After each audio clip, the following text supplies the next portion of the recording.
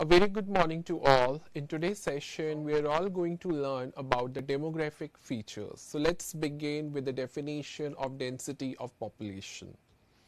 So what is exactly the density of population? It refers an average number of people living per unit area of land, that how much the total number of people living in a region according to the land area, and that is exactly called the density of population.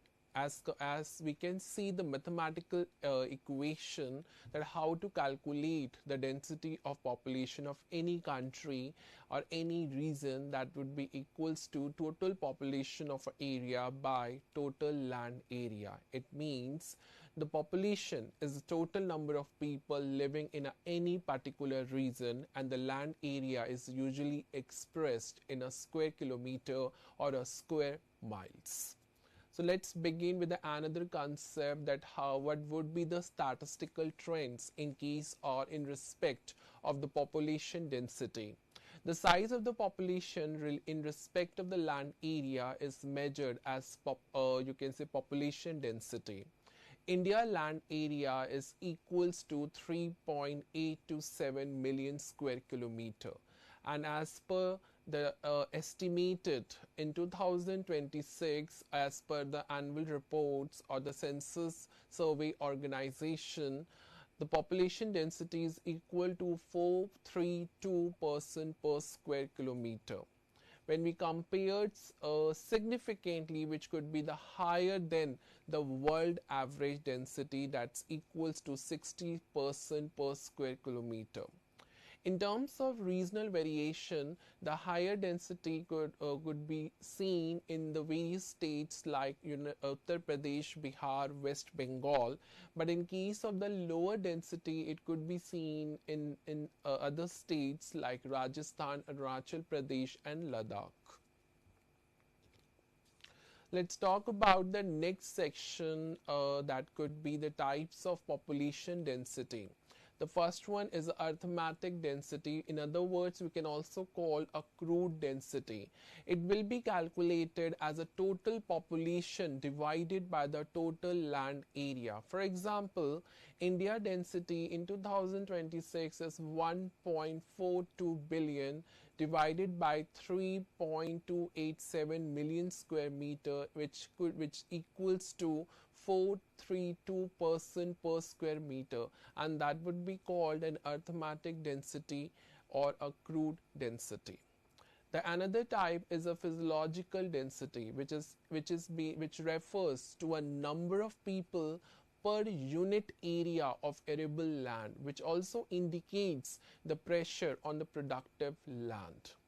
Another type would be the agricultural density. It also refers the number of farmers per unit area of arable land. It will be useful to assess the agricultural efficiency. And the last type is a residual or the urban density. It also refers to a number of people living per unit area in any city or town, which is equally important for the urban planning and the infrastructure or the regional development. The next section are what are the factors influencing the density of population. The first one is a physical factor, climate. It refers to an extreme cold in the various states or region or the cities who are having a lower density of population. In case of the topography where the mountains and the deserts are sparsely populated, it's also having a lower density population. In another respect of soil fertility and the water availability can also increase the density in these regions. The next factor is economic factor, which also refers to employment opportunities which attract the population when it comes to when it comes to industrial zone or any industrial cities. But in case of the agricultural potential is also support the dense rural settlements areas. The next factor is the social and political factor, which also refers to availability of infrastructure, healthcare, and education, where the government policies like settlement planning, land reform systems, which also plays a very significant role in order to increase or decrease the density of population. The next section is the importance of density of population. It helps in planning resources, social services, and infrastructure. It also identifies the overpolluted and underpolluted region. It may be useful for any urban development or in terms of urbanization studies, and when the learners would like to study the environmental management, the density of population or the concept of density of population could be useful to do that.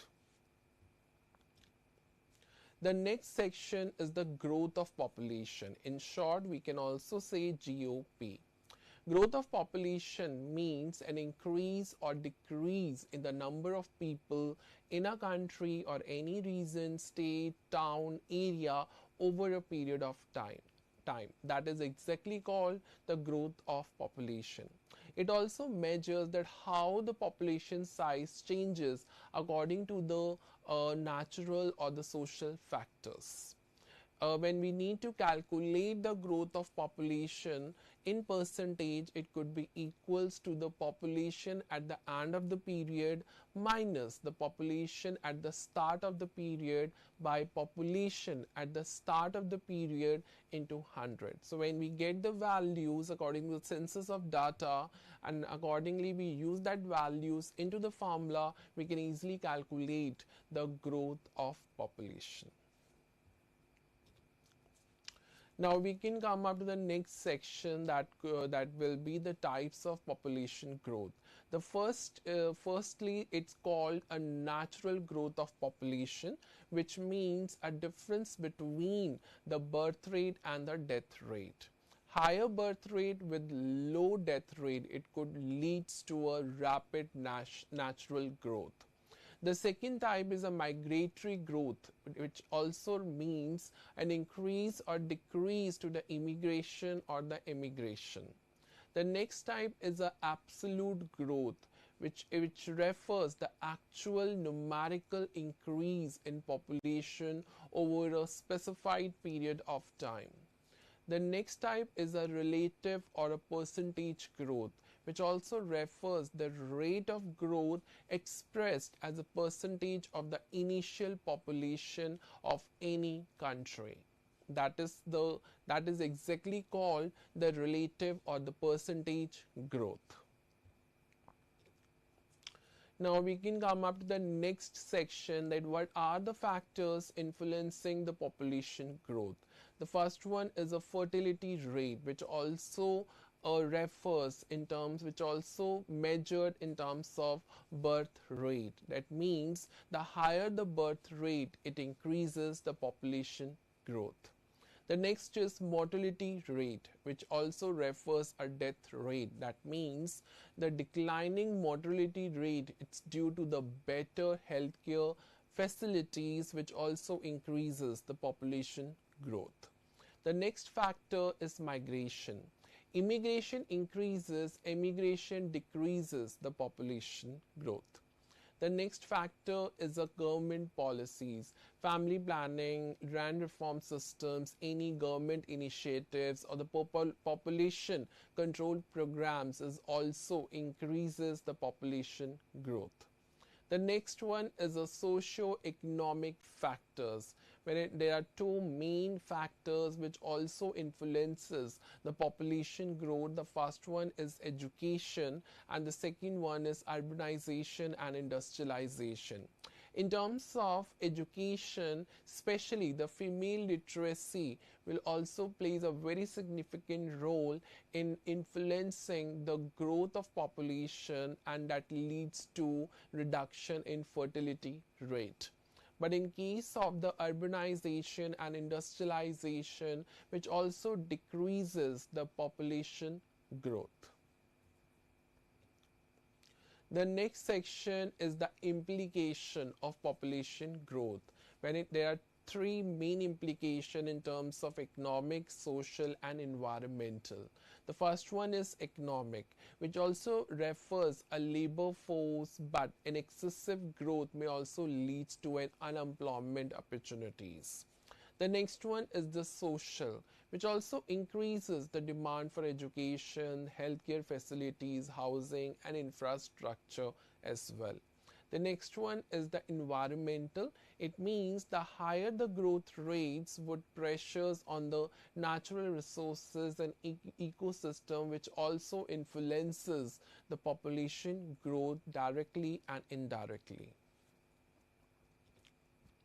Let's talk about the difference between the density of population and the growth of population. As I already explained the definition, which refers in case of density of population, that could be the number of people per unit area of land, but in case of the growth of population, it refers to a change in population over a period of time. In another criteria of difference would be the unit of measurement, where the density of population refers the persons per square kilometer or per you can say square miles. But in case of the growth of population, it could be measured in percentage or absolute you can say number. The major focus in case of density of population, it refers to a spiritual distribution and crowding, but in case of the growth of population, it refers to a temporal increase or decrease of population. What are the inferential factors in both the differences aspects? So in case of DOP, the physical, economic, and social and political factors is also influences the density of population, but in growth of population, the birth rate, death rate, migration, or any other government policies which influences the GOP. The main purpose of both. So, the main purpose of DOP could lead to planning, land use, resources, urbanization, and industrialization. But the main purpose of the GOP is planning, population control, and social services. The next section is the population of India. India is the second most populated country in the world following the China, and is also projected to surpass its own. The population of India is also represent a significant population portion of the world total population, according for roughly it's 17 to 18%. India population is majorly characterized by diversity, youthfulness, unequal distribution across the state, regions, or city, etc. The next section is the size of population. As per the 2026 estimation, India population is over 1.42 billion, that means 142 crores. India is also covers an area of 3.287 million square kilometer, which shows its population density around 432% per square kilometer, which significantly which will be higher than the global average, that could be the 60 per square kilometer. The population size differs according to the various states, and the most populated states could be Uttar Pradesh 24 crores, Maharashtra 13 crore, Bihar 13 crore, West Bengal 10 crore, and the least populated states or the union territories could be the Sikkim 0.6 million, Mizoram that is 1.2 million, and Lakshadweep that is 0.07 million.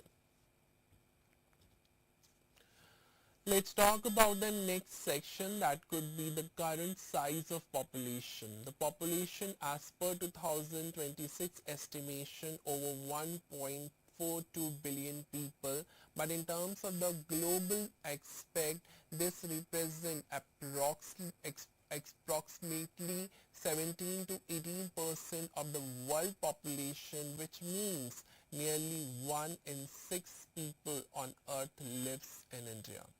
According to the state-wise distribution, most populated states could be Uttar Pradesh, Maharashtra, Bihar and West Bengal, and the least populated states could be the Sikkim, Mizoram and Lakshadweep. Let's talk about the next section, that could be population growth. India population has experienced a rapid growth over the last century, though the growth rate has slowed in the recent decades. And the key points according to the historical growth would be since 1901 it leads to 238 millions, and as compared to the respective years from 1951 and 2021 till 2026, it's continuous increasing. So it reaches as per the 2026 estimation, that will be 1.42 billion, that means 142 crores.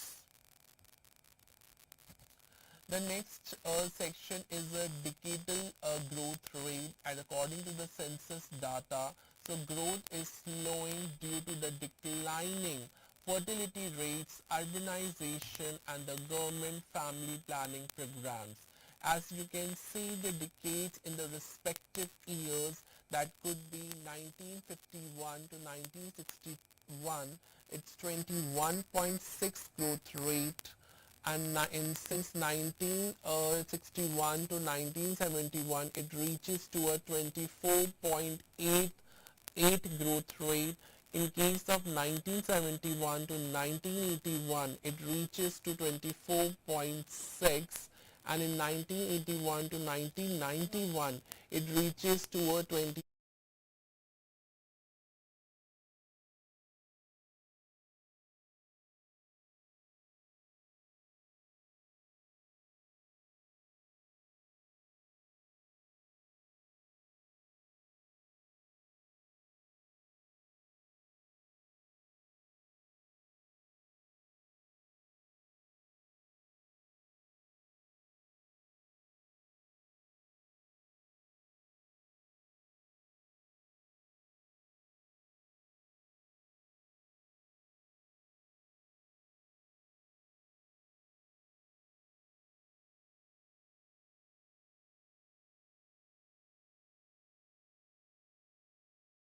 So when we talk about the decadal growth rate, according to the census data, the growth is it's showing in a slow in progress due to a declining fertility rates, urbanization, industrialization, and the government family planning programs. As you can see in the tabular form, the decades according to the growth rate shown in percentage, but in 1951 to 1961 the growth rate leads to a 21.6%, but in 1961 the 1971 it increases as compared to the last 10 years, that could be 24.8%. But in case of 1971 to 1981 it leads to a 24.6% as compared to the 2001 to 2011 it declining, the growth rate it's declining until 2021, which reaches to 17.6%. The next section is the population distribution. India population is unevenly distributed across the states, regions, towns and areas. So as we can look upon the areas, the regions in their respected, and which states are high populated density, which states are low moderate popular density or the least populated density. So in the northern and the eastern regions, it leads to a higher population density, which in the respective states like Uttar Pradesh, Bihar, West Bengal. But in case of the southern and the western region, it leads to a moderate population densities in the respective states like Tamil Nadu and Maharashtra. In case of the mountainous and the desert region, it could lead to a sparse population, and in the respective states like Himalayas, Rajasthan and Ladakh. But when we compared about the region of urban and rural, it's about 65% live in the rural areas while 35% reside in the urban areas, which shows a gradually shifts towards the urbanization and industrialization. The next section is a demographic structure. The demographic structure of India is notable for its youthful population, gender ratio, and the age distribution. And this demographic is totally being classified into three main parameters, that would be the youthful population, gender, and the age. So, in respect of age distribution, when it comes to number of years, which classified into three main age groups, that is 0 to 14 years, which leads to 27 to 28% youthful population. The another group is 15 to 59 years, is 63%, which leads to or refers to working age population.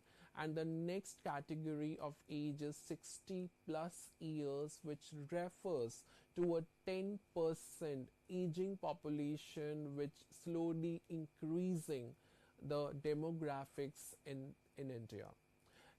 In respect of the sex ratio, which refers a 940 females per 1000 males according to the 2011 census data, which shows the improvement but still a skewed in some regions. When it comes to the literacy rate, 77.7% overall, which seems a significant differences between the men and women, which leads to 84.7% men's and 70.3% females or women's. In terms of religious linguistic diversity, India is home to multiple religions like Hinduism, Islam, Christianity, Sikhism, Buddhism, and Jainism, and the languages, which relates to 22 official recognized languages and the hundreds of dialects. Let's talk about the next section, and what are the factors which influencing the population. India population is influenced by multiple factors, and the first factor is fertility, which in other words we can also call the birth rate.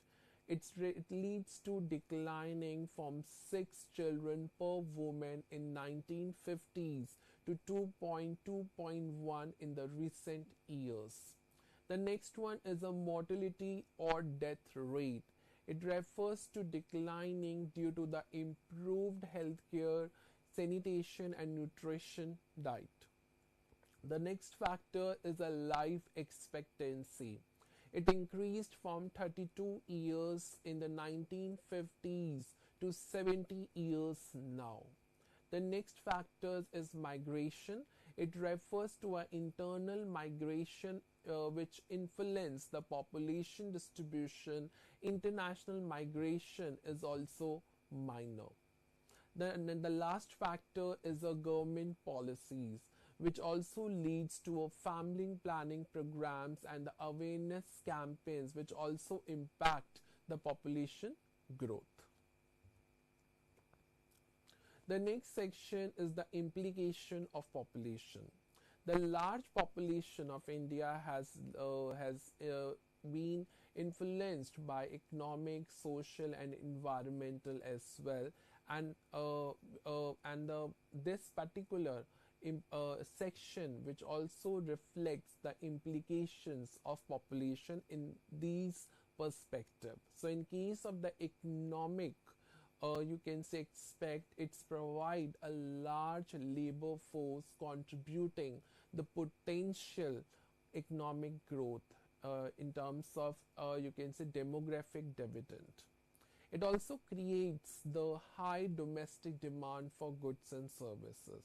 But in case of the social aspect, it puts pressure on education, healthcare, housing, infrastructure development, which also leads to an unequal population distribution that creates the regional development challenges.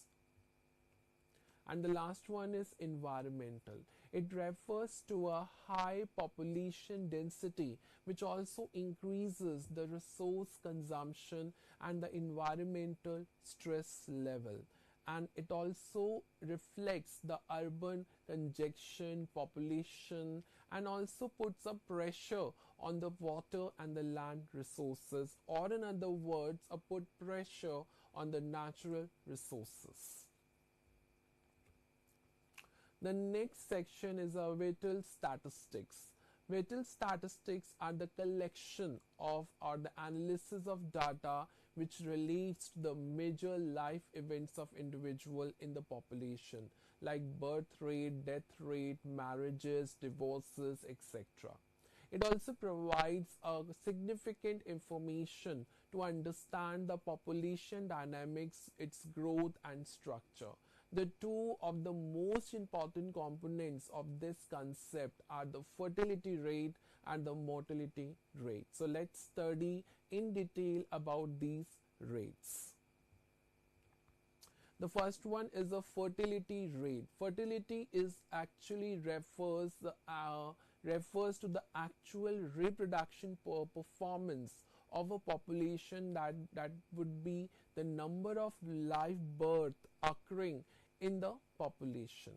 This concept is also the one of the indicator to assess the population growth potential.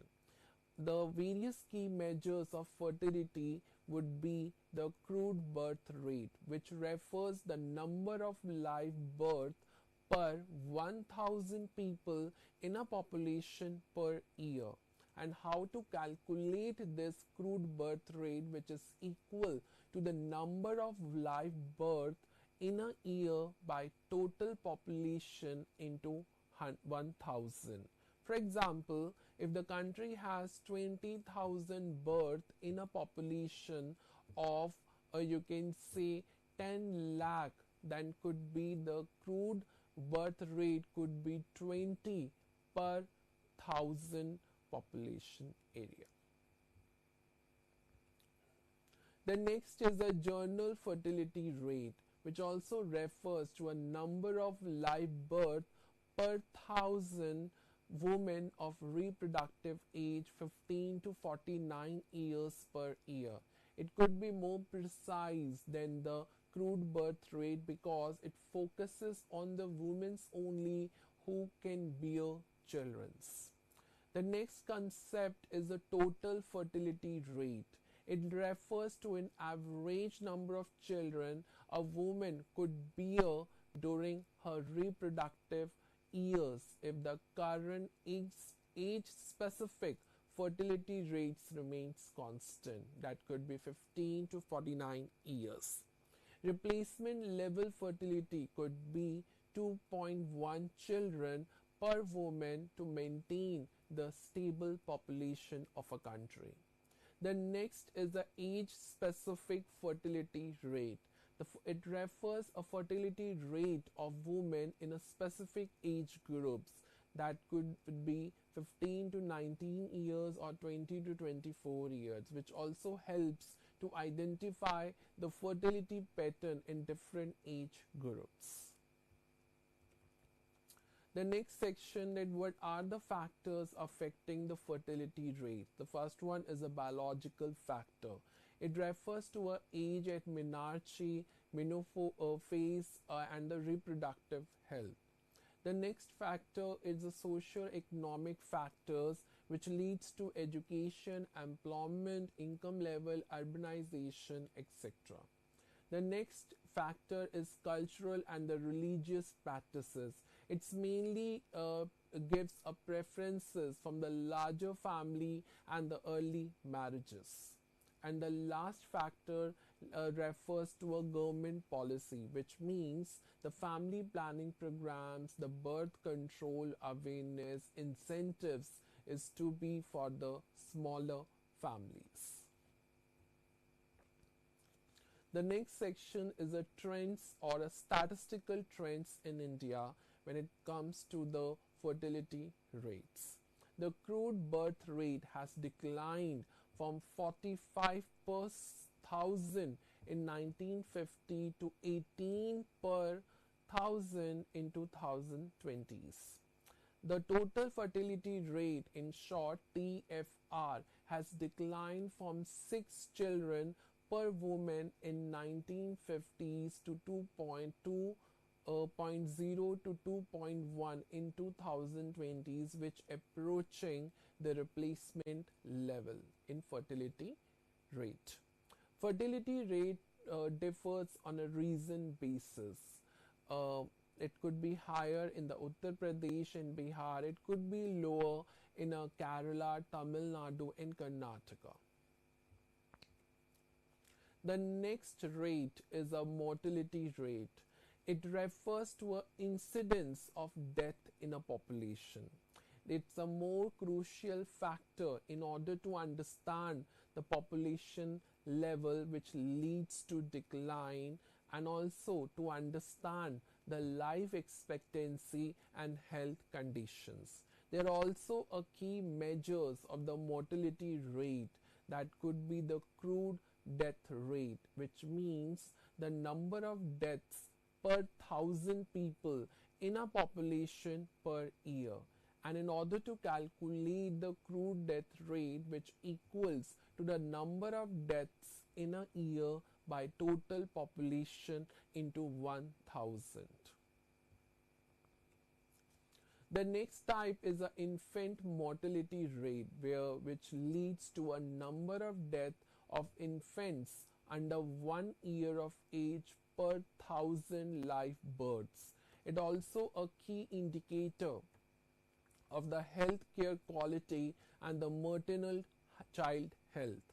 The next type is under 5 mortality rate, in short U5MR, which also refers the number of deaths of children under 5 per thousand live births. The next type is a maternal mortality ratio. In short, we can also call MMR, which refers the number of maternal deaths per 1 lakh live births, which also indicates the quality of the maternal health care. And the last type is a life expectancy at birth, which refers the average number of years a newborn is expected to live under the current mortality condition, which also increased from 32 years in 1950s to 70 years of 2020s. The next section are what are the factors affecting the mortality rate. The first factor is a healthcare facility, where it should lead to a availability of hospitals, doctors, and vaccination programs. The next factor is nutrition. It refers to a malnutrition facilities or diet which increases the infant and adult mortality. The next is sanitation and the clean water, which also reduces the death from the communicable diseases. The next is a socio-economic status. It also refers to poverty and the low literacy, which leads to a high mortality rates in India. The next is the environmental factor, which also refers to the natural disaster, population, and the climate conditions. The next section is the statistical trends in India. Crude death rate has declined from 27 per 1000 in 1950s to 6 to 7 per 1000 in recent years. Infant mortality rate has also declined from 146 per thousand in 1951 to 28 per thousand in 2020s. The next could be the mortality mortality ratio, which also decreased from 570 per 1 lakh in 1990s to 1.03 per 1 lakh in 2020s. Now there is the next section is the relationship between the fertility and the mortality. Population growth, it's totally depend on the balance between these two concepts. So the high fertility and high mortality leads to a slow population growth, which is almost common in the pre-industrial societies in India. When in another relation could be called the high fertility plus low mortality, which leads to a rapid population growth, which could be seen in India post independence. When another relationship could be seen as low fertility plus low mortality, that could leads to a stable or declining population that could be seen in developed countries. The next section is the importance of vital statistics. The first importance is population planning. It helps to determine the family planning and the resource allocation in different aspects. The next is health policy. It also guides the mortality, you can say, in the child healthcare programs. The next importance could be the economic planning, which also supports the workforce and the social service planning. It also monitors the demographic transition, which tracks or you can say identify the stages of population, you can say change over the specified time period. So this is a you can say the overall a demographics, you can say transition or the vital statistics related to the fertility rates and the mortality rates, which also when in case of the fertility, where the two main key indicators will be the crowd birth rate and the total fertility rate. But in case of the mortality rates, the two main indicators to actually measure according to the per thousand, you can say, people per year could be the crowd death rate and the infant mortality rate, and which also fertility rate, which depends upon the three main parameters. It could be high fertility, that could be the large, depends upon the large family size, replacement level, which leads to a stable population, low fertility, which leads to a declining population. But in case of the mortality rates, it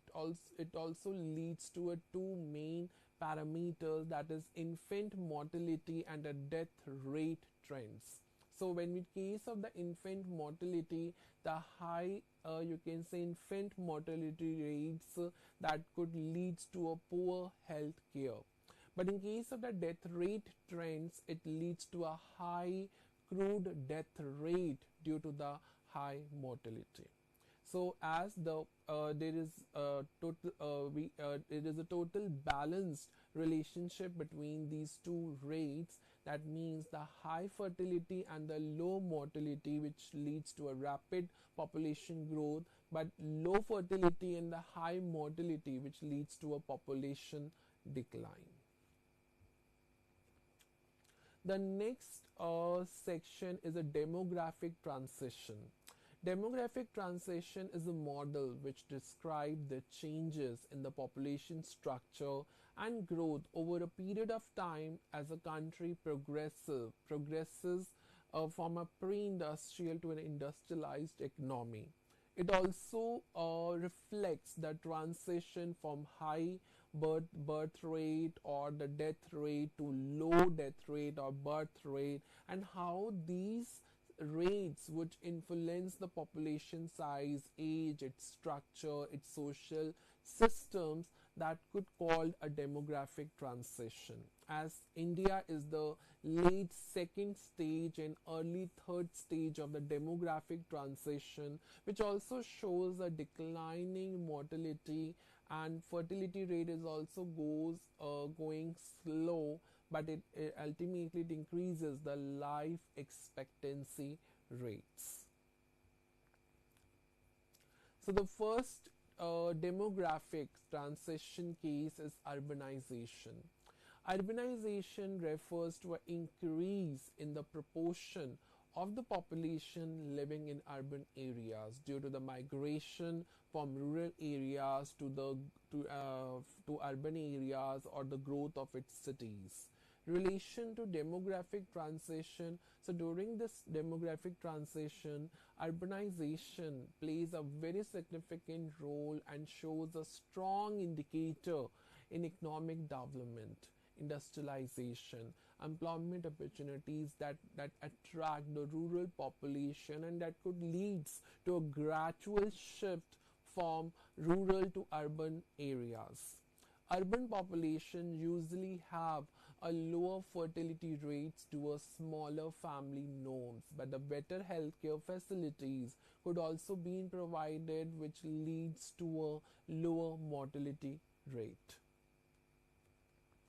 What would be the current trends in India in case of urbanization?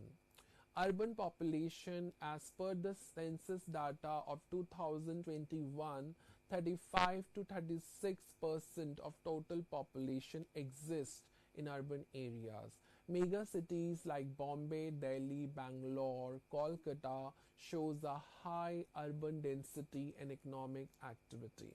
What could be the implications of urbanization? It reduces the population growth rate due to the lower fertility rates in cities. It could be due to the better social services, healthcare services, literacy level, but it also increases the pressure on the urban infrastructure in the metropolitan or the mega cities. The next demographic is sex ratio. Sex ratio is the number of females per thousand males in the population. It is also an important indicator which reflects the gender equality or balance, where sex ratio is also relate to a demographic transition, as during the early years the sex ratio may be skewed due to the high female mortality, cultural preferences, or the poor health care for women. As the country progresses, the mortality rate declines for both sexes. Health services improve. Female survival rates could also increase. The next is trends in India. Sex ratio as per the 2011 census data, which leads to a 940 females per 1000 males. Certain southern states like Haryana and Punjab show a lower ratios due to a sex selective practices. Kerala and Chhattisgarh have high sex ratios, reflecting a better female survival and the social status. The implication of sex ratios leads to an imbalanced sex ratios, which affect the marriage pattern, social stability, and of course the labor force participation. It also improves the sex ratio, could be a you can see a progressive indicator in case of demographic transition. The next parameter is the population pyramid. Population pyramid is a graphical representation showing the age and the sex structure of the population. It is also equally important to understand the demographic transition stages, as the types of population pyramids shapes which also reflect the stages of the demographic transition. The first one is a expensive pyramid, that is stage 2, which is a wide base and a narrow top. It reflects the high birth rate and declining death rate. For example, India in 1960s to 1970s. The next stage is a stationary pyramid, that is stage 3 to 4, which refers to a base is narrow, but then it could be reflecting, you can say, a progressive in the middle top. It leads to a fertility declines and the life expectancy rate could increases. For example, the current urban India shows slow population growth. The next stage is a constructive pyramid. It refers to a narrow base, but of course, it also expand or widen the top. It leads to a low fertility and aging population. For example, developed countries like Japan. As the implications of, you can say, of this population pyramids, which helps plan for schools, for healthcare, for employment, and the old age care. India pyramid shows a youthful population, which also indicates a potential for a demographic dividend if the employment opportunities are actually available in India. And the next parameter is dependency ratio. Dependency ratio measures the proportion of dependent population, children and elderly to the working age population, that could be 15 to 59 years. How to calculate the dependency ratio in percentage, which is equal to the population age 0 to 14 plus 60 plus by population aged 15 to 59 into 100. In relation to demographic transition, in the early years, high fertility leads to high child dependency level. As fertility declines, working age population grows faster and dependency ratio would decline. In the later phase, aging population increases elderly dependency, but dependency ratio again rises. What would be the trends, the statistical trends in India? Child dependency declining due to a lower fertility rates. Working age population, that could be the 63%, which is quite high, giving a Indian demographic dividend opportunity. Elderly dependency level is slowly increasing as the life expectancy level increases. What could be the implication of dependency ratio? Low dependency ratio leads economic advantage, more resources for the investment and growth. But high dependency ratio leads to an increased social and the healthcare burdens. So these are the indicators of the, you can say, the different, you can say, demographic transition and what would be the stages and trends in India and their implications. So in case of the urbanization, it would be 35 to 36% urban population, which also increases the migration. In case of the sex ratio, 940 females per 1000 males. It's quick improving stage. Population pyramid is a youthful base, but it's slowly narrowing ratio. Dependency ratio, it leads to a declining overall but rising the elderly dependency level with their implications. The next section is a human capital and human development. What is human capital? Human capital, it refers to a stock or you can say the level of skills, knowledge, education, health and ability that processed by the individual and that could be used to produce the economic value, and that's called human capital. It is an economic concept which is mainly used in economics and development planning. The key feature of this concept is mainly focus on the productivity and economic output. Treats human as resources or assets. Investment areas could also include in education, training, healthcare, and skill development programs. What would be the objective of the human capital? To increase the efficiency, productivity, and income generation. It also contributes to economic growth and national income. For example, a skilled engineer contributes to industrial output. A trained doctor improves the healthcare services and economic productivity in hospitals.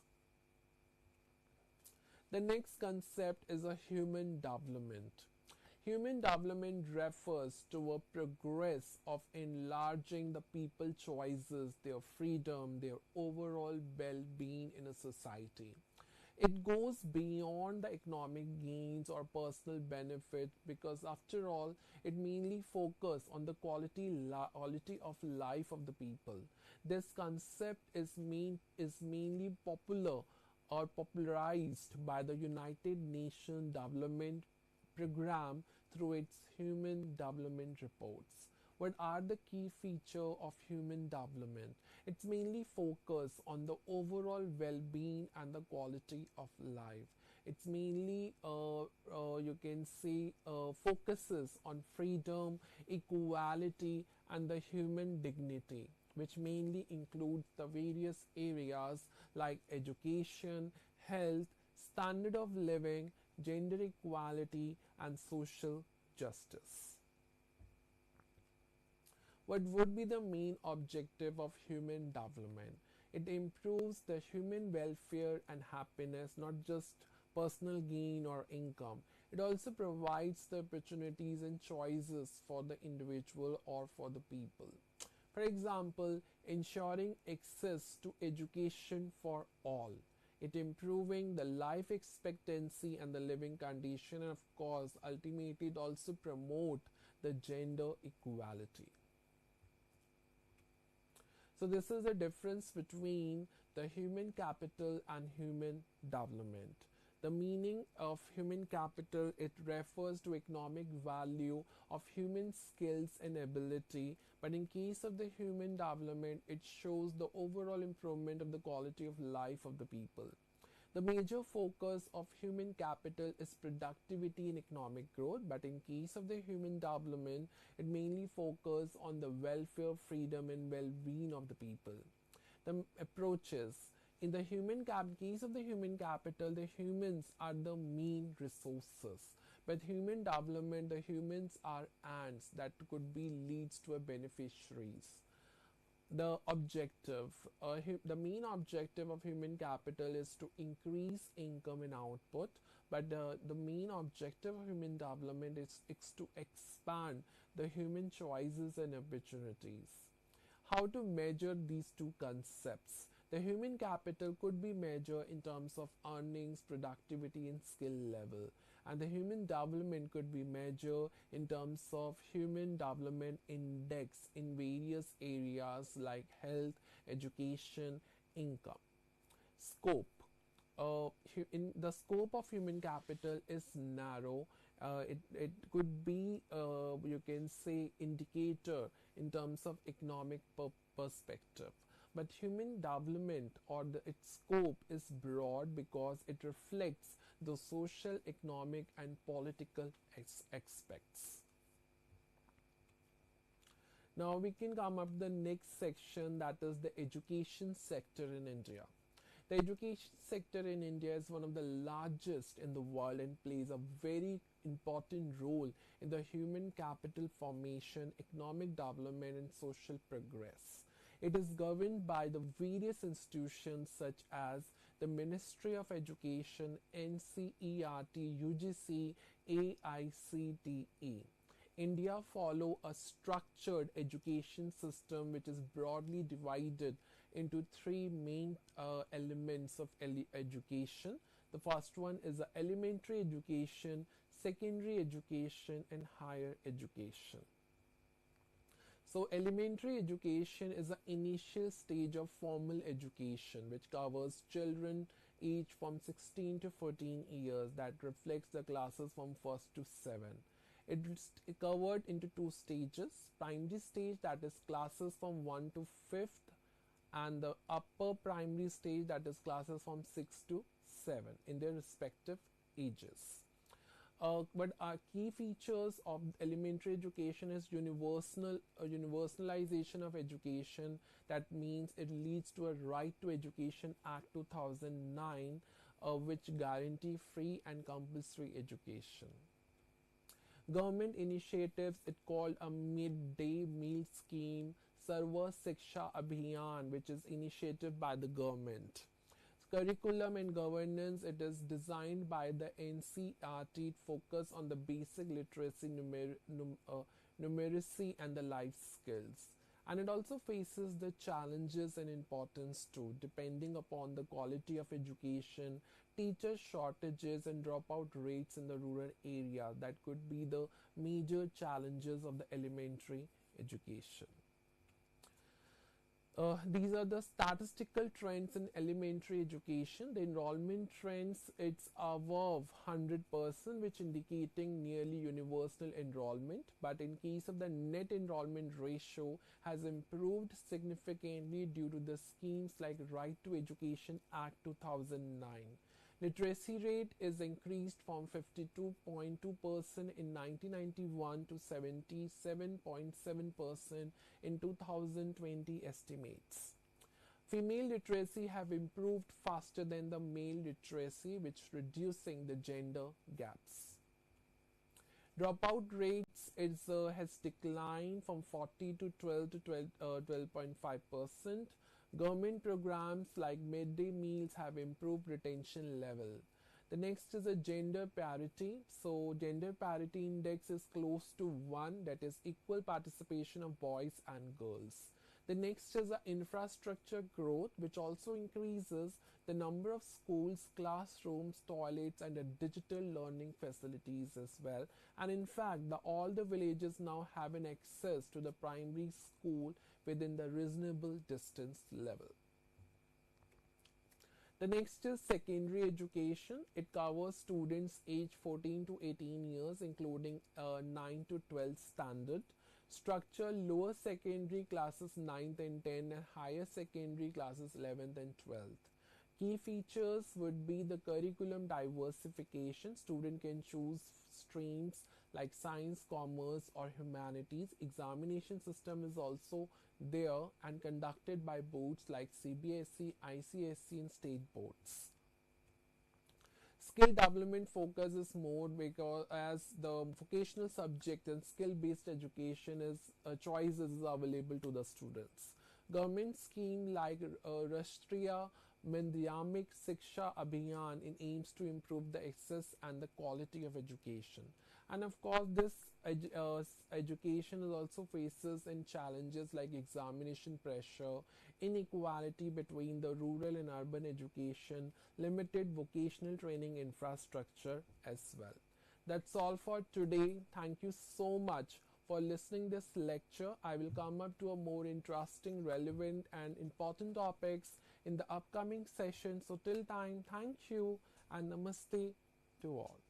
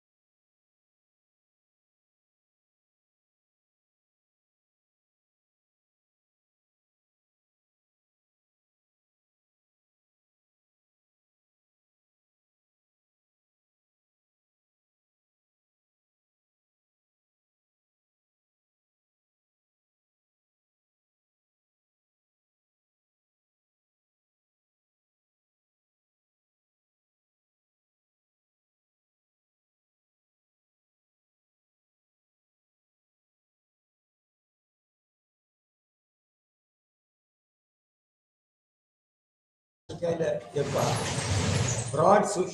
Broad salient features కాకుండా భారతదేశంలో అంతరంగికంగా ఉన్న states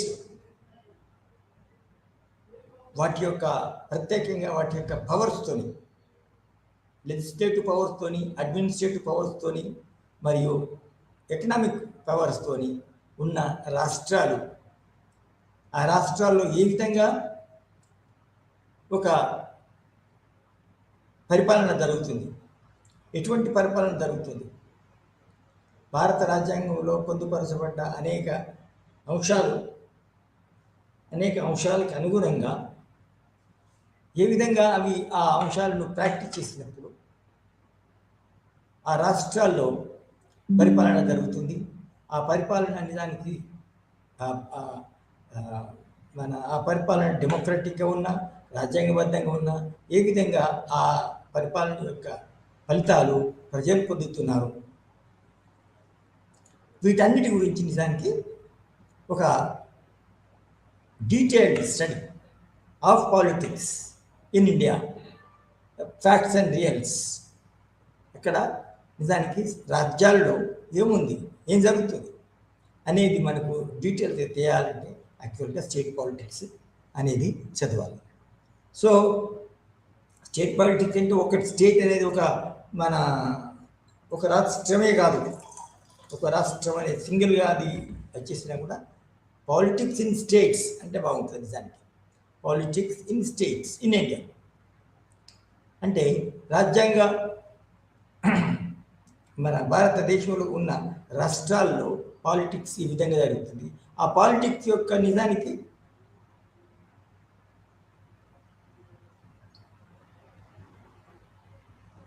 ఆ politics ఏ విధంగా మొట్టమొదటి నుంచి British independence వచ్చిన తర్వాత independence ముందు ఏ విధంగా ఇవాల్వ్ అయిందనేది మనకు ఈ కోర్సులో తెలుస్తుంది. అంటే ఏంటి అంటే మనము సోషలిజం కానీ, సెక్యులరిజం కానీ, తర్వాత రకరకాలు ఉంటుంది కదా. ఈ బ్రాడ్ ఫీచర్స్, ఒక విశాలమైన బ్రాడ్గా ఉన్న విషయాలను తెలుసుకోవడమే కాకుండా ఈ రాష్ట్రాల్లో ఈ రాజ్యాంగ పరిపాలన, రాజ్యాంగం యొక్క ప్రాక్టీస్ ఏ విధంగా జరుగుతుంది. ఎందుకంటే రాజ్యాంగం వాస్తవంలోనే, గ్రాస్ రూట్లోనే నిజంగా వాస్తవంలోనే ఎట్లా జరుగుతుంది అనేది మన రాజ్యాంగం యొక్క ఫలితాలు, రాజ్యాంగంలో ఉన్న సిద్ధాంతాలు, లక్ష్యాలు ఏ విధంగా అమల్లో ఉన్నవి, అవి నిజానికి అన్ని రకాల ప్రజలకి ఏ విధంగా లాభం చేకూరుస్తున్నవి అనేది మనకు బాగా తెలుస్తుంది. సో అది నిజానికి ఈ కొత్త కోర్సు యొక్క ముఖ్యమైన లాభాలు, ముఖ్యమైన అంశాలు. అయితే నిజానికి ఈ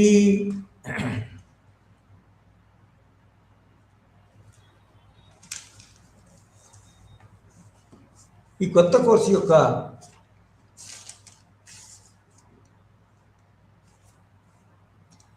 ముఖ్య లక్షణాలు చూసుకోకముందు నిజానికి ఈ మొత్తం కోర్సు ఎలా ఉంటుంది,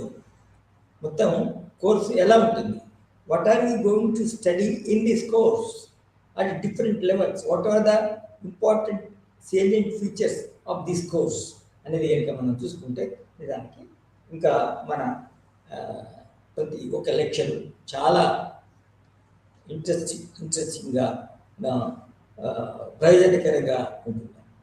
సో ముఖ్యంగా let us see first of all మన రాజ్యాంగము నిజానికి భారతదేశానికి ఒక సమాఖ్య పరిపాలనా విధానాన్ని అందజేసి భారతదేశము ఒక సమాఖ్య రాజ్యంగా ఫెడరల్ స్టేట్గా నిజానికి రూపొందించిందని. అంటే ఇక్కడ ఫెడరల్ స్టేటు, తర్వాత ఇంకొకటి యూనిటరీ స్టేట్ అని కూడా ఉన్నాయండి. ఈ యూనిటరీ అండ్ ఫెడరల్ స్టేట్స్ అంటే ఏంది బాబు అంటే, యూనిటరీ స్టేట్స్ అంటే రాజ్యానికి సార్వభౌమ అధికారం ఉంటుంది. రాజకీయ సార్వభౌమాధికారం ఉంటుంది. రాజకీయ సార్వభౌమాధికారం అంటే ఏంటంటే ఆ భౌగోళిక ప్రదేశం ఏ రాజ్యం అయితే విస్తరిస్తుందో, ఏ భౌగోళిక ప్రాంతంలో అయితే ఆ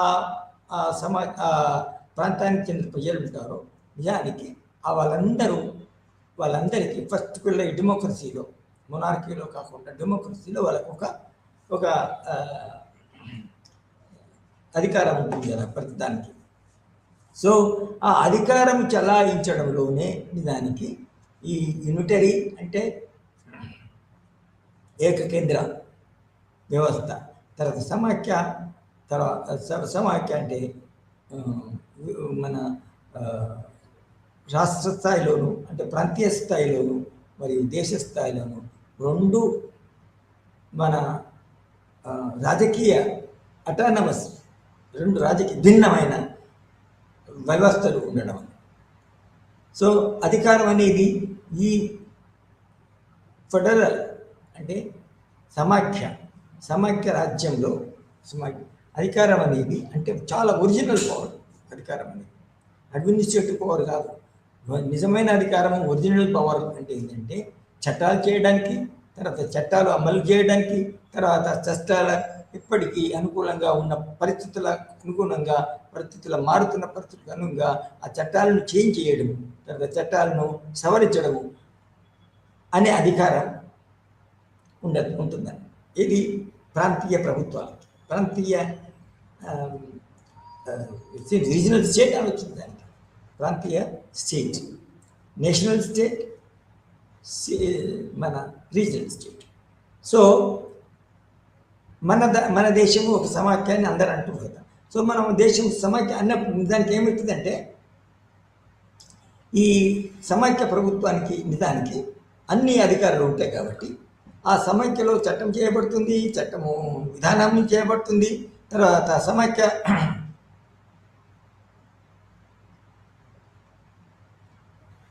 విధానాలు చేయబడతాయి, తర్వాత విధానాలు అమలు చేయబడుతుంది.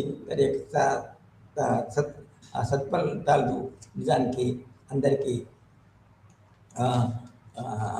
అందరూ అనుభవించే విధంగా నిజానికి అవి ఆ ప్రభుత్వము, ఆ రీజనల్ ప్రాంతీయ రాజ్యము ప్రయత్నిస్తుంది. సో ఇక్కడ ఈ సమాఖ్య విధానం అంటే ఏంటంటే, ఒక దేశంలో రాజ్యాధికారము, ఒక దేశంలో ఒక స్టేట్ ఉంటుంది కదా, ఎలిమెంట్స్ ఆఫ్ ద స్టేట్ అని ఫస్ట్ ప్రిన్సిపల్స్ చదువుకున్నారు కదా. ఆ స్టేట్ యొక్క పవర్ అనేది విభజించబడుతుంది. Division of powers is the first characteristic feature of a federal state, ఒక సమాఖ్య. అయితే ఇది ఏకకేంద్ర ప్రభుత్వంలో, ఇది బ్రిటన్ కానీ, తర్వాత కొంతవరకు ఫ్రాన్స్ కానీ, తర్వాత నార్త్ కొరియా కానీ, అటువంటి వాటిలో అది యూనిటరీ ప్రభుత్వం. అంటే ఏంటంటే రాజ్యాధికారం అది ఒకే కేంద్రంలో ఉంటుంది, అది దానికి విభజింపకూడదు. అడ్మినిస్ట్రేటివ్ పవర్స్ విభజింపకూడదు, ఇది ఏకకేంద్ర ప్రభుత్వాల్లో. కానీ ప్రాంతీయ స్థాయిలో కానీ, తర్వాత స్థానిక ప్రభుత్వం, లోకల్ గవర్నమెంట్ కానీ దానికి వాటికి నిజమైన చట్టాలు చేసి తర్వాత మన ఇంప్లిమెంట్ చేసే అధికారం ఉండదు. వాటికి వచ్చిన శాసనాధికారాలన్నీ దానికి ఒకే కేంద్రం నుంచి అవి మన వస్తాయన్నట్టు. ఆ కేంద్రం నుంచి వచ్చిన శాసనాలు అవన్నీ ఈ ప్రాంతీయ ప్రభుత్వాలు కూడా అమలు చేయాల్సి ఉంటుంది. అయితే అమలు చేయడానికి కొన్ని అడ్మినిస్ట్రేటివ్ పవర్స్ ఇస్తారు, అంతేగాని ఏది మన శాసనాధికారాలు ఉండాలి. సో ఆ విధంగా మనము ఒక సమాఖ్య ప్రభుత్వాన్ని మన భారతదేశం కలిగి ఉంది. సో ఈ సమాఖ్య ప్రభుత్వం నిజానికి ఏ విధంగా స్టేట్ లెవెల్ మన సమాఖ్య ప్రభుత్వం వర్క్ చేసినప్పుడు నిజానికి అది మనం ఒక నేషనల్ జాతీయ ప్రభుత్వము మన ఏ విధంగా ప్రభుత్వం సెపరేట్ చదివినప్పుడు ఇవన్నీ వస్తాయి, ఏది స్టేట్ పాలిటిక్స్, స్టేట్ అనే విషయాలు కూడా. కానీ డీటెయిల్గా రావు. ఇది మనం నేషనల్ ప్రభుత్వం చదువుకున్నప్పుడు state central national level Indian politics, Indian government Indian రాజకీయాన్ని చదువుకున్నప్పుడు డీటెయిల్స్ ప్రతి రాష్ట్రంలో ఏం జరుగుతుంది అనే డీటెయిల్స్ అక్కడ రావాలి. సో ఈ విధంగా మన దేశం ఒక ఫెడరల్ రాజ్యాంగాన్ని కలిగి ఉంది. అయితే ఈ ఫెడరల్ రాజ్యాంగంలో ఈ పేపర్లో ముఖ్యంగా మనం ఏం చదువుతామంటే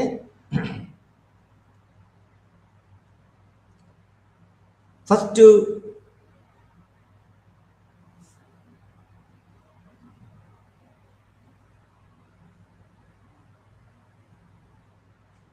ఏంటంటే ఫెడరేషన్ అంటే సమాఖ్య రాజ్యాల్లో కూడా సమాఖ్య ప్రభుత్వం గల దేశాలు కూడా నిజానికి అన్నీ ఒకే తీరుగా ఉండవు.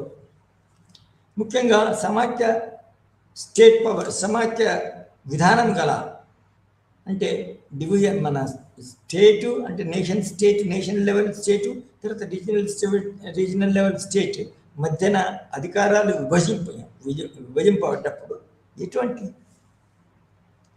మన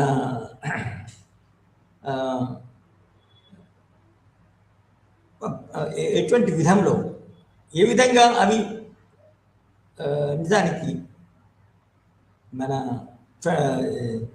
అధికారాలు పంచబడినాయో అనే విషయము నిజానికి సమాఖ్య వేరే అనేక సమాఖ్యలు ఉన్నా కూడా అన్నీ ఒకే విధంగా ఉండవు. ఫర్ ఎగ్జాంపుల్ వేరే సమాఖ్య విధానాలు ఇవి ఉన్నాయి. వేరే సమాఖ్య విధానాలు ముఖ్యంగా మనకు తెలిసినవి America, United states of America, తర్వాత మన ఆస్ట్రేలియా, దాని తర్వాత ఫర్ ఎగ్జాంపుల్ కెనడా, దాని తర్వాత మన ఇండియా. సో ఈ రాష్ట్రాల్లో కేంద్ర ప్రభుత్వము మరియు రాష్ట్ర ప్రభుత్వాల మధ్య నిజమైన ఒరిజినల్ అధికారం విభజింపబడిందని చెప్పి. అయితే ఏంటంటే ఈ విభజన కూడా నిజానికి ఒక్కొక్క మన ఫెడరల్ కంట్రీ సమాఖ్య దేశంలో ఒక్కొక్క విధంగా జరుగుతుంది. అంటే అన్ని జస్ట్ టెక్నికల్ ఒకే విధంగా ఉండవు. ఒకసారి ఏమవుతుంది, కేంద్ర ప్రభుత్వం చాలా అధికారికంగా ఫెడరేషన్ ఉంటుంది కానీ కేంద్ర ప్రభుత్వం చాలా బలంగా ప్రభావితంగా పరిపాలించే హక్కులు కలిగి ఉంటుంది. ఇంకో ఫెడరేషన్లో కేంద్ర ప్రభుత్వము నిజానికి కొంచెం స్ట్రాంగ్గా ఉంటుంది కానీ రీజనల్ ప్రభుత్వాలు అందులో కొంచెం వీక్గా ఉంటాయి. అంటే సమాఖ్య విధానం ఓకే, అయితే సమాఖ్య అన్నిట్లో కలిసి నిజమైన సమాఖ్య అన్నిట్లో కలిసి అన్నిట్లో ఒకే విధంగా ఉండే కొన్ని మన అంశాలు ఉన్నాయి. ఆ అంశాలు ఏంటంటే సమాఖ్యగా ఏర్పడ్డప్పుడు సమాఖ్య రాజ్యాంగం సమాఖ్య మన పాలనా విధానం మోడల్గా ఏర్పడినప్పుడు నిజానికి చాలా రాజ్యాంగంలో ఏముంటుందంటే ఆ రాజ్యములోని ప్రాంతాలు మన సార్వభౌమ అధికారంతో బయటకు విడిపోవడానికి వీల్లేదు. సో వాళ్ళ సమాఖ్య ప్రభుత్వం గల రాజ్యాంగంలోనే ఉంటూను తర్వాత కేంద్ర ప్రభుత్వము ఎంతవరకు మన తమపై అధికారం చెలాయిస్తుందో అది అర్థం చేసుకొని వాళ్ళకి అనుగుణంగా కేంద్ర ప్రభుత్వంకు అనుకూలంగా మెదులుతూ అట్లా తమకు నిజంగా పూర్తిగా స్వతంత్రంగా మన పరిపాలింపబడే హక్కులు ఏవైతున్నాయో ఆ హక్కులు అమలు చేసుకుంటూ తర్వాత దాని ప్రకారంగా మన రాజ్యాల్లో కూడా ఇవి మన ఒక డిఫరెంట్ విధంగా రాజ్యాంగ ప్రాంతీయ పరిపాలన కొనసాగించవచ్చు. సో ఈ విధంగా ఫెడరేషన్స్ అన్నీ ఉన్నా కూడా చాలా డిఫరెన్సెస్ ఉంటాయి. కానీ ముఖ్యంగా ఏంటంటే అన్నింటిలో చాలా సమాఖ్య రాజ్యంలో ఒక ప్రాంతం ఆ ప్రాంతీయ ప్రభుత్వం బయటికి వెళ్ళకుండా అంటే సమాఖ్య రాజ్యాంగాన్ని కట్టుబడుతూ ఆ సమాఖ్యలోనే ఉండాలి.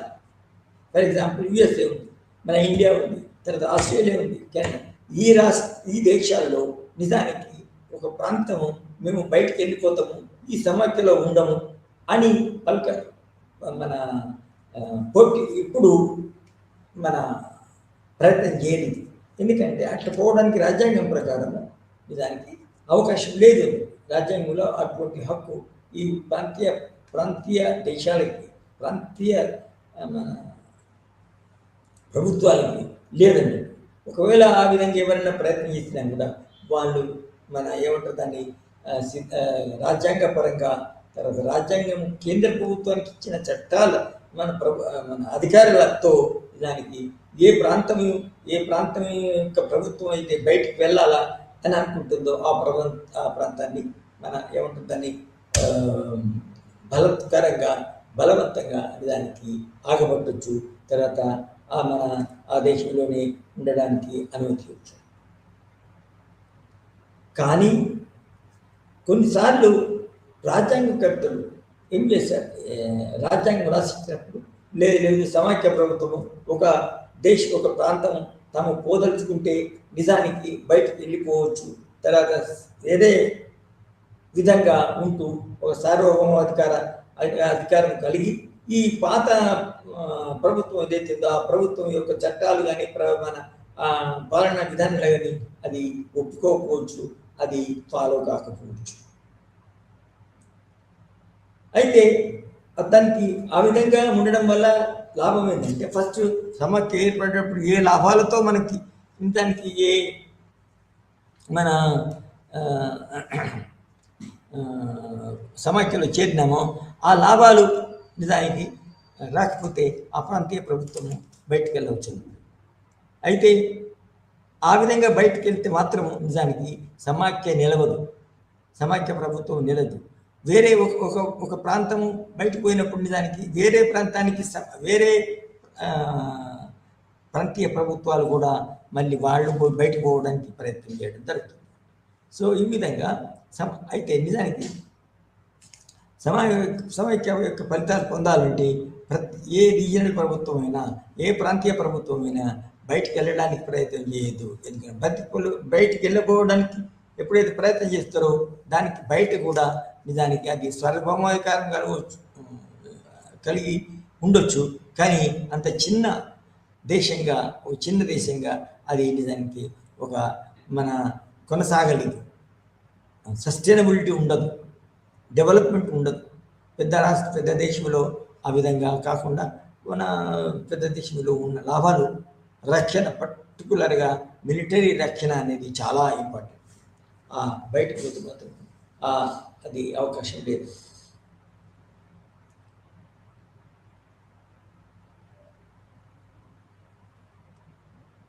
సామాన్యంగా యునైటెడ్ ప్రభుత్వాలు చిన్న దేశాలు ఉంటాయి. కానీ మన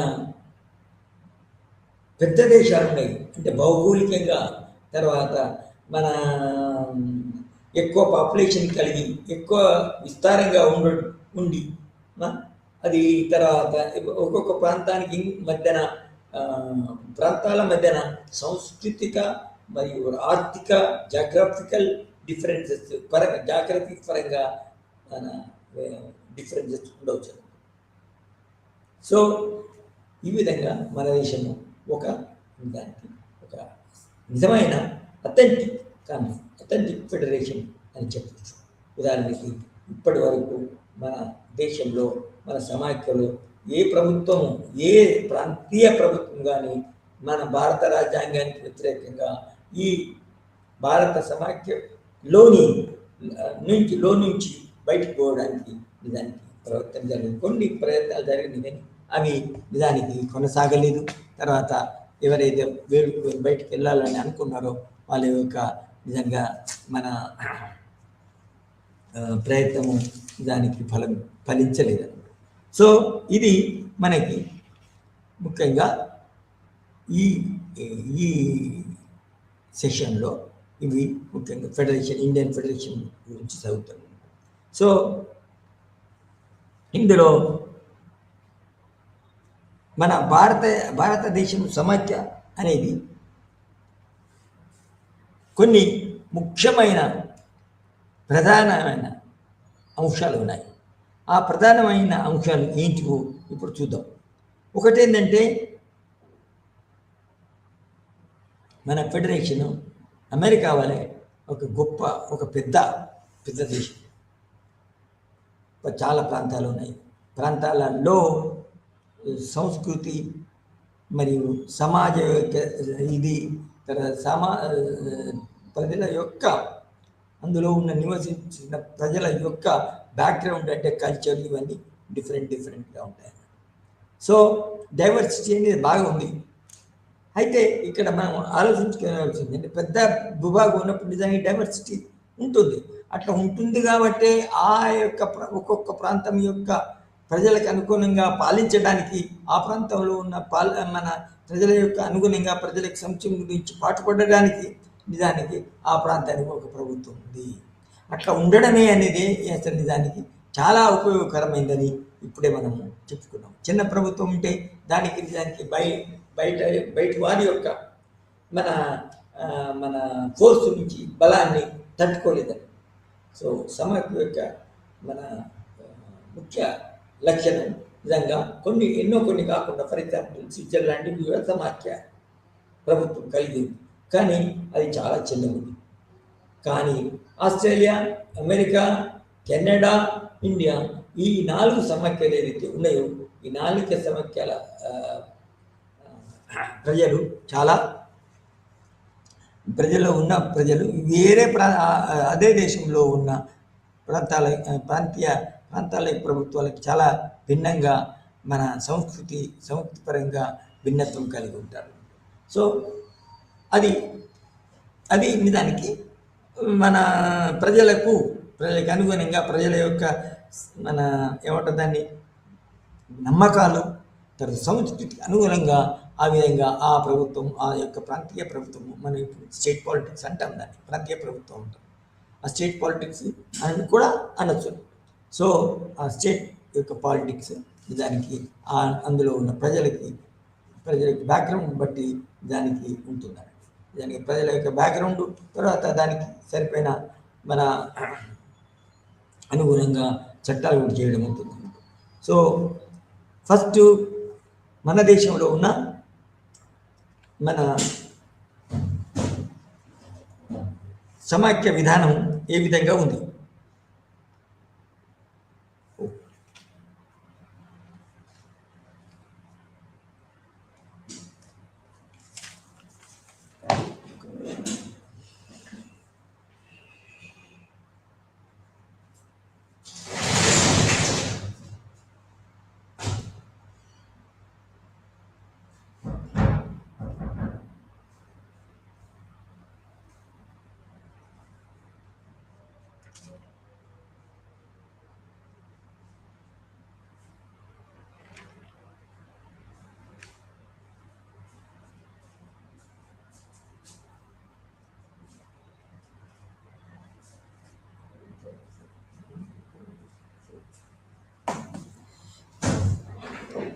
సో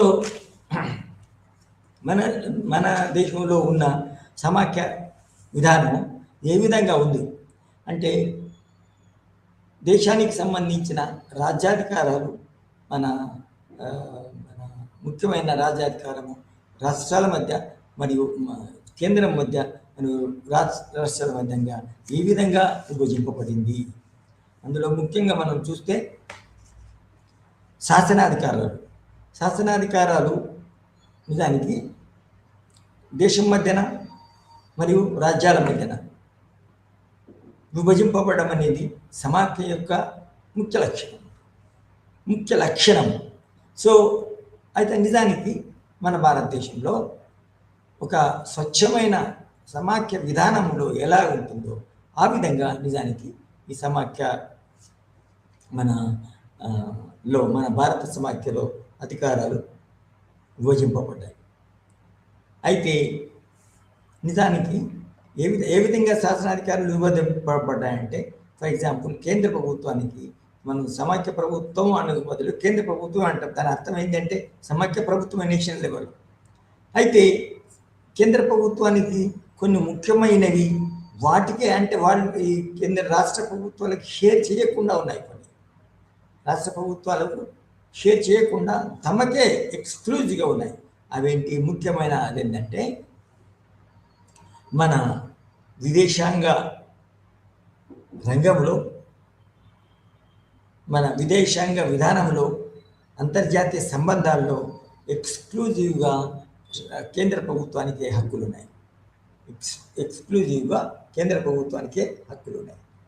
ఫర్ ఎగ్జాంపుల్, విదేశాంగ విధానం అనేది ఒక కేంద్ర ప్రభుత్వమే చేయగలుగుతుంది. అందులో రాష్ట్ర ప్రభుత్వాలు సీఎంస్ కానీ లేకపోతే హోమ్ మినిస్టర్స్ కానీ రాష్ట్ర ప్రభుత్వాలని అందులో ఆ విధానాలు రూపొందించడంలో దానికి ఏమాత్రము భాగస్వామ్యం ఉండదు, ఏమాత్రము జోక్యం ఉండదు. ఉదాహరణకి కేంద్ర ప్రభుత్వము, సమాఖ్య ప్రభుత్వముకి అది ఆ రంగంలో చట్టాలు చేయడానికి వాళ్ళకున్న శాసనసభలో దానికి ఆ విధానాన్ని రూపొందించి ఆ విధానాన్ని ఆమోదించి అమలు చేయడం జరుగుతుంది. అందులో రాష్ట్ర ప్రభుత్వాలకి, రాష్ట్రంలో ఉన్న లీడర్స్కి, రాష్ట్రంలో ప్రజలకి ఏమాత్రము హక్కు ఉండదు. అయితే అంటే విదేశాంగ విధానం అనేది పవర్స్ చేసేది, పవర్స్ని చలాయించేది ఒక కేంద్ర ప్రభుత్వం మాత్రమే చేస్తుంది. తర్వాత ముఖ్యమైనది ఏంటి అంటే మన అడ్మినిస్ట్రేటివ్ ఫారిన్ రిలేషన్స్. ఇంకా ఏంటంటే దేశానికి సంబంధించిన కరెన్సీ, అంటే సేమ్ కరెన్సీ పద్ధతి దేశం అంతా ఒకటికే ఉంటుంది. తర్వాత కాయిన్ని చేయడానికి, కరెన్సీని రూపొందించడానికి, మార్చడానికి కేంద్ర ప్రభుత్వానికే అధికారం ఉంటుంది. పర్టికులర్గా కేంద్ర ప్రభుత్వం ఉన్న ఫైనాన్స్, ఆర్థిక విభాగం ఏదైతే ఉంటుందో ఆ విత్త విభాగం కరెన్సీ విషయాలన్నీ తనకే మన ఉంచుకొని అవి విధానాలు అమలు చేస్తూ మన మార్పులు తీసుకొని వస్తారు. ఫర్ ఎగ్జాంపుల్, ఇండియా ఈ విధానంలో కరెన్సీ గురించి చేయడానికి మన కేంద్ర ప్రభుత్వ, రాష్ట్ర ప్రభుత్వాలకు ఎటువంటి హక్కులు లేవు. సో దానికి ఉదాహరణకి మనకు రిజర్వ్ బ్యాంక్ ఆఫ్ ఇండియా ఉన్నది. ఆ రిజర్వ్ బ్యాంక్ ఆఫ్ ఇండియాలో మన అడ్మినిస్ట్రేటివ్ పవర్స్ అన్నీ రిజర్వ్ బ్యాంక్కే ఉంటాయి. రిజర్వ్ బ్యాంక్ ఆఫ్ ఇండియా ఉంటాయి. ఆ రిజర్వ్ బ్యాంక్ ఆఫ్ ఇండియాలో పాలించేది నిజానికి ముఖ్యంగా అదొక ఆటానమస్ బాడీ. రెండవది, ఒకవేళ జోక్యం తీసుకోవాలన్నా ఏమవుతుందంటే ఈ కేంద్ర ప్రభుత్వంలో ఉన్న ఫైనాన్స్ మినిస్టర్, ప్రైమ్ మినిస్టర్, తర్వాత ఫైనాన్స్ మినిస్టర్ ఎవరైతే ఉన్నారో వాళ్ళు కొంతవరకు జోక్యం చేసుకోవడానికి అవకాశం ఉంటుంది. సో విదేశాంగ విధానము, తర్వాత ఫైనాన్స్ విధానము, తర్వాత ఒకే కరెన్సీ, మొత్తం దేశానికి ఒకే కరెన్సీ దానికి ఉండడానికి అవకాశం ఉంది. తర్వాత లెజిస్లేటివ్ పవర్స్ అయిపోయినాయి. అడ్మినిస్ట్రేటివ్ పవర్స్లో కూడా మన శాసనసభ అశాసన విధానాలు, శాసన పరంగా శాసన సంబంధమైన హక్కులు, తర్వాత అధికారాలు కూడా నిజానికి మనం ప్రాంతీయ ప్రభుత్వాలు అయిన స్టేట్, మన దేశంలో స్టేట్ అంటాం, తర్వాత యునైటెడ్ స్టేట్లో స్టేట్స్ అంటాం. ఈ స్టేట్ గవర్నమెంట్స్కి శాసనసభ రంగాలు, శాసనపరమైన హక్కులు ఉంటాయి.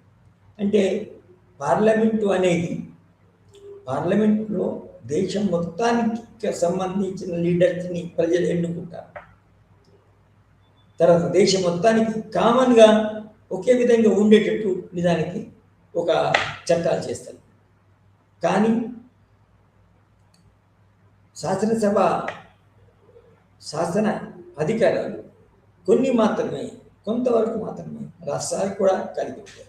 అది నిజానికి శాస్త్ర సబ్జెక్ట్స్ ఉంటాయి. ఫర్ ఎగ్జాంపుల్, విదేశాంగ విధానం చెప్పినాము మనం, మన కరెన్సీ విధానం చెప్పినాము. తర్వాత అడ్మినిస్ట్రేటివ్ రంగంలో ఒక షేర్డ్ తీసుకుంది. అదేంటంటే ఫర్ ఎగ్జాంపుల్, దేశానికి మొత్తము సంబంధించిన అడ్మినిస్ట్రేటివ్ అధికారులను మన అపాయింట్ చేసి వాళ్ళ ద్వారా పరిపాలన కొనసాగిస్తుంది అన్నట్టు. ఇది అందరం. కానీ ఇందులో కొంతవరకు ఫర్ ఎగ్జాంపుల్ ఇప్పుడు ఐఏఎస్, తర్వాత ఐపీఎస్, తర్వాత ఐఎఫ్ఎస్, ఈ రంగాలకి ఈ డిపార్ట్మెంట్కి సంబంధించిన అధికారులను కేంద్ర ప్రభుత్వమే నియమిస్తారు. For example UPSC, United public service, union public service commission ఉందండి. యూనియన్ పబ్లిక్ కమిషన్ ఏదైతే ఉందో అది దానికి కేంద్రానికి సంబంధించిన, కేంద్రానికి కావలసిన అధికారులను మన పరీక్షల ద్వారా, తర్వాత ఇంటర్వ్యూ ద్వారా సెలెక్ట్ చేసి ఆ అధికారులను దేశాలకి, రాష్ట్రీయ ప్రభుత్వాలకి పంపించి తర్వాత వాళ్ళను పరిపాలనను చూసుకోమంటుంది. కానీ అల్టిమేట్గా మాత్రం ఇది కేంద్ర ప్రభుత్వమే ఈ అడ్మినిస్ట్రేటివ్ అధికారుల మీద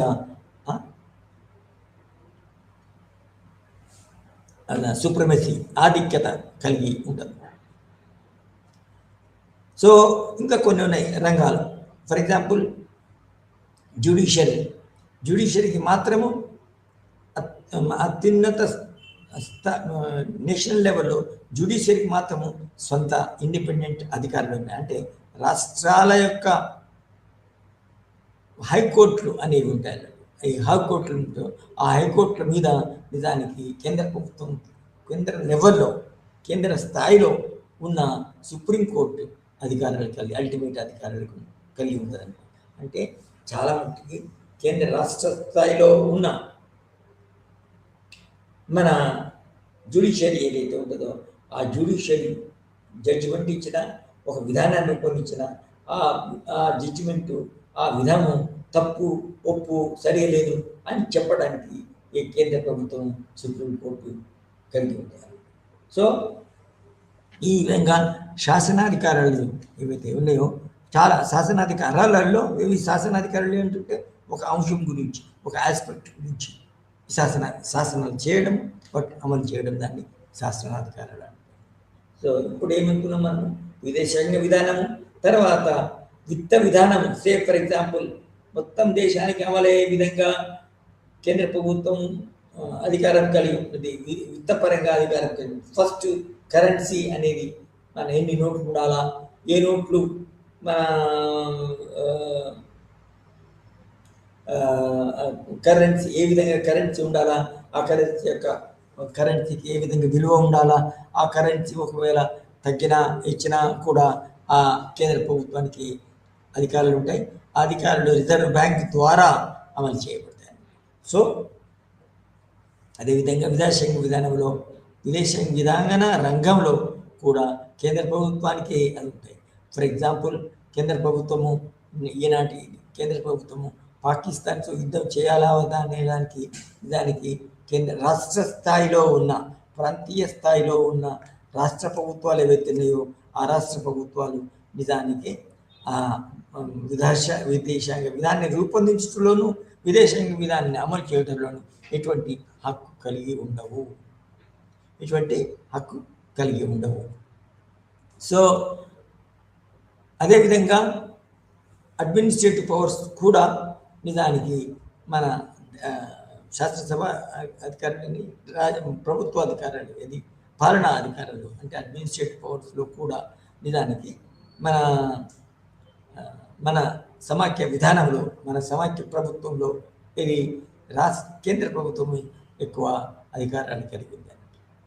అంటే ఫర్ ఎగ్జాంపుల్ అడ్మినిస్ట్రేటివ్ పవర్స్లో ఇప్పుడే చెప్పాను కదా, ఆ చెప్పిన ప్రకారము IAS officers, Indian administrative service officers, తర్వాత Indian foreign policy officers, IFS, Indian IR, తర్వాత IPS, Indian police officers, ICS, IPS, Indian IAS అంటే ఇండియన్ అడ్మినిస్ట్రేటివ్ సర్వీస్, ఐపిఎస్ అంటే ఇండియన్ పోలీస్ సర్వీస్. ఈ పోలీస్ సర్వీస్ అపాయింట్ చేయబడతారు, select చేయబడతారు కేంద్ర ప్రభుత్వం. అది దాని కొన్ని రూల్స్ ప్రకారంగా, కొన్ని ప్రొసీజర్ ప్రకారంగా ఆ ఆఫీసర్స్ రాష్ట్రాల మధ్యన అందరికీ పంపబడతారు. రాష్ట్రాల మధ్యన అందరికీ మన పంపిన తర్వాత చాలా మట్టికి ఇది మన రాష్ట్ర ప్రభుత్వం యొక్క మన సీఎం కానీ, తర్వాత మొత్తం క్యాబినెట్ కానీ వాళ్ళు మన చెప్పిన ప్రకారం వాళ్ళు నడుచుకోవాల్సి వస్తుంది. సో అడ్మినిస్ట్రేటివ్ పవర్స్ ఎలా ఉన్నాయంటే చాలా మట్టికి నిజానికి రాష్ట్రాలకి అధికారం కట్టబెట్టినట్టు ఉంది. అంటే రాష్ట్రాలకి వాళ్ళ అధికారంలో ఉన్నంత వరకు, ఫర్ ఎగ్జాంపుల్ ఒక కొన్ని రోజులు వస్తే 8 months 9 months దాటిన తర్వాత ఒక అధికారి, ఒక ఐఏఎస్ అధికారికి చాలా సమస్యలు వచ్చినాయి. వేరే ఫర్ ఎగ్జాంపుల్ కేరళ దేశం మన యూపీలో ఉన్న ఈ ఐఏఎస్ ఆఫీసర్స్ నిజానికి మన ఈ ఆంధ్రప్రదేశ్కి రావడానికి అవకాశం ఉంది. కానీ ఆ అవకాశాలు కొంతవరకు ఈ కేంద్ర ప్రభుత్వం చేని కంట్రోల్ చేయబడ్డాయి. ఒకసారి ఒక ఆఫీసర్ దానికి అతని యొక్క ఇచ్ఛానుసారంగానో లేకపోతే ఫోర్స్ఫుల్గా ప్రభుత్వం, రాష్ట్ర ప్రభుత్వం పోతే అక్కడికి నిజానికి మన కేంద్ర ప్రభుత్వంలోకి పోవచ్చు. సో ఇవి అడ్మినిస్ట్రేటివ్ పవర్స్. అడ్మినిస్ట్రేటివ్ పవర్స్ మన ఇది పంచబడినాయి. ఏది రాష్ట్రం మధ్య, కేంద్ర ప్రభుత్వం మధ్య, మన రాష్ట్రాల మధ్య పంచబడినట్టు. ఇందులో ముఖ్యంగా ఏంటంటే జ్యుడిషియల్ పవర్స్, మన అడ్మినిస్ట్రేటివ్ పవర్స్ శాసనసభ అధికారులు మాట్లాడడం, తర్వాత అడ్మినిస్ట్రేటివ్ పవర్స్ మాట్లాడడం. ఇప్పుడు ముఖ్యంగా ఇంకొకటి ఏంటంటే అది మన విత్తాధికారులు, శాసనాధికారులు, విత్తపరమైన అధికారులు, తర్వాత అడ్మినిస్ట్రేటివ్ పవర్స్. సో ఇవి ముఖ్యంగా ఉన్నాయి. అయితే విత్తాధికారులు మాత్రం దానికి స్టేట్ గవర్నమెంట్స్ ఏమాత్రం లేవు. పూర్తిగా స్టేట్ గవర్నమెంట్ మీదనే, రాష్ట్ర ప్రభుత్వం మీదనే, దేశ ప్రభుత్వం మీదనే అది నిజానికి మన ఆధారపడి ఉండక తప్పదు.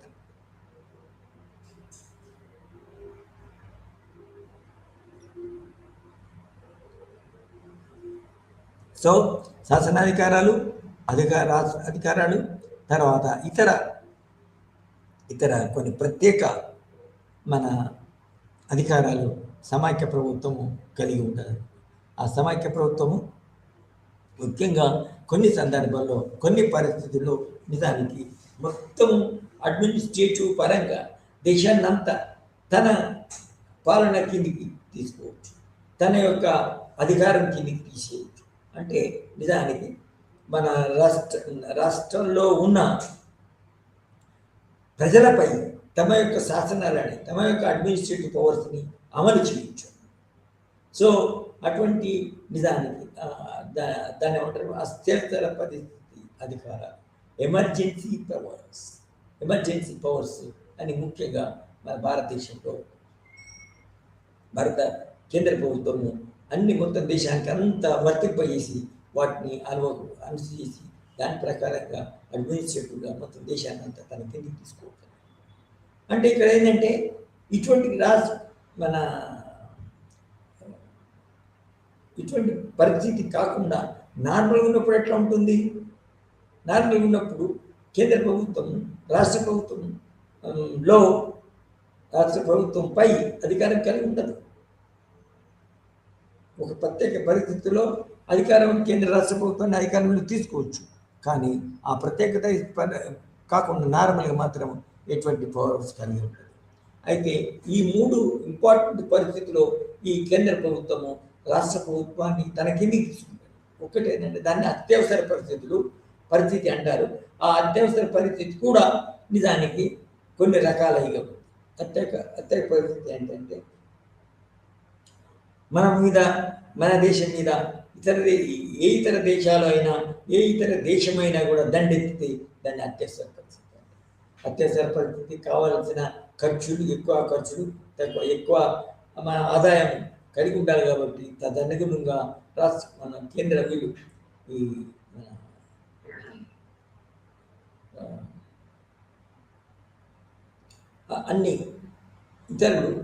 అన్ని అధికారాలు కోల్పోయి ఉంటారు, అటానమస్ పోతుంది. సో మన దేశం అన్నిటికీ కేంద్ర ప్రభుత్వ చట్టాలను వర్తింపజేయచ్చు, దేశం మొత్తానికి వర్తింపజేయచ్చు. తర్వాత కొత్త విధంగా ఒక్కొక్క మన ప్రభుత్వానికి అనుకూలంగా కొన్ని చట్టాలు చేసి, అంటే యుద్ధ పరిస్థితికి అవసరమైన చట్టాలు చేసి నిజానికి కొన్ని కొత్త విధానాలు రూపొందించవచ్చు. ఫర్ ఎగ్జాంపుల్, చట్టం పాస్ చేసి ఆ చట్టాన్ని ఒక ఆర్డినెన్స్గా పాస్ చేసి తర్వాత ఆ ఆర్డినెన్స్ని చట్టంలో తీసుకొని దానికి కేంద్ర ప్రభుత్వము మన మన అందరూ ఇష్టానుసారంగా కాకుండా తప్పకుండా సైన్యంలో చేరాలి, దేశం కోసం పోరాడాలి, దేశం కోసం ఇది చేయాలని నిజానికి చట్టం చేస్తే ఆ చట్టానికి అనుగుణంగా నిజానికి రాష్ట్రంలో ఉన్న మన ప్రజలు కూడా నిజానికి యుద్ధంలో పాల్గొనాల్సి ఉంటుంది.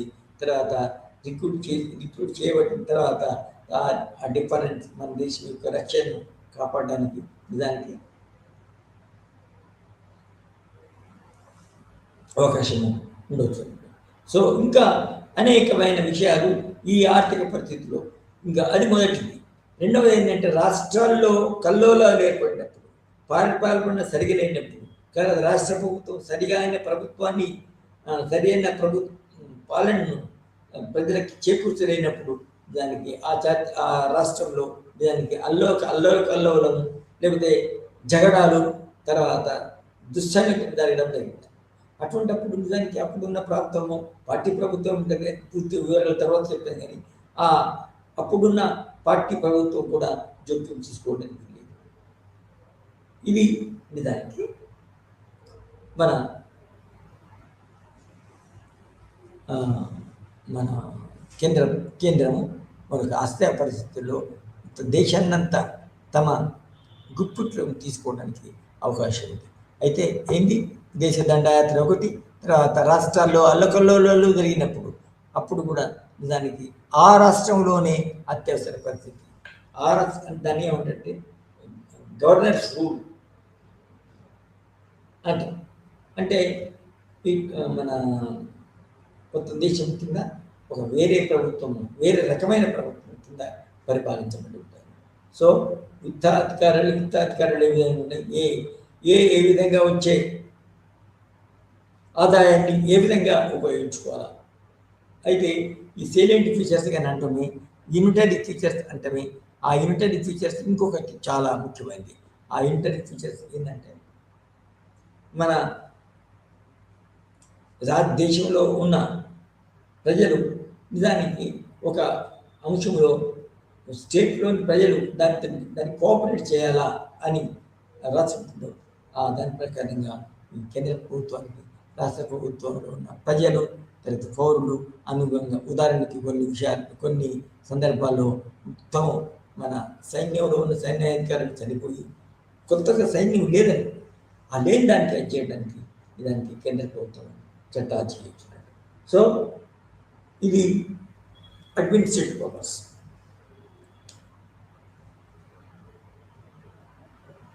అయితే ఇంకొక అడ్మినిస్ట్రేటివ్ పర్పస్ శాసన. అయితే విత్తాధికారులు కూడా కొన్ని సమాఖ్య ప్రభుత్వానికి స్వభావానికి సంబంధించిన సమాఖ్య మన పవర్స్ ఉన్నాయి. ఇంకా వేరే పవర్స్ ఏది అంటే విత్తపరమైన, అది ఫస్ట్ ఏంటంటే విత్తపరమైన హక్కుల్లో కేంద్ర ప్రభుత్వం చాలా బలమైన, చాలా అధికారాలు కలిగి ఉంది. ఇట్లా మనం దేశంలో ఉన్న పరిస్థితిని బట్టి దేశ ప్రభుత్వము రిజర్వ్ బ్యాంక్ సలహాతో, రిజర్వ్ బ్యాంక్ యొక్క రికమెండేషన్తో అతని మన అధికారాలన్నీ తను అనుభవించవచ్చు. కానీ నార్మల్ పరిస్థితుల్లో మాత్రము ఒక ముఖ్యమైన విత్తాధికారాలు ఏవైతే ఉన్నాయో అవి ఏదైతే కేంద్ర ప్రభుత్వము అవలంబిస్తుందో, అమలు చేస్తుందో అది ఏంటంటే ట్యాక్స్ వసూలు చేయడం. ట్యాక్స్ అనేది అన్ని రాష్ట్రాల్లో ఉంటుంది. దానికి కేంద్ర ప్రభుత్వం అట్లా అని బాగా కనిపెడుతుంది, కానీ దానికి కేంద్ర ప్రభుత్వానికి అస్తిత్వం అనేది సరిగా లేదు. కాబట్టి ఈ రాష్ట్ర ప్రభుత్వాలు మన కాకుండా కేంద్ర ప్రభుత్వానికి కాకుండా రాష్ట్ర ప్రభుత్వాలకి ఈ కొన్ని బలహీనతలు లోపాలు, తర్వాత సార్వభౌమాధికారం లేకుండా పోవడము మన సమాఖ్య యొక్క ముఖ్య లక్ష్యం. సో ఈ విత్తపరంగా చూస్తే ఏమవుతుందంటే, ఉదాహరణకి విత్తపరంగా ఏంటంటే ట్యాక్సెస్ వర్క్స్ చేయడానికి స్టేట్ ప్రభుత్వం ఉంటుంది, మన కేంద్ర ప్రభుత్వం ఉంటుంది. కానీ కేంద్ర ప్రభుత్వం రాష్ట్ర ప్రభుత్వాలకి నిజానికి ఎటువంటి విధానాలు చేయడానికి వీల్లేదు. పాలసీలో క్యాబినెట్, స్టేట్ క్యాబినెట్లో ఈ ఆర్థిక విషయాలు నిజానికి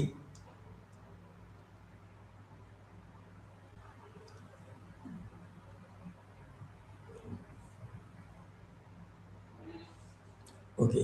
సో ఇవి విత్తాధికారాలు. తర్వాత కేంద్ర ప్రభుత్వము విదేశాల నుంచి విదేశాలకి అప్పులు ఇవ్వడం కానీ, విదేశాల నుంచి దేశంలో ఉన్న ప్రైవేట్ వ్యక్తులు కానీ ప్రభుత్వం దగ్గర నుంచి అప్పులు తీసుకోవడానికి కానీ హక్కులు ఉన్నాయి. ఇది చాలా మట్టు. అయితే 1990లో లిబరలైజేషన్ అనేది వచ్చింది. 1990లో లిబరలైజేషన్, తర్వాత మన ప్రైవేటైజేషన్, తర్వాత గ్లోబలైజేషన్ అనే 3 ముఖ్యమైన కొత్త విధానాలు దేశాన్ని అంతర్జాతీయ స్థాయిలో వచ్చినాయి. తర్వాత మన దేశానికి కూడా సమాఖ్య స్థాయిలో ఆలోచించారు.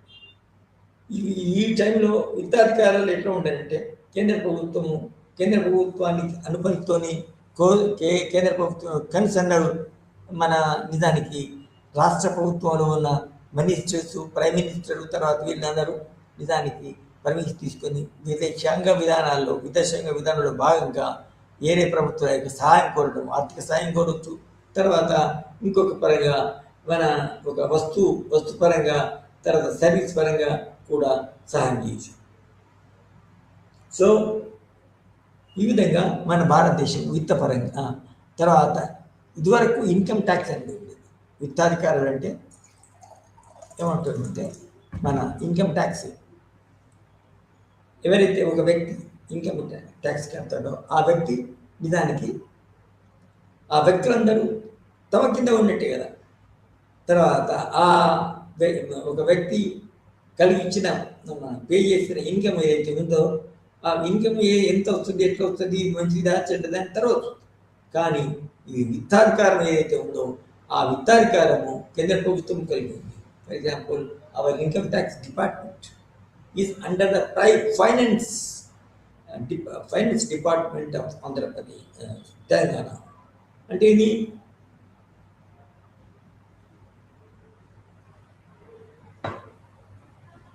ఒక చాలా ఇంపార్టెంట్ విత్తాధికారం. అయితే ఇందులో మన సమాఖ్య విధానానికి ఒక ఇంపార్టెంట్ పాయింట్ ఏంటంటే, ఆర్థికంగా రాష్ట్రాలు మన పూర్తిగా స్వతంత్రంగా లేవు. మిగిలిన వాళ్ళు కట్టిన ట్యాక్స్ వాళ్ళ ప్రభుత్వంలోని, వాళ్ళ రాష్ట్రంలోని ప్రజలంతా కట్టిన యొక్క ఇన్కమ్ ట్యాక్స్ ఏదైతుందో ఆ ఇన్కమ్ ట్యాక్స్ ప్రభుత్వానికే పోతుంది. Income tax department is under the central government, federal government అంత పోతుంది. విధానాలు పోతుంది కాదు, వచ్చిన ఆదాయాన్ని కూడా కేంద్ర ప్రభుత్వము గుంజుకుంటుందని. అంటే దాన్ని గుంజుకున్నంత మాత్రాన దాన్ని పూర్తిగా తనే అనుభవించడానికి ప్రయత్నం చేయకూడదు. అట్లా చేస్తే దాని రాజ్యాంగ వ్యతిరేకము. అక్కడ ఉన్న మన కేంద్ర ప్రభుత్వం అవి దాన్ని వ్యతిరేకించడానికి అవకాశం ఉంది. విధంగా అయితే ఇన్ని రోజులు మనము ఒక 10 సంవత్సరాల కిందనే ఈ ఇన్కమ్ ట్యాక్స్ అనేది, అంటే ఇన్కమ్ ట్యాక్స్ ఏదైతే కేంద్రానికి ఉంటుందో అంటే దానికి తప్పకుండా మన కేంద్ర ప్రభుత్వానికి ఒక ఇమేజ్, ఒక అధికారము, ఒక అహంకారము ఎక్కువ. సో ఈ దేశంలో ఈ సమాఖ్యలోనే అది ఉంది. దానికి కొంతవరకు దాన్ని మాడిఫై చేయవచ్చు. అయితే ఇక్కడ ఈ విత్తాధికారాల్లో కేంద్ర ప్రభుత్వమును రాష్ట్ర ప్రభుత్వము మన 1952 ఎకనామిక్స్ రిఫార్మ్స్ ప్రారంభమైనప్పుడు నిజానికి ఒక విధంగా ఉంది. అంటే ఇది అన్ని స్టేట్ గవర్నమెంట్ మన కేంద్ర ప్రభుత్వం ముఖ్య ఉండాలా అని ప్రతిపాదన చేస్తున్నాయి. కానీ అది కాలేదని. అయితే ఈ ఇన్కమ్ ట్యాక్స్ కేంద్ర ప్రభుత్వం కింద ఉండడం వల్ల నిజానికి స్టేట్స్ అన్నీ దానికి కేంద్రానికి సబార్డినేట్స్ అయిపోయినాయి. అంటే ప్రత్యేకంగా కోర్టుకు పోయి మాకు ఒక ప్రాజెక్ట్ ఉంది, ఒక రైల్వే ప్రాజెక్ట్ ఉంది, ఆ ప్రాజెక్టు 10 సంవత్సరాల నుంచి నడచలేదు అని చెప్పి కంప్లీట్ చేయడానికి అవకాశం ఉంటుంది. అంతేగాని ఆ రైల్వే ట్రాక్ సొంత డబ్బులతో ఖర్చు పెట్టి మన కట్టించడానికి వీలు. సో ఇది విధానం. అయితే ఈ యుద్ధాధికారం ఇప్పుడు ఇన్కమ్ ట్యాక్స్ అనేది దాని పేరు కొత్తగా వచ్చింది. That is GST. జిఎస్టి అంటే గ్రాస్ మన GST goods, GOWS, GOODS, goods and services. ఇప్పుడైనా ఉంటుంది చూడండి, ఇక్కడ జిఎస్టి అని రాసుకుంటారు, బోర్డు వేసుకుంటారు, దాని ఒక నెంబర్ ఉంది, జిఎస్టి నెంబర్ ఉంది. సో ఈ జిఎస్టి ద్వారా వచ్చే డబ్బులు కూడా కేంద్రానికి పోతాయి. కేంద్రానికి పోయిన తర్వాత మళ్ళా వివిధ వాళ్ళ యొక్క పరిస్థితిని బట్టి కొంతవరకు సమాఖ్యలో ఉన్న వాళ్ళ మన ఇది అనేక పరిస్థితుల సందర్భంలో కేంద్ర ప్రభుత్వము వివిధ రాష్ట్ర ప్రభుత్వాలకి పంచబడుతుంది, పంపిణీ చేస్తుంది. పంపిణీ ఎంత చేస్తుంది అనేది ఇంపార్టెంట్ కాదు. ఇక్కడ ఇంపార్టెంట్ ఏంటంటే అసలు యాక్చువల్గా తమ రాష్ట్రాల్లోనే వసూలు చేయబడ్డ తమ యొక్క వ్యక్తుల తో కూడా తీసుకున్న డబ్బులు నిజానికి కేంద్ర ప్రభుత్వానికి ఎందుకు పంపించాలా అనే ఒక ముఖ్యమైన వాదన ఉంది. ఆ వాదన ఏంటంటే మన రాష్ట్ర ప్రభుత్వాలు కూడా చాలా ట్యాక్స్ వసూలు చేయడానికి తమ హక్కులు ఉన్నాయి. అంటే అంత మాత్రాన రాష్ట్ర ప్రభుత్వాలకు పూర్తి అధికారం లేవని కాదు. దాని పరిధిలో కొన్ని ఈ income tax, the then income tax and present GST, they are one and the same. Goods and services GST tax అనేది ఉందో దానికి కొత్తది. సో మన ఈ గూడ్స్ అండ్ సర్వీసులు కూడా నిజానికి మన కేంద్ర ప్రభుత్వం యొక్క ఆధిక్యత పెత్తనము ఉంది నిజానికి. అయితే ఏంటంటే ఈ జిఎస్టి ఏ విధంగా పంచబడుతుంది అంటే గూడ్స్ అండ్ సర్వీసులు వచ్చే ట్యాక్స్ ఏ విధంగా ఒక్కొక్కసారి తమ యొక్క పాలనలోనే తమకు ఇన్కమ్ వచ్చే విధంగా నిజానికి ఒక ఫ్యాక్టరీ పెట్టడం కానీ, ఒక స్టార్ హోటల్ పెట్టడం కానీ, ఏది స్టేట్ గవర్నమెంట్ కనుక అనుకుంటే ఆ స్టేట్ గవర్నమెంట్ యొక్క డబ్బులు నిజానికి కేంద్ర ప్రభుత్వానికి పోవడానికి వీల్లేదు. సో కానీ అటువంటి సర్వీసు నిజానికి కొన్ని దాంట్లోనే ఇది మన గవర్నమెంట్, సెంట్రల్ గవర్నమెంట్, రాష్ట్రాలకి అధికారం ఉంది. ఇంకొక ముఖ్యమైన విత్తాధికారుల్లో ఇంకొక ముఖ్యమైన విషయం ఏంటంటే కేంద్ర ప్రభుత్వాలు తాము రూపొందించిన మన పార్లమెంట్లో పాస్ చేయించిన మన కేంద్ర ప్రభుత్వంలో పాస్ చేయించిన మన కావాల్సిన అప్పులు ఏదైతే ఉన్నాయో అవి దాన్ని స్వతంత్రంగా ఆటోనమస్గా ఈ రాష్ట్ర ప్రభుత్వాల యొక్క ఆమోదం లేకుండా కూడా అప్పులు తీసుకోవడానికి అవకాశం ఉంటుంది.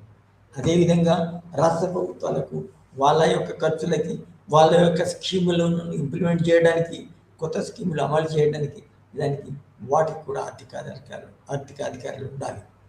కానీ మన సమాఖ్యలో అటువంటి అధికారాలు నిజానికి ఇదివరకు ఉండే. ఇది ఉదాహరణకి you can borrow money from other state but not now. జిఎస్టీలో మన కేంద్ర ప్రభుత్వం వసూలు చేసిన గూడ్స్ అండ్ సర్వీసెస్ యాక్ట్ రాష్ట్రాలకి అధికారం ఉంది. రాష్ట్రాలు కూడా ఇవ్వవలసి ఉంది. అది వాళ్ళ యొక్క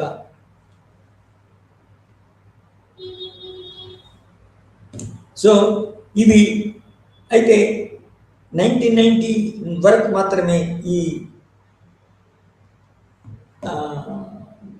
గూడ్స్ అండ్ సర్వీసెస్ లేక ఒక రకంగా ఇన్కమ్ ట్యాక్స్ మన వసూలు చేసి తమ దగ్గర పెట్టుకొని ఒక ఒక కమిటీ పర్మిట్ తర్వాత తీసి రాష్ట్రాలకు చాలా మట్టికి వాళ్ళకి అనుగుణంగా అసలు నిజానికి మన రాజ్యాంగంలో రాష్ట్ర స్థాయిలో కేంద్ర స్థాయిలో ఒక ఆర్గనైజేషన్ ఫైనాన్షియల్ ఆర్గనైజేషన్ అదేంటంటే ఫైనాన్స్ కమిషన్. ఈ ఫైనాన్స్ కమిషన్లో ముఖ్యంగా దేశానికి సంబంధించిన ప్రైమ్ మినిస్టర్ ఉంటారు, ఇతర అవసరమైన మినిస్టర్స్ ఉంటారు. తర్వాత ఫైనాన్స్ కమిషన్లో రాష్ట్రాలకు సంబంధించిన కొందరు మన రిప్రజెంటేటివ్స్ ఉంటారు. ఈ ఫైనాన్స్ కమిషన్ ఏం చేస్తుందంటే ఈ ఇన్కమ్ ట్యాక్స్ ద్వారా, తర్వాత జిఎస్టీ ద్వారా, తర్వాత ఇంకా ఏ విషయం ఏ అంశం ద్వారానైనా కూడా హక్కులను కలిగి ఉంటే దానికి రాష్ట్ర స్థాయిలో అవి మన పంచుకోవడానికి, రాష్ట్ర స్థాయిలో మన వసూలు చేయడానికి అవకాశం ఉంటుంది. సో ఇది విత్త అధికారులు. అయితే ఇప్పుడు లిబరలైజేషన్ తర్వాత అంటే ప్రపంచంలో మొత్తానికి అన్ని రంగాలకి అన్ని విషయాల మీద నిజానికి రిఫార్మ్స్ రావాలా అని చెప్పి ఆ రిఫార్మ్స్ రూపొందించి ఆ రిఫార్మ్స్ అమలు చేసిన ప్రకారంగా దానికి కొత్త విధానం జరుగుతుంది. అయితే ఈ కొత్త విధానంలో వచ్చిన మార్పు ఏంటంటే ఈ 1919 తర్వాత వచ్చిన సంస్కరణలు ఏవైతే ఏమైతాయో ఆ సంస్కరణలు, ఎకనామిక్ సంస్కరణలు, పొలిటికల్ సంస్కరణలు ఏవైతే ఉన్నాయో ఆ సంస్కరణల ప్రకారంగా నిజానికి కొత్త రూల్స్ వచ్చినాయి, కొత్త విధానం. ముఖ్యంగా మనకి సంబంధించిన విషయం ఏంటంటే ఏ రాష్ట్రం కానీ ఇప్పుడు అంటే 1990 వచ్చిన సంస్కరణలు, లిబరలైజేషన్, గ్లోబలైజేషన్ వచ్చినాయి కదా, ఈ సంస్కరణలు ఏదైతే ఉన్నాయో ఈ సంస్కరణ ప్రకారం ఇప్పుడు ఒక రాష్ట్ర ప్రభుత్వాలు ఇది కొంతవరకు ఆటానమీ వచ్చినాయి, స్వతంత్రం వచ్చింది కేంద్రం నుంచి. కేంద్ర జోక్యం లేకుండా అవే ముఖ్యంగా మనం రోజు మాట్లాడుతున్నాం. వాటి గురించి రోజు మాట్లాడే విషయంలో మన జిఎస్టీ, మన రోజు మాట్లాడే విషయంలో మనము ఈ ముఖ్యంగా ఆర్థిక అంశాలను మనము తీసుకోవచ్చు. ఆర్థిక అంశాల్లో నీకు రాష్ట్ర ప్రభుత్వాలు కేంద్ర ప్రభుత్వం యొక్క అనుమతి లేకుండా అప్పులు తీసుకురావచ్చు. రాష్ట్ర ప్రభుత్వం ఇదివరకు లేకుండే. అయితే ఇప్పుడు నిజంగా చూస్తున్నది మనందరం రేవంత్ ప్రభుత్వం కానీ, లేకపోతే చంద్రబాబు ప్రభుత్వం కానీ, ఇంకా వేరే ఏ దేశంలో ఉన్న ప్రభుత్వాలు, నితీష్ ప్రభుత్వం బీహార్లో కానీ నిజానికి మన ఈ సమాఖ్య ప్రభుత్వం యొక్క అనుమతి అవసరం లేదు. ఇది కొత్త దాంట్లో దానికి ఇంట్రొడ్యూస్ చేయబడ్డ అదన్నట్టు. సో నిజానికి ఇంకా అనేక విషయాల్లో రాష్ట్ర ప్రభుత్వాలు స్వతంత్రం పొందారు, అటానమీ పొందారు. అందులో ఆఫ్కోర్స్ అందులో ముఖ్యంగా నేను చెప్పింది ఇప్పుడు ఫారెన్ డైరెక్ట్గా అంటే ఇదివరకు ఫర్ ఎగ్జాంపుల్ మన స్టేట్ మినిస్టర్స్ ఫారిన్ పోయి అప్పులు తీసుకోవడానికి అవకాశం లేకుండా, కానీ ఇప్పుడు మాత్రం ఉంది. మీరు రోజు చూస్తున్నాం కదా, ప్రతి వారంలో దానికి ఫారిన్ డైరెక్ట్ ఇన్వెస్ట్మెంట్ పెట్టడానికి వచ్చేవాడు ఒకతను ఉంటాడు. ఇతను మన రాష్ట్ర ప్రభుత్వం డైరెక్ట్గా డీల్ చేస్తారు. అతను కేంద్ర ప్రభుత్వం యొక్క అనుమతి తీసుకోనక్కర్లేదు. సో రాష్ట్ర ప్రభుత్వాలతోనే మన ఒక డీల్ ఏర్పరచుకొని మేము ఈ క్యాష్ ఇస్తాం, లేకపోతే ఈ రంగంలో మేము ఉత్పత్తి చేస్తాము. అదే కానీ దాని ప్రకారం మీరు రాష్ట్ర ప్రభుత్వం కూడా నిజానికి ఒప్పుకోవాల్సి ఉంటుంది. సో మన అయితే మనం ఒక విధంగా మన ఈ సమాఖ్యలో మన భారత రాజ్యాంగం మన భారత ఆర్థిక విధానం ఏ విధంగా ఉంది, భారతదేశంలో ఎటువంటి పరిపాలన ఉంది, తర్వాత భారతదేశంలో ఎటువంటి మన మన న్యాయబద్ధమైన వ్యవస్థ ఉంది అనేది నిజానికి చదువుకుంటాం. ఇవి ముఖ్యంగా శాసనాధికారాలు, మన సెలక్షన్స్, అడ్మినిస్ట్రేటివ్ పవర్స్, తర్వాత మన విత్ అడ్మినిస్ట్రేటివ్ పవర్స్లో విత్తాధికారులు, శాసనాధికారులు, అడ్మినిస్ట్రేటివ్ పవర్స్, విత్తాధికారులు అంటే ఫైనాన్షియల్ గురించి రాష్ట్రాలకు ఏముంటాయి అధికారాలు. ఇది మన స్టేట్స్, కేంద్రానికి ఏమో అధికారులు ఉంటాయి, రాష్ట్రానికి అధికారులు ఉంటాయి. సో ఈ అధికారులు దానికే మన ఈ అధికారాన్ని రాజ్యాంగంలో పొందుపరచబడుతున్నాయి. ఏ ఏ రాష్ట్ర ప్రభుత్వం కానీ దీన్ని వ్యతిరేకించడానికి వీల్లేదు. సో మన అయితే ఈ సందర్భాల్లో, ఈ కాంటెక్స్ట్లో నిజానికి మనకు ఇప్పుడున్న కొత్త ట్రెండ్స్ ఏంటివి,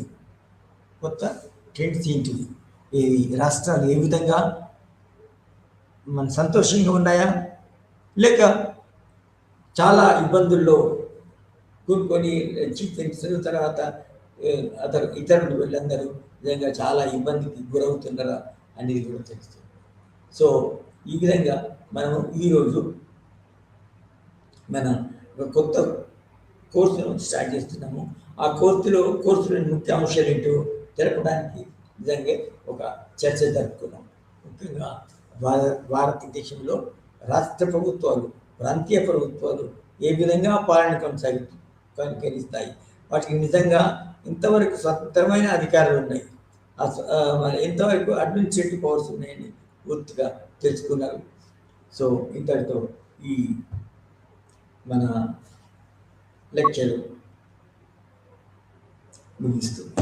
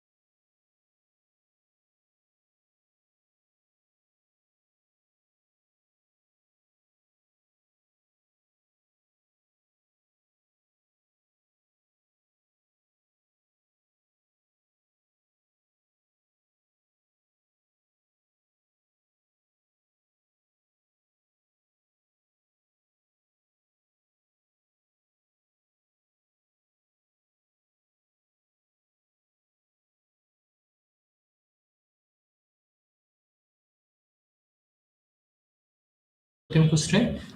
আজি মই আপোনালোকৰ সন্মুখত আৰু এটা গুৰুত্বপূৰ্ণ বিষয়ে লৈ আহিছোঁ, যিটো বিষয় মনোবিজ্ঞানত আমি ইংৰাজীত ইণ্টেলিজেঞ্চ বা অসমীয়াত আমি বুদ্ধিমত্তা বুলি কওঁ। চ' এই বুদ্ধিমত্তা বা ইণ্টেলিজেঞ্চ এই শব্দটো আমি সচৰাচৰ আমাৰ দৈনন্দিন জীৱনত আমি ব্যৱহাৰ কৰোঁ, কিন্তু এই বুদ্ধিমত্তাৰ প্ৰয়োজনীয়তা, এই বুদ্ধিমত্তা বা ইণ্টেলিজেঞ্চ মানেনো কি, আৰু মনোবিজ্ঞানত এই বুদ্ধিমত্তা বা ইণ্টেলিজেঞ্চৰ কি ধৰণে ব্যাখ্যা আগবঢ়াইছে, সেই গোটেই বিষয়খিনি আজি আমি এই বৰ্তমান আমাৰ যিটো ক্লাছ আছে এই ক্লাছত আমি কথা পাতিব গৈ আছোঁ। আৰু যিহেতু আমি ইণ্টেলিজেঞ্চ আৰম্ভ কৰিব গৈ আছোঁ, তাৰ যিখিনি কণ্টেণ্ট বা যিখিনি সূচীপত্ৰ বা যিখিনি বিষয় আমি আজি এই ক্লাছটোত সামৰি ল'ব বিচাৰিছোঁ, সেই বিষয়সমূহ মই আপোনালোকৰ সন্মুখত ৰাখিছোঁ। আমি আৰম্ভ কৰিম concept and definition of intelligence, মানে ইণ্টেলিজেঞ্চৰ সংজ্ঞা, তাৰ লগতে ইণ্টেলিজেঞ্চ মানেনো কি বা বুদ্ধিমত্তা মানেনো কি, আমি তাৰ পৰা আৰম্ভ কৰিম। তাৰপিছত নেচাৰ আৰু নাৰ্চাৰ ডিবেট ইন ইণ্টেলিজেঞ্চ, মানে নেচাৰ এণ্ড নাৰ্চাৰ ডিবেট এটা ইণ্টেলিজেঞ্চ বা বুদ্ধিমত্তা যেতিয়া আমি আমাৰ পাঠ্যক্ৰমত সংযোগ কৰা হৈছিলে, তেতিয়াৰ পৰা এই নেচাৰ আৰু নাৰ্চাৰ এই যিটো তৰ্ক, এই তৰ্কটো চলি আহিছিলে। এই তৰ্কটো মানেনো কি আৰু ইয়াৰ তৰ্কৰ আৰম্ভণি, উদ্দেশ্য আৰু ইয়াৰ ক্ৰমবিকাশ কেনেধৰণৰ হৈছে, আমি এইখিনি আলোচনা কৰিম। তাৰ লগতে বিভিন্ন ধৰণৰ মনোবিজ্ঞানীসকলে এই বুদ্ধিমত্তাক লৈ তেওঁলোকে নিজৰ নিজৰ কিছুমান চিন্তা আগবঢ়াইছে, আৰু এই চিন্তাসমূহক কিছুমান থিয়ৰী বা ব্যাখ্যাৰ জৰিয়তে আমি পঢ়িব আৰু জানিব চেষ্টা কৰিম। আৰু তাৰ লগতে মানুহৰ যিটো বুদ্ধিমত্তা বা ইণ্টেলিজেঞ্চ আছে, তাক আমি কেনেধৰণে জুখিব পাৰোঁ, আৰু জোখাৰ প্ৰক্ৰিয়াসমূহ বা প্ৰচেছ বা প্ৰক্ৰিয়াসমূহ কি কি, সেই সম্পূৰ্ণ প্ৰক্ৰিয়াসমূহ আমি অলপ থুলমূলকৈ জানিবলৈ এই ক্লাছটোত আমি জানিব চেষ্টা কৰিম। চ' আহকচোন আমি এই কনচেপ্ট বা ডেফিনেশ্যন অফ ইণ্টেলিজেঞ্চ, মানে মনোবিজ্ঞানত বুদ্ধিমত্তাৰ ব্যাখ্যা, বুদ্ধিমত্তা মানে নেকি তাৰ ব্যাখ্যাৰ জৰিয়তে আমি আজি আৰম্ভ কৰোঁ। চ' এইখন শ্লাইডত যদি আপোনালোকে চাই, মই ইয়াত ইণ্টেলিজেঞ্চ বা বুদ্ধিমত্তাৰ কিছুমান সৰু সৰু ব্যাখ্যা আগবঢ়াইছোঁ, কিছুমান ডেফিনেশ্যন আগবঢ়াইছোঁ।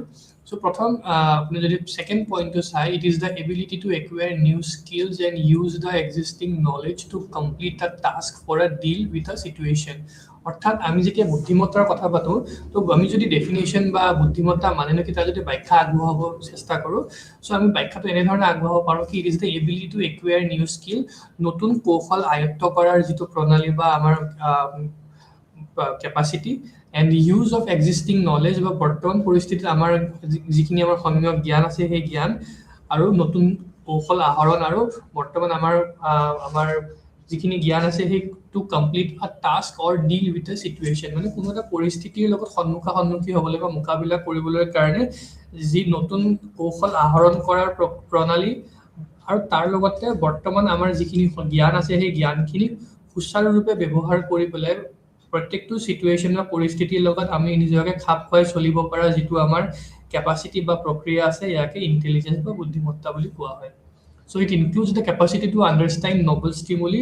চ' যেতিয়া আমি বুদ্ধিমত্তা বা ইণ্টেলিজেঞ্চৰ কথা পাতোঁ, তো তাত বিভিন্ন ধৰণৰ কিছুমান দিশ আমি আলোচনা কৰোঁ। তাৰ ভিতৰত এটা দিশ আছে, it includes the capacity to understand novel stimuli, মানে বুদ্ধিমত্তা মানে নতুন কিবা এটা ঘটনা পৰিঘটনা ভালকৈ বুজাৰ যিটো মানসিকতা, সেইটো learning language and communicate with আদাৰ, নতুন ভাষা শিকা। সেই ভাষা মানে নিজৰ কথিত ভাষাও হ'ব পাৰে, লিখিত ভাষাও হ'ব পাৰে, বা কেতিয়াবা আমি কিছুমান চাইন লেংগুৱেজ আমি ব্যৱহাৰ কৰি চাইন লেংগুৱেজসমূহ হ'ব পাৰে।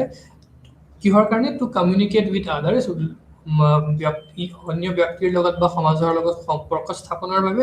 Being aware of the environment, মানে আমাৰ বৰ্তমান যিটো পৰিস্থিতিত আমি আছোঁ বা আমি পৰিৱেশত যি আছোঁ, সেই পৰিৱেশটো জনাৰ কাৰণে যিটো প্ৰয়াস।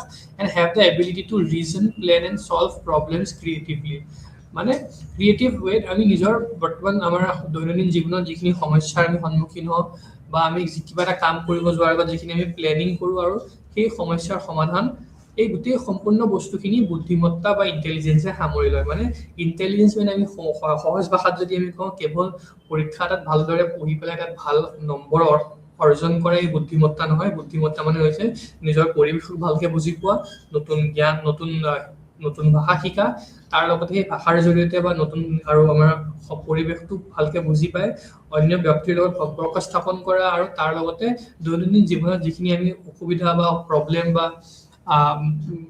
আমি দেখা দিওঁ, সেই প্ৰব্লেমসমূহ বা সেই অসুবিধাসমূহ সুন্দৰকৈ তাৰ চল্ভ কৰিবলৈ জীৱনত আগবাঢ়ি যোৱা, ইয়াকে আমি সহজ ভাষাত ইণ্টেলিজেঞ্চ বা বুদ্ধিমত্তা বুলি মনোবিজ্ঞানত অভিহিত কৰিছে।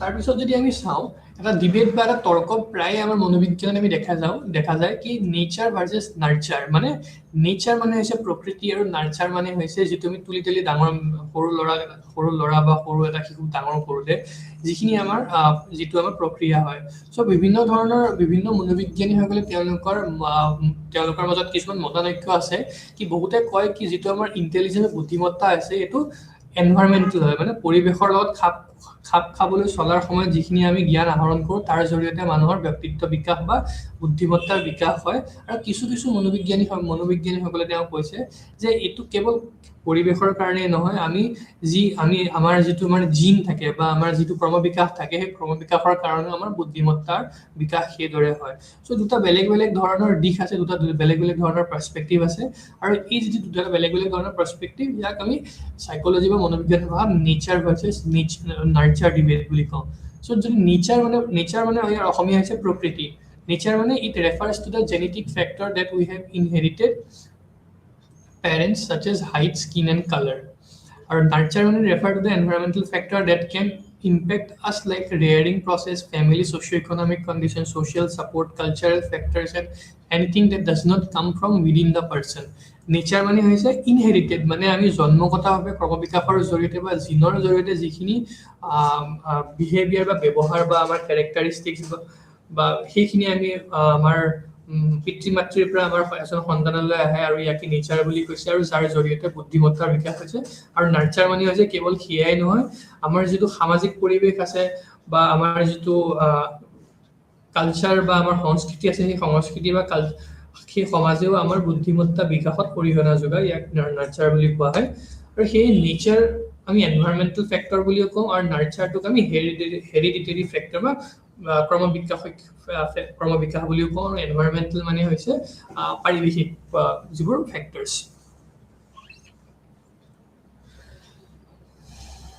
So, যিসকল মানুহে বা যিসকল মনোবিজ্ঞানীয়ে এইটো বিশ্বাস কৰে কি people who believe our intelligence is purely control by the environmental factor যিসকল মনোবিজ্ঞানী বা যিসকল লোকে এইটো বিশ্বাস কৰে কি আমাৰ যিটো বুদ্ধিমত্তা আছে এই বুদ্ধিমত্তাটো সম্পূৰ্ণৰূপে পৰিৱেশৰ ওপৰত নিৰ্ভৰশীল তেনেধৰণৰ লোকক আমি এনভাইৰনমেণ্টেলিষ্ট বা ইম্পেৰিচিষ্ট বুলি কওঁ আৰু তাৰ বিপৰীতে যিসকল লোকে বিশ্বাস কৰে কি আমাৰ যিটো বুদ্ধিমত্তা আছে সেইটো সম্পূৰ্ণৰূপে আমাৰ যিটো ক্ৰমবিকাশ আছে বা আমাৰ যিটো জিন আছে সেই জিন বা সেই ক্ৰমবিকাশৰ যিটো প্ৰক্ৰিয়া তাৰ ওপৰত নিৰ্ভৰ কৰে তেনেধৰণৰ লোকক আমি নেটিভিষ্ট বুলি ইংৰাজীত অভিহিত কৰা হৈছে আৰু ইয়াক বেসিক্যালি নেচাৰ আৰু নাৰ্চাৰ যিটো এইটো তৰ্ক আছে এইটো তৰ্ক কেৱল মাত্ৰ আমি বুদ্ধিমত্তাৰ ক্ষেত্ৰতে আমি প্ৰযোজ্য হয় তেনে নহয় যেতিয়া আমি ব্যক্তিত্বৰ কথা পঢ়িছিলোঁ যেতিয়া বিভিন্ন ধৰণৰ অন্য কিছুমান মনোবিজ্ঞানিক মনোবিজ্ঞানৰ বিকাশৰ কথা আমি পঢ়িছিলোঁ তাত নেচাৰ আৰু নাৰ্চাৰ এই যিটো তৰ্ক আছিলে এই তৰ্কটো খুবেই বিস্তৃতভাৱে আলোচনা কৰা হয় এইখন স্লাইড যদি আপোনালোকে চাই নেচাৰ আৰু নাৰ্চাৰৰ ওপৰত ভিত্তি কৰিয়ে বিভিন্ন ধৰণৰ মনোবিজ্ঞানৰ কিছুমান ব্যাখ্যা বিভিন্ন ধৰণৰ মনোবিজ্ঞানীসকলে আগবঢ়াইছে উদাহৰণস্বৰূপে প্ৰথম যিটো ব্যাখ্যা আছে বায়োলজিক্যাল এপ্ৰোচ যিটো biological approach is basically purely based on ই নিৰ্ভৰ কৰিছে নেচাৰৰ ওপৰত মানে ইয়াত মনোবিজ্ঞানীসকলে বায়োলজিক্যাল এপ্ৰোচৰ জৰিয়তে ব্যাখ্যা আগবঢ়োৱা মনোবিজ্ঞানীসকলে কৈছে যে কি মানুহে যিবোৰ নতুন বস্তু শিকে বা নতুন ব্যৱহাৰ আচাৰ ব্যৱহাৰ শিকে বা ব্যক্তিত্বত পৰিৱৰ্তন ঘটে বা বুদ্ধিমত্তাৰ যিটো পৰিৱৰ্তন ঘটে সেইটো বায়োলজিক্যাল হয় মানে নেচাৰৰ জৰিয়তে হয় ঠিক সেইদৰে যিটো ইয়াৰ বাওঁফালে সোঁফালে যদি আপোনালোকে চাই যে বিহেভিয়াৰিজম যিটো শব্দ আছে আমি যেতিয়া আমি লাৰ্নিং বা শিক্ষণ পঢ়িছিলোঁ তাত বিহেভিয়াৰিজমৰ শব্দৰ ব্যৱহাৰটো আমি কৰিছিলোঁ আৰু বিহেভিয়াৰিজমে বিশ্বাস কৰে কি মানুহে যিখিনি নতুন কৌশল শিকে নতুন ব্যৱহাৰ শিকে নিজকে সমাজৰ লগত খাপ খাই চলিবলৈ যিখিনি কৌশলৰ প্ৰয়োজন হয় সেই সকলোবোৰ নেচাৰ নহয় নাৰ্চাৰ মানে পৰিৱেশৰ জৰিয়তে শিকে পৰিৱেশ মানে সমাজৰ জৰিয়তে সংস্কৃতিৰ প্ৰভাৱৰ জৰিয়তে শিকে চ' এনেধৰণে ভিত্তি কৰি পেলাই বায়োলজিক্যাল এপ্ৰোচ সাইকোএনালাইসিস কগনিটিভ সাইকোলজি হিউমেনিজম আৰু বিহেভিয়াৰিজম এনেকৈ বিভিন্ন ধৰণৰ যিবোৰ মনোবিজ্ঞানৰ ব্যাখ্যা আগবঢ়োৱা হৈছে বিভিন্ন মনোবিজ্ঞানীৰ জৰিয়তে সেই ব্যাখ্যাসমূহক কিছু পৰিমাণে হ'লেও নেচাৰ বা নাৰ্চাৰ নেচাৰ ভাৰ্চেছ নাৰ্চাৰৰ যিটো তৰ্ক আছে তাৰ পৰাই অনুপ্ৰাণিত হৈ পেলাই এই সকলোসমূহ ব্যাখ্যা আগবঢ়োৱা হৈছে তাৰপিছত যদি আমি আমি বুদ্ধিমত্তাৰ কথা কওঁ, বিভিন্ন লোকে বুদ্ধিমত্তা বিভিন্ন ধৰণে তেওঁলোকে ডেছক্ৰাইব কৰিছে বা বিভিন্ন ধৰণে তেওঁলোকে ব্যাখ্যা আগবঢ়াইছে, বিভিন্ন ধৰণে মানুহক বুজাব চেষ্টা কৰিছে কি ইণ্টেলিজেন্স বা বুদ্ধিমত্তা মানেনো কি। চ' সেই তাৰ ওপৰতে ভিত্তি কৰি বিভিন্ন ধৰণৰ মনোবিজ্ঞানীসকলে বিভিন্ন সময়ত বিভিন্ন ব্যাখ্যা আগবঢ়াইছে, যাক আমি ইংৰাজীত থিয়ৰিজ অফ পাৰ্চনেলিটিজ বুলি কোৱা হয়। আৰু তেনেধৰণৰ বিভিন্ন ধৰণৰ থিয়ৰিজ আমি মনোবিজ্ঞানৰ শাখাত আমি পঢ়োঁ, আৰু যিবোৰ ব্যাখ্যাই বুদ্ধিমত্তাৰ বিষয়ে জানিবলৈ আমাক সহায় আৰু সহযোগ কৰিছে। চ' বিভিন্ন ধৰণৰ ব্যাখ্যা বা থিয়ৰিজৰ ভিতৰত কিছুমান বিশেষ থিয়ৰি মই আজি আপোনালোকৰ সন্মুখত লৈ আহিছোঁ। এই প্ৰত্যেকটো থিয়ৰি আমি এটা এটাকে আপোনালোকৰ সন্মুখত আগবঢ়াবলৈ চেষ্টা কৰিছোঁ।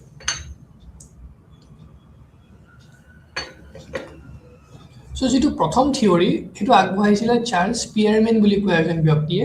চ' চাৰ্লছ পিয়েৰমেনে কৈছিলে কি ইণ্টেলিজেন্স বা বুদ্ধিমত্তাক তেওঁ যিটো থিয়ৰি বা নিজৰ ব্যাখ্যা আগবঢ়াইছিলে ইয়াক টু ফেক্টৰ থিয়ৰি বুলি কোৱা হয়। টু ফেক্টৰ মানে দুটা ফেক্টৰ বা দুটা দিশ বা দুটা কোণ বুলি আপুনি অসমীয়াত ক'ব পাৰে। চাৰ্লছ পিয়েৰমেনে কৈছিলে কি all cognitive activities or mental activities consist of two factors. তেওঁ কৈছিলে কি আমাৰ যিবোৰ মানসিক যিখিনি আমাৰ ঘটনা পৰিঘটনা বা যিখিনি আমাৰ মস্তিষ্কৰ ভিতৰত যিখিনি প্ৰক্ৰিয়া চলি থাকে বা ব্ৰেইন এক্টিভিটি বা মেণ্টেল এক্টিভিটি বা কগনিটিভ এক্টিভিটি, সেই সকলো এক্টিভিটিক তেওঁ দুটা ভাগত ভাগ কৰিছিলে। প্ৰথমটোক জি ফেক্টৰ বা জেনেৰেল ফেক্টৰ বুলি তেওঁ কৈছিলে, আৰু দ্বিতীয়টোক কৈছিলে এছ ফেক্টৰ বা স্পেচিফিক ফেক্টৰ। চ' তেওঁৰ মতে যে intelligence is some of general factor and specific factor. তেওঁ কৈছিলে কি বুদ্ধিমত্তা মানে জেনেৰেল যিবোৰ ফেক্টৰ আছে, জেনেৰেল ফেক্টৰ যোগ স্পেচিফিক ফেক্টৰ ইকুৱেল বুদ্ধিমত্তা বা ইণ্টেলিজেন্স। চ' এতিয়া প্ৰশ্ন হয় কি জি ফেক্টৰত কি বস্তু আমাৰ ইয়াত বান্ধি দিয়া হৈছে আৰু এছ ফেক্টৰত কি বস্তু সামৰি লৈছে। চ' জি ফেক্টৰ বা জেনেৰেল ফেক্টৰ তেওঁ যেতিয়া ব্যাখ্যা আগবঢ়াইছিলে তেওঁ কৈছিলে কি G factor states the intelligence is composed of general intelligence, a broad spectrum of mental facilities that influence our performances. মানে দৈনন্দিন জীৱনত যিখিনি আমি কাম কৰিব লগা হয় বা কৰি আছো, সেই কামসমূহ সুচাৰুৰূপে কৰিবলৈ কাৰণে যি কৌশলৰ আমাৰ প্ৰয়োজন আছে, সেই সকলো কৌশলসমূহক জি ফেক্টৰ বা জেনেৰেল ফেক্টৰে সামৰি লৈছে। উদাহৰণস্বৰূপে ৰাতিপুৱা উঠি পেলাই আমি জীৱনত যিখিনি কাম কৰিব লাগে সেই কামখিনি কৰিবলৈ কাৰণেও বিশেষ কিছুমান কৌশলৰ প্ৰয়োজন আছে। উদাহৰণস্বৰূপে কাপোৰটো পিন্ধি পেলাই চাৰ্টটোৰ বুটাম মাৰাই নহওক কিয়। চ' এই বিভিন্ন ধৰণৰ যিবোৰ সৰু সৰু কৌশল আছে, যিবোৰ দৈনন্দিন জীৱনত আমি সদায় ব্যৱহাৰ কৰিব লগা হয় বা আমি কৰি থাকোঁ, সেই সকলোখিনিক জি ফেক্টৰ বা জেনেৰেল ফেক্টৰে সামৰি লৈছে। আৰু তাৰ লগতে তেওঁ যিটো দ্বিতীয় ফেক্টৰ তাক এছ ফেক্টৰ বা স্পেচিফিক বা নিৰ্দিষ্ট ফেক্টৰ বুলি কৈছে। সেই এছ ফেক্টৰ তেওঁ কৈছিলে কি S factor is singular unique factor, it proposes all cognitive activity are related to one another.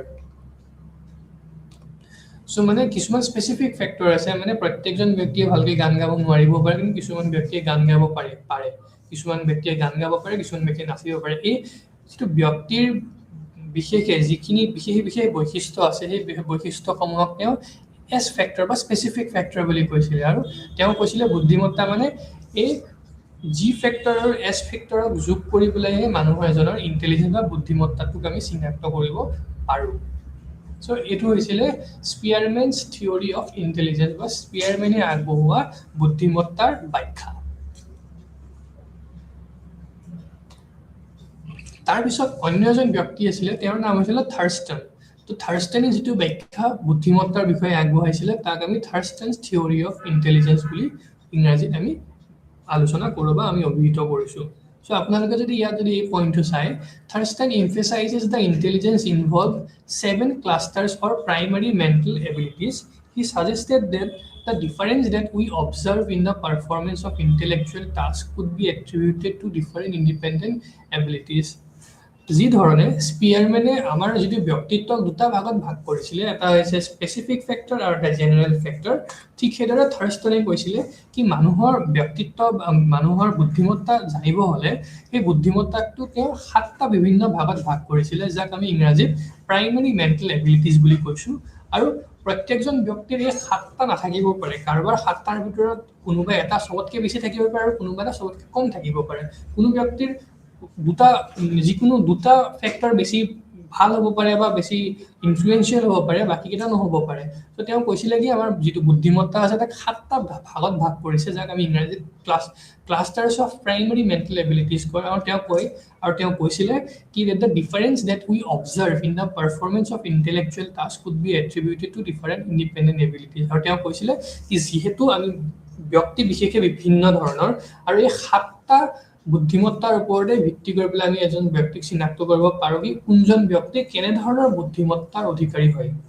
চ' এই 7টা বিভিন্ন ভাগ যদি আমি চাব বিচাৰোঁ, এই 7টা বিভিন্ন ভাগ হৈছে word fluency, verbal comprehension, spatial visualisation, perceptual speed, numerical facility, reasoning and associative memory. So' কেতিয়াবা কি হয়, এই শব্দসমূহৰ সম্পূৰ্ণ এটা বিপৰীত যিটো ইয়াৰ লগত মিল থকা অসমীয়া শব্দ কেতিয়াবা অলপ বিচাৰি পাবলৈ অলপ কঠিন হয়। সেয়ে মই সদায় প্ৰয়াস কৰিছোঁ কি শব্দকেইটা ইংৰাজী শব্দ মই ইংৰাজীতে ব্যৱহাৰ কৰি পেলাই তাৰ অসমীয়া তাৰ যিটো মিনিং আছে বা তাৰ যিটো ভাৱ আছে এই ভাৱটো মই আগবঢ়াবলৈ চেষ্টা কৰিছোঁ। চ' প্ৰথম হৈছে ৱৰ্ড ফ্লুৱেঞ্চি, মানে এজন ব্যক্তিয়ে কিমান ভালকৈ প্ৰত্যেকটো শব্দৰ ব্যৱহাৰ ভালকৈ কৰিব পাৰে, means ability to think or use words rapidly such as in the task of anagrams. So' যিসকল ব্যক্তিৰ এই ৱৰ্ড ফ্লুৱেঞ্চিৰ বুদ্ধিমত্তাৰ এই ৱৰ্ড ফ্লুৱেঞ্চিটো বেছি, তেওঁলোক এনেধৰণৰ ব্যক্তি যিসকলে খুব ধুনীয়াকৈ ভাষণ দিব পাৰে, নিজৰ কথাসমূহ পৰিপাটিকৈ উপস্থাপন কৰিব পাৰে, বা যিসকল ব্যক্তি টিচিং বা শিক্ষকতাৰ লগত জড়িত তেওঁলোকৰ বুদ্ধিমত্তাত এই ৱৰ্ড ফ্লুৱেঞ্চিৰ এই যিটো এবিলিটি আছে বা এই যিটো কৌশল আছে সকলোতকৈ বেছি, কাৰণ তেওঁলোকে খুব সোনকালে তাৰ লগতে যিসকল লিখক হয় তেওঁলোকে খুব কম শব্দৰ জৰিয়তে তেওঁলোকৰ মনৰ ভাৱ প্ৰকাশ কৰিব পাৰে। সেইটো বুদ্ধিমত্তাৰ এটা ধৰণ বুলি থাৰ্ষ্টেনে অভিহিত কৰিছে। দ্বিতীয়টো হৈছে ইয়াক কোৱা হৈছে verbal comprehension, ability to understand the meaning of words, concepts and ideas correctly. চ' মনোবিজ্ঞানৰ ভাষাত যদি আমি মনোবিজ্ঞানী বা কাউন্সিলাৰ যিবোৰ থাকে তেওঁলোকে ভাৰ্বেল কম্প্ৰিহেনশ্যনটো খুব বেছি। ইয়াৰ অৰ্থ হৈছে যে ability to understand the meaning of words, concepts and ideas correctly. ঠিক সেইদৰে spatial visualisation is the ability to manipulate pattern and form of object in space visually. ঠিক সেইদৰে চতুৰ্থটো হৈছে perceptual speed, tendency to perceive details quickly in every stimulus accurately. Perceptual speed এনেধৰণৰ লোকৰ মাজত খুব বেছি হয় এই বুদ্ধিমত্তাটো, যিসকল উদাহৰণস্বৰূপে ট্ৰেইনৰ কোনোবা যদি পাইলট বা এৰোপ্লেনৰ পাইলট বা লোকোমোটৰৰ পাইলট হয়, তেওঁলোকৰ এই পাৰচেপচুৱেল স্পীড, কিমান স্পীডত সেই বস্তু, কিমান বেগত সেই বস্তু আমি গতিত কৰিব লাগিব, কিমান বেগত মই যদি উৰাজাহাজখন উৰাব পাৰোঁ সেইখন মই ভালকৈ লেণ্ডিং কৰিব পাৰিম, এই যিবোৰ স্পীড ৰিলেটেড যিখিনি একুৰেচি আছে। উদাহৰণস্বৰূপে যিসকল ক্ৰিকেটাৰ হয়, যেতিয়া বেটিং কৰি থাকে বলটো কিমান স্পীডত আহিছে আৰু কিমান স্পীডত মই বেটখন ঘূৰালে সেই বলটো মই বাউণ্ডেৰীৰ পৰা বাহিৰলৈ পেলাই দিব পাৰিম। চ' এই ধৰণৰ যিবোৰ বুদ্ধিমত্তা আছে এই বুদ্ধিমত্তাখিনি পাৰচেপচুৱেল স্পীড বুলি কয়, আৰু এই বিশেষ ধৰণৰ প্ৰফেশ্যনেল লগত জড়িত লোকসকলৰ এই পাৰচেপচুৱেল স্পীড বুদ্ধিমত্তাটো খুবেই বেছি হয়। ঠিক সেইদৰে numerical facility, one's ability to solve numerical problems quickly and accurately. So' যিসকল ব্যক্তি মেথমেটিক্স বা অংক বা ষ্টেটিষ্টিক্স বা পৰিসংখ্যাৰ লগত জড়িত যিসকল ব্যক্তি আছে যাৰ প্ৰফেশ্যন এই কামবোৰৰ লগত জড়িত, তেওঁলোকৰ এই নিউমেৰিকেল ফেচিলিটি ইয়াৰ খুবেই বেছি, কাৰণ তেওঁলোক এনেধৰণৰ ব্যক্তি যি সংখ্যাৰ লগত সদায় ডিল কৰিব লাগে, আৰু কোনো সংখ্যাৰ লগত যেতিয়া তেওঁলোকে ডিল কৰিব লাগে তেওঁ সংখ্যাসমূহ খুব সোনকালে বুজি পায়। আৰু এনেধৰণৰ ব্যক্তিয়ে যেতিয়া কম্পিটিটিভ এক্সামবোৰ দিবলৈ যায় তেওঁলোকৰ যিবোৰ জেনেৰেল ইণ্টেলিজেঞ্চৰ যিবোৰ কুৱেশ্যনেয়াৰ থাকে বা প্ৰশ্ন থাকে তেওঁলোকে ধুনীয়াকৈ তাৰ এনচাৰবোৰ দিব পাৰে। তাৰপিছতে আছে reasoning, the ability two observe facts and making a general rule out of it. চ' যিসকলে ওকালতি কৰে তেওঁলোকৰ এই ৰিজনিং ইণ্টেলিজেঞ্চ বা ৰিজনিঙৰ যিটো বুদ্ধিমত্তা খুবেই বেছি, কাৰণ তেওঁলোকে যিবোৰ সত্যতা প্ৰমাণ কৰিবলৈ কাৰণে যিবোৰ ফেক্ট থাকে, যিবোৰ ডকুমেণ্ট তেওঁলোকে পায়, যিখিনি তেওঁলোকে সাক্ষ্য পায়, সেই সাক্ষ্যসমূহ ভালদৰে তেওঁলোকে উপস্থাপন কৰিবলৈ প্ৰয়াস কৰে যাতে তেওঁলোকে যিটো কেছ লৈছে সেই কেছটো তেওঁলোকে জিকি যাব পাৰে। চ' সেইকাৰণে যিসকলে এনেকুৱা ধৰণৰ প্ৰফেশ্যনত থাকে, ওকালতি কৰাই হওক বা তেনেকৈ বিভিন্ন ধৰণৰ প্ৰফেশ্যনত, তেওঁলোকৰ এই ৰিজনিং কেপাচিটিটো খুবেই বেছি। দেন শেষৰটো এছ'চিয়েটিভ মেমৰি, মানে ability to memorise and recall quickly and accurately. উদাহৰণস্বৰূপে আমি CID নামৰ এখন মুভি চাই, আমি এখন চিৰিয়েল চাইছোঁ বা ডিটেক্টিভ, আমি বিভিন্ন ধৰণৰ চিনেমাবোৰ আমি চাওঁ।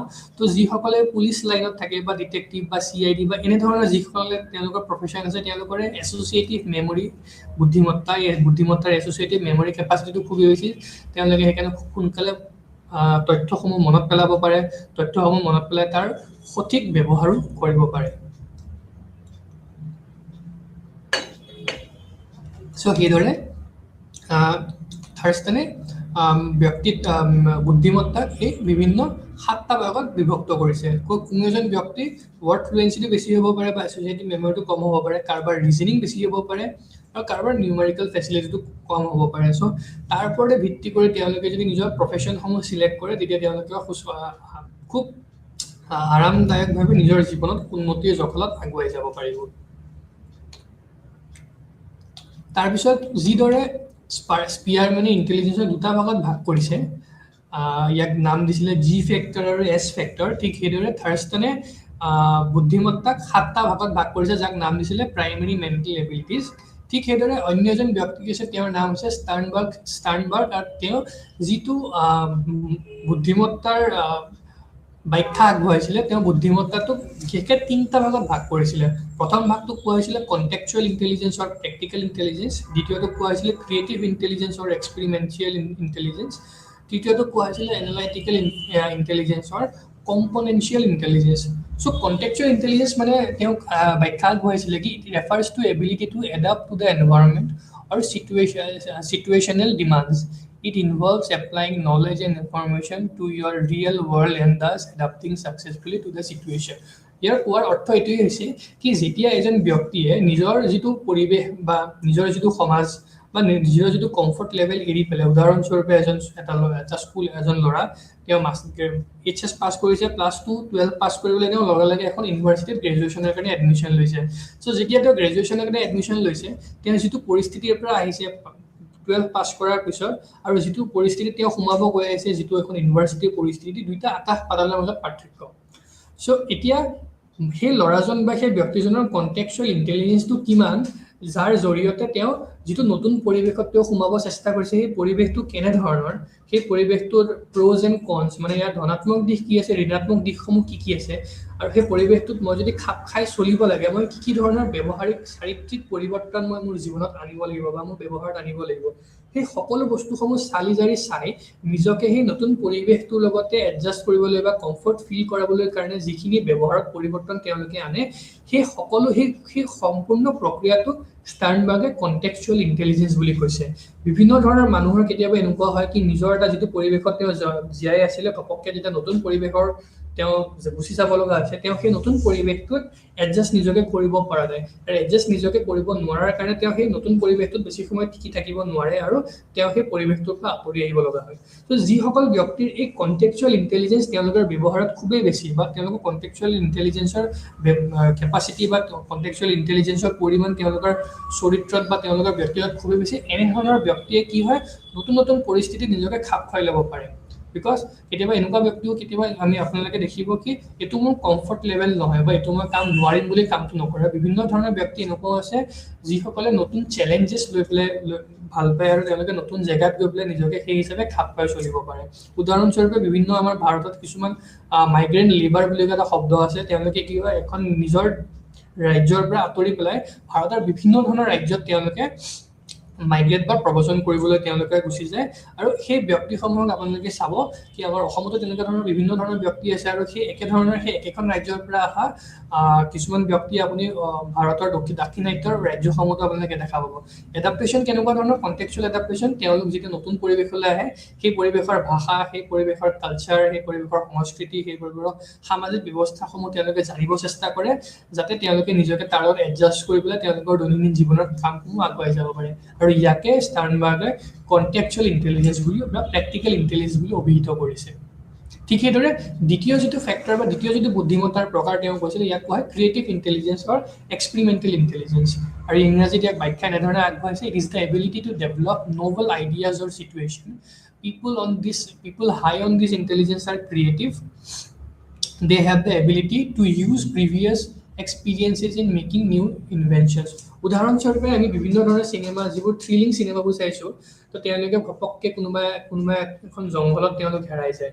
এতিয়া জীয়াই থাকিবলৈ কাৰণে তেওঁলোকে বিভিন্ন ধৰণৰ কিছুমান ব্যৱহাৰ বিভিন্ন ধৰণৰ কিছুমান ব্যৱহাৰ তেওঁলোকে প্ৰদৰ্শন কৰিব লাগিব তাৰ জৰিয়তে তেওঁলোকে বাচিবলৈ হ'লে তেওঁলোকে এটা এনেকুৱা জেগাত যাব লাগিব য'ত তেওঁলোকে মানুহ বিচাৰি পায় বা তেওঁলোকৰ দৈনন্দিন খাদ্যবোৰ বিচাৰি পায় কিন্তু জীয়াই থাকিবলৈ হ'লে আমি কি কাম কৰিব লাগিব কাৰণ তেওঁলোকে কেতিয়াও জংঘলত তেনেকে গৈ পোৱা নাই সো সেই পৰিস্থিতিত আপোনালোকে যদি মনত পেলায় বিভিন্ন ধৰণৰ চিনেমাবোৰ আপোনালোকে চাইছে সেই পৰিস্থিতিটোত জীয়াই থাকিবলৈ কাৰণে যি ব্যৱহাৰৰ প্ৰয়োজন আছে সেই ব্যৱহাৰসমূহ তেওঁলোকে যদি আয়ত্ত কৰিবলৈ নিজৰ জীৱনটো তাত অতিবাহিত কৰিব পাৰে তেনেধৰণৰ যদি বুদ্ধিমত্তা ইয়াক কোৱা হয় ক্ৰিয়েটিভ ইণ্টেলিজেন্স মানে যিসকল মানুহৰ ক্ৰিয়েটিভিটি লেভেলটো বহুত বেছি ঘপককে আমি এনেকুৱা এটা পৰিস্থিতি আমি পৰি যাওঁ উদাহৰণস্বৰূপে আমি গাড়ী চলাই গৈ আছো আন্ধাৰ ৰাস্তাত ঘপককে গাড়ীৰ টায়াৰটো পাংচাৰ হৈ গ'ল তো এতিয়া আমি কৰিম কি সো সেই এনেকুৱা ধৰণৰ বিভিন্ন যিবোৰ নতুন এক্সপিৰিয়েঞ্চিয়েল পৰিস্থিতিত যেতিয়া আমি পৰি যাওঁ আৰু সেই সময়ত সেই পৰিস্থিতিৰ পৰা আমি সুচাৰুৰূপে বাহিৰলৈ আহিবলৈ কাৰণে যি ব্যৱহাৰৰ প্ৰয়োজন হয় বা যি ব্যৱহাৰৰ আমি প্ৰদৰ্শন কৰোঁ সেই সকলোসমূহক ক্ৰিয়েটিভ ইণ্টেলিজেন্স বুলি কয় আৰু সেই ক্ৰিয়েটিভ ইণ্টেলিজেন্স যিসকল ব্যক্তিৰ ক্ৰিয়েটিভ ইণ্টেলিজেন্সটো বহুত হাই থাকে তেওঁ কিবা নহয় কিবা যোগাৰ পাতি কৰি হ'লেও মেনেজ কৰি হ'লেও সেই যিটো পৰিস্থিতি আছে তাৰ পৰা তেওঁলোক সুচাৰুৰূপে ওলাই অহা সক্ষম হ'ব আৰু ষ্টাৰ্ণবাৰ্গে এনেধৰণৰ যিটো ইণ্টেলিজেন্স বা বুদ্ধিমত্তা আছে মানে আমি সৰুতে কাহিনী পঢ়িছিলোঁ অনাগত বিধাতা প্ৰত্যুৎপন্নমতি আৰু যত ভৱিষ্যত তিনিটা মাছৰ কাহিনী সো এই যে প্ৰত্যুৎপন্নমতি আছিলে যেতিয়া সেই মাছটোক ধৰি আনি চিকাৰীয়ে বাহিৰ এনেকে ধৰি আনিছিলে জাল পেলাই লগে কি কৰিছিলে যদি সি চটপটাই থাকে তাৰ মৃত্যু নিশ্চিত বুলি সি গম পাই সি মৰাৰ ভাও জুৰিছিলে আৰু যে সি মৰাৰ ভাও জুৰিলে মানুহে তাক মৰা বুলি ভাবি পেলাই পানীত পেলাই দিছিলে আৰু পানীত পেলোৱাৰ লগে সি তাৰ পৰা পলাই গৈছিলে এই যিটো ইণ্টেলিজেন্স ইয়াক ক্ৰিয়েটিভ ইণ্টেলিজেন্স বুলি ষ্টাৰ্ণবাৰ্গে অভিহিত কৰিছে মানে সেই ক্ৰিয়েটিভিটি লেভেল যাৰ জৰিয়তে যিকোনো পৰিস্থিতিয়ে নহওক কিয় সেই পৰিস্থিতিৰ পৰা আমি ভালকে বাহিৰলৈ আহি যাব পাৰোঁ ইয়াক কোৱা হয় ক্ৰিয়েটিভ ইণ্টেলিজেন্স আৰু শেষৰ যিটো ইণ্টেলিজেন্স যিহেতু তিনিটা ভাগত ষ্টাৰ্ণবাৰ্গে ইণ্টেলিজেন্সক বা বুদ্ধিমত্তাক শ্ৰেণী বিভক্ত কৰিছে তৃতীয়টো হৈছে এনালাইটিকেল ইণ্টেলিজেন্স বা কম্পনেনচিয়েল ইণ্টেলিজেন্স মানে it is the ability to think abstractly and appraise the situation People high on this form of intelligence often score high on traditional intelligence IQ tests, such as individuals have a critical and analytical abilities and usually perform well in academic tasks and school. So, বিভিন্ন ধৰণৰ ল'ৰা-ছোৱালী এনেকুৱা থাকে যিসকলে খুব ভালদৰে যিখিনি আমাৰ কিতাপৰ পৰা যিখিনি জ্ঞান বা তেওঁলোকৰ যিটো ক্ৰিটিকেল থিংকিং আছে তেওঁলোকৰ বিৰাট হাই আৰু অলপ কষ্ট কৰি পেলাই ভালদৰে কিতাপখন পঢ়ি বুজি জানি পৰীক্ষাত ভাল মাৰ্কছ আনিব পাৰে এই ধৰণৰ যিটো ইণ্টেলিজেন্স আমি সচৰাচৰ যিটোক আমি বুদ্ধি বা ইণ্টেলিজেন্স বা বুদ্ধিয়ক ল'ৰা-ছোৱালীৰ সংজ্ঞাৰে আমি অভিহিত কৰিবলৈ ব্যক্তিক চেষ্টা কৰোঁ based on the marks that they are getting মানে যিসকল লোকে ভালদৰে কিতাপখন পঢ়ি পৰীক্ষাত ভালদৰে লিখি ভাল মাৰ্কছ পাই আছে তেনেকুৱা ল'ৰা বা ছোৱালীক বুদ্ধিয়ক বা বুদ্ধিমত্তা বা ইণ্টেলিজেন্স বুলি অভিহিত কৰিছোঁ এই ধৰণৰ যিটো ইণ্টেলিজেন্স আছে ষ্টাৰ্ণবাৰ্গে ইয়াক এনালাইটিকেল ইণ্টেলিজেন্স বুলি কৈছে মানে আমি যেতিয়া সচৰাচৰ আমাৰ দৈনন্দিন জীৱনত আমি ইণ্টেলিজেন্স শব্দটো বা বুদ্ধিমত্তা বা বুদ্ধিয়ক ল'ৰা বা বুদ্ধিয়ক ছোৱালী বা বুদ্ধিমত্তা এই শব্দটোৰ ব্যৱহাৰ আমি কৰিছোঁ আমি কেৱল এই এনালাইটিকেল ইণ্টেলিজেন্স পাৰ্টটোকে বেছিকৈ আমি গুৰুত্ব আৰোপ কৰিছোঁ মানে কিতাপখন ভালদৰে বুজি পাইছে বা অংকটো ভালকৈ কৰিব পাৰি পেলাই ভাল মাৰ্কছ আনিছে আৰু ৰোল নম্বৰ 1 2 3 4 মানে যেনেকুৱা ধৰণৰ হৈছে পৰীক্ষাত ভাল মাৰ্কছ আনিছে সেই তেনেজন ব্যক্তিকে আমি ইণ্টেলিজেন্স বুলি কওঁ কিন্তু সঁচা অৰ্থত যদি আমি চাওঁ ইণ্টেলিজেন্স বা বুদ্ধিমত্তাৰ যিটো তাৰ কনচেপ্ট তাৰ যিটো ভাৱধাৰা সেইটো খুবেই বহল হয় আৰু আমি যিটো ইণ্টেলিজেন্স বুলি সচৰাচৰ ব্যৱহাৰ কৰোঁ ই বুদ্ধিমত্তাৰ কেৱল এটা অংশহে মাথো চ' তাৰ লগতে ক্ৰিয়েটিভ ইণ্টেলিজেন্স আৰু কণ্টেক্সুৱেল ইণ্টেলিজেন্সো আছে যেনেকৈ অনাগত বিধাতা প্ৰত্যুৎপন্নমতি আৰু যত ভৱিষ্যত তিনিটা মাছৰ কাহিনী ইতিমধ্যে পঢ়ি আহিছিলোঁ স্কুলত চ' সেই স্পিয়াৰ মানে বুদ্ধিমত্তাক দুটা ভাগত ভাগ কৰিছে জি ফেক্টৰ আৰু এছ ফেক্টৰ থাৰ্ষ্টনে বুদ্ধিমত্তাক 7টা বিভিন্ন ভাগত ভাগ কৰিছে আৰু নাম দিছে তাক প্ৰাইমেৰী মেণ্টেল এবিলিটিজ ঠিক সেইদৰে ষ্টাৰ্ণবাৰ্গে বুদ্ধিমত্তাক 3টা ভাগত বিভক্ত কৰিছে প্ৰথমটো কোৱা হৈছিলে কণ্টেক্সুৱেল ইণ্টেলিজেন্স দ্বিতীয়টো কোৱা হৈছিলে ক্ৰিয়েটিভ ইণ্টেলিজেন্স আৰু তৃতীয়টো কোৱা হৈছিলে এনালাইটিকেল ইণ্টেলিজেন্স আৰু কণ্টেক্সুৱেল ইণ্টেলিজেন্স বা বুদ্ধিমত্তা মানে কি ক্ৰিয়েটিভ ইণ্টেলিজেন্স বা বুদ্ধিমত্তা মানে কি আৰু এনালাইটিকেল ইণ্টেলিজেন্স বা বুদ্ধিমত্তা মানে কি আমি ইতিমধ্যে আলোচনা কৰিছোঁ ঠিক সেইদৰে অন্য এজন ব্যক্তি আছিলে তেওঁৰ নাম আছিলে গাৰ্ডনাৰ চ' গাৰ্ডনাৰেও যিটো বুদ্ধিমত্তা আছিলে তাকো বিভিন্ন ভাগত শ্ৰেণীবিভক্ত কৰিছিলে আৰু তেওঁ কৈছিলে he proposes that there is no' one form of intelligence but a number of intelligence work together আগৰ যিখিনি ব্যক্তিয়ে বুদ্ধিমত্তাৰ ব্যাখ্যা আগবঢ়াইছিলে তেওঁলোকে কৈছিলে কি কোনো এজন ব্যক্তিৰ মাজত কেৱল এটা ধৰণৰ ইন্টেলিজেন্স বা এটা ধৰণৰ বুদ্ধিমত্তাহে সকলোতকৈ বেছি থাকিব পাৰে তাৰ বিপৰীতে গাৰ্ডনাৰে কৈছিলে কি there is no one form of intelligence but a number of intelligence work together তেওঁ কৈছিলে কি এজন ব্যক্তিৰ মাজত কেৱল এটা প্ৰকাৰৰ বুদ্ধিমত্তাই নাথাকে কেইবা ধৰণৰ বুদ্ধিমত্তা তেওঁৰ ব্যক্তিজনৰ ব্যক্তিত্বত থাকে আৰু সেই কেইবা ধৰণৰ বুদ্ধিমত্তাই একেলগে তেওঁলোকে ব্যক্তিজনৰ লগত জীৱন নিৰ্বাহ কৰিবলৈ সেই বুদ্ধিমত্তাৰ বিভিন্ন ভাগসমূহ একেলগে ক্ৰিয়া কৰে so intelligence is the ability to solve problems product that are consequences in a particular cultural settings or community so তেওঁ গাৰ্ডনাৰৰ বুদ্ধিমত্তাৰ প্ৰতি এটা ভাৱধাৰা সো তাৰ ওপৰত ভিত্তি কৰিয়ে তেওঁ বিভিন্ন ধৰণৰ আপোনালোকে যদি চাই 1 2 3 4 5 6 7 সাতটা বিভিন্ন ধৰণৰ ইন্টেলিজেন্স বা বুদ্ধিমত্তা তেওঁ আগবঢ়াইছিলে প্ৰথমটো কোৱা হৈছিলে লিংগুইষ্টিক ইন্টেলিজেন্স মানে কি people who are high on this type of intelligence have good linguistic abilities they can easily articulate and express their thoughts by choosing appropriate words মানে যি সকল ব্যক্তিৰ লিংগুইষ্টিক ইন্টেলিজেন্স বা লিংগুইষ্টিক বুদ্ধিমত্তাটো সকলোতকৈ বেছি তেনে ধৰণৰ ব্যক্তিয়ে কি কৰে তেনে ধৰণৰ ব্যক্তিয়ে তেওঁলোকৰ মনত যিসমূহ ভাৱ আছে in order to express themselves তেওঁলোকৰ মনৰ ভাৱসমূহ ভালদৰে সুচাৰুৰূপে আৰু শুদ্ধ শব্দ প্ৰয়োগ কৰি সেই ভাৱসমূহ সহজভাৱে প্ৰদৰ্শিত কৰিব পাৰে কেতিয়াবা এনেকুৱা ধৰণৰ ব্যক্তি আমি দেখা পাওঁ কি মনত যি কথাসমূহ চলি আছে বা মনৰ যিখিনি ভাৱধাৰা যিখিনি ক'ব লগা আছে সেই ক'ব লগা কথাখিনি তেওঁলোকে শুদ্ধ শব্দ ব্যৱহাৰ কৰিব নোৱাৰি বুজাব চেষ্টা কৰে যাৰ জৰিয়তে অন্য যিজন ব্যক্তি যোনজনে বুজিব চেষ্টা কৰি আছে তেওঁ বুজিবলৈ সমৰ্থ নহয় কাৰণ সেই ব্যক্তিজনৰ লিংগুইষ্টিক ইন্টেলিজেন্সটো খুবেই কম তেওঁ নাজানে কি কোনটো আবেগ প্ৰদৰ্শন কৰিবলৈ কোনটো শব্দৰ ব্যৱহাৰ কৰিব লাগে বা কোনটো ভাষাৰ ব্যৱহাৰ কৰিব লাগে আমি বিভিন্ন দৈনন্দিন জীৱনত আমি বিভিন্ন ধৰণৰ এনেকুৱা ব্যক্তিও দেখিছোঁ তেওঁলোকে মৰম আমাৰ সন্মুখত প্ৰদৰ্শিত কৰিছে হয় কিন্তু মৰম প্ৰদৰ্শিত কৰাৰ সময়ত যিটো শব্দৰ ব্যৱহাৰ বা যিটো ভাষাৰ ব্যৱহাৰ কৰিছে সেই ভাষাটো শুনি এনেকুৱা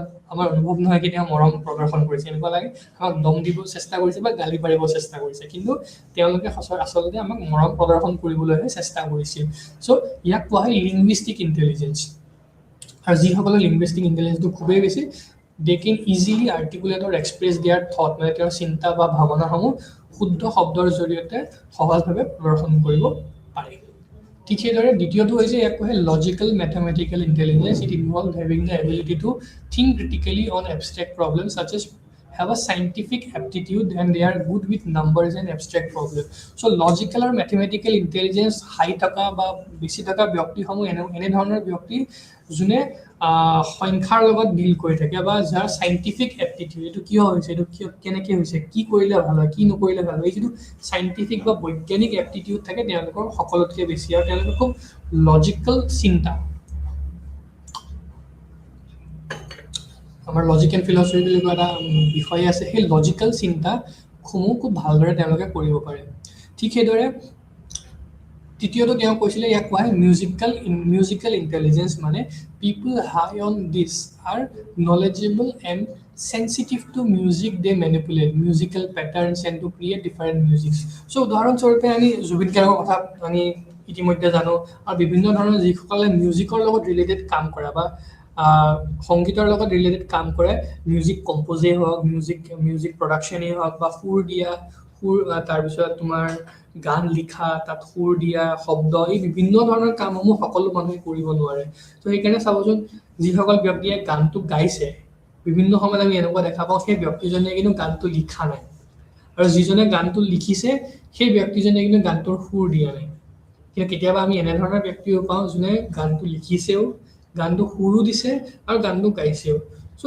যিকোনো ব্যক্তিয়ে নহওক কিয় কিন্তু সেই একে কামটো এনে এজন ব্যক্তিক আপুনি দিব নোৱাৰে যিসকল ব্যক্তিৰ লিংগুইষ্টিক ইন্টেলিজেন্সটো খুব ভাল তেওঁলোকে খুব ভাল শব্দৰ ব্যৱহাৰটো কৰিব পাৰে ঠিকেই কিন্তু এটা মিউজিক্যাল ইন্টেলিজেন্স মানে এই গানটোৰ সুৰ আৰু এই গানটোৰ সুৰৰ মাজত পাৰ্থক্য কি তেওঁলোকক যদি আপোনালোকে সুধে তেওঁলোকে খুব সময় কেতিয়াবা উত্তৰ দিব নোৱাৰিব পাৰে চ' যিসকল ব্যক্তিৰ মিউজিক্যাল ইন্টেলিজেন্সটো খুব ভাল তেওঁলোকে সেই গান বা সেই গানৰ যিটো ভাৱ তাৰ লগতে গানৰ যিটো ৰাগ যিটো তাল যিটো লয় যিটো মান এই বিভিন্ন বস্তুসমূহ তেওঁলোকে সহজভাৱে বুজি পায় সেইটো হৈছে তৃতীয় ধৰণৰ বুদ্ধিমত্তা একৰ্ডিং টু গাৰ্ডনাৰ চতুৰ্থ ধৰণৰ বুদ্ধিমত্তা তেওঁ কৈছিলে ইয়াক কোৱা হয় স্পেচিয়েল ইণ্টেলিজেঞ্চ, মানে the intelligence that is related to one's ability to manipulate and visual images and mental images. So' যিসকল ব্যক্তি, ছাপ'জ উদাহৰণস্বৰূপে এজন ব্যক্তি যোনে পাইলট, এজন ব্যক্তি যোন ড্ৰাইভাৰ, গাড়ীখন চলাই আছে, এজনে ফ্লাইটখন বা এৰোপ্লেনখন বা উৰাজাহাজখন উৰাই আছে, অন্য এজন ব্যক্তিয়ে ইঞ্জিনটোৰ জৰিয়তে ৰেলখন চলাই আছে।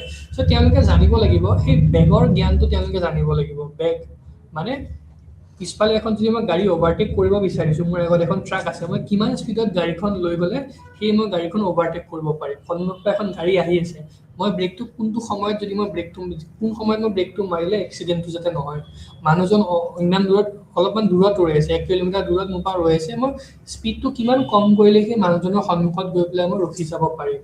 এজন ড্ৰাইভাৰৰ উদাহৰণ দি পেলাই কথাখিনি আপোনালোকৰ সন্মুখত বুজাব চেষ্টা কৰিছোঁ। এই যিখিনি জ্ঞান, উদাহৰণস্বৰূপে আপোনালোকে তাৰে জানি পাই চিনেমাখন যদি আপুনি চাইছে, তাত যিটো সৰু ল'ৰাৰ কথা দেখুওৱা হৈছিলে, তেওঁৰ এটা অসুবিধা হৈছিলে কি, যেতিয়া বলটো তেওঁৰ সন্মুখলৈ মাৰি পঠিয়াই, তেওঁ বলটো কেটচ কৰিবলৈ কয়, ধৰিব কয়, কিন্তু তেওঁ বলটো ধৰাত অসমৰ্থ, কাৰণ তেওঁ সেই বলটো কিমান বেগত আহিছে আৰু মই কেতিয়া হাতখন পাতি আৰু কেনেধৰণে হাতখন পাতি মই বলটো ধৰিব লাগে, সেই জ্ঞান তেওঁৰ নাছিলে। সেই জ্ঞানটো নাথাকাৰ কাৰণে তেওঁ বাৰে বাৰে হাতখন পাতে হয়, কিন্তু তেওঁ বলটো ভালকৈ ধৰিব নোৱাৰে। চ' বিভিন্ন ধৰণৰ ইয়াক কোৱা হয় স্পেচিয়েল ইণ্টেলিজেঞ্চ। চ' ক্ৰিকেট খেলাৰ সময়তে আমি বিভিন্ন ধৰণৰ সময়ত আমি সৰুতে দেখিছোঁ কি বলটো মাৰে, আমি কেচ বুলি চিঞৰোঁ, কিন্তু তেওঁ কেচটো কেতিয়াও ধৰিব নোৱাৰে। বিভিন্ন ধৰণৰ মানুহ আছে কেচটো ধৰিব নোৱাৰে, কিন্তু কিছুমান মানুহে খুব সহজেৰে কেচটো ধৰিব পাৰে, কাৰণ তেওঁ গম পাইছে কি কেচটো বা বলটো কিমান বেগত আহি আছে, বা বেটখন মই কিমান বেগত ঘূৰাব লাগিব যাতে মই বলটোক মই জোৰকৈ মাৰি পেলাই তাক বাউণ্ডেৰীলৈ পঠিয়াব পাৰোঁ। তো এই বিভিন্ন ধৰণৰ যিবোৰ জ্ঞান আছে বা বুদ্ধিমত্তা আছে, ইয়াক স্পেচিয়েল ইণ্টেলিজেঞ্চ বুলি গাৰ্ডনেৰে অভিহিত কৰিছে।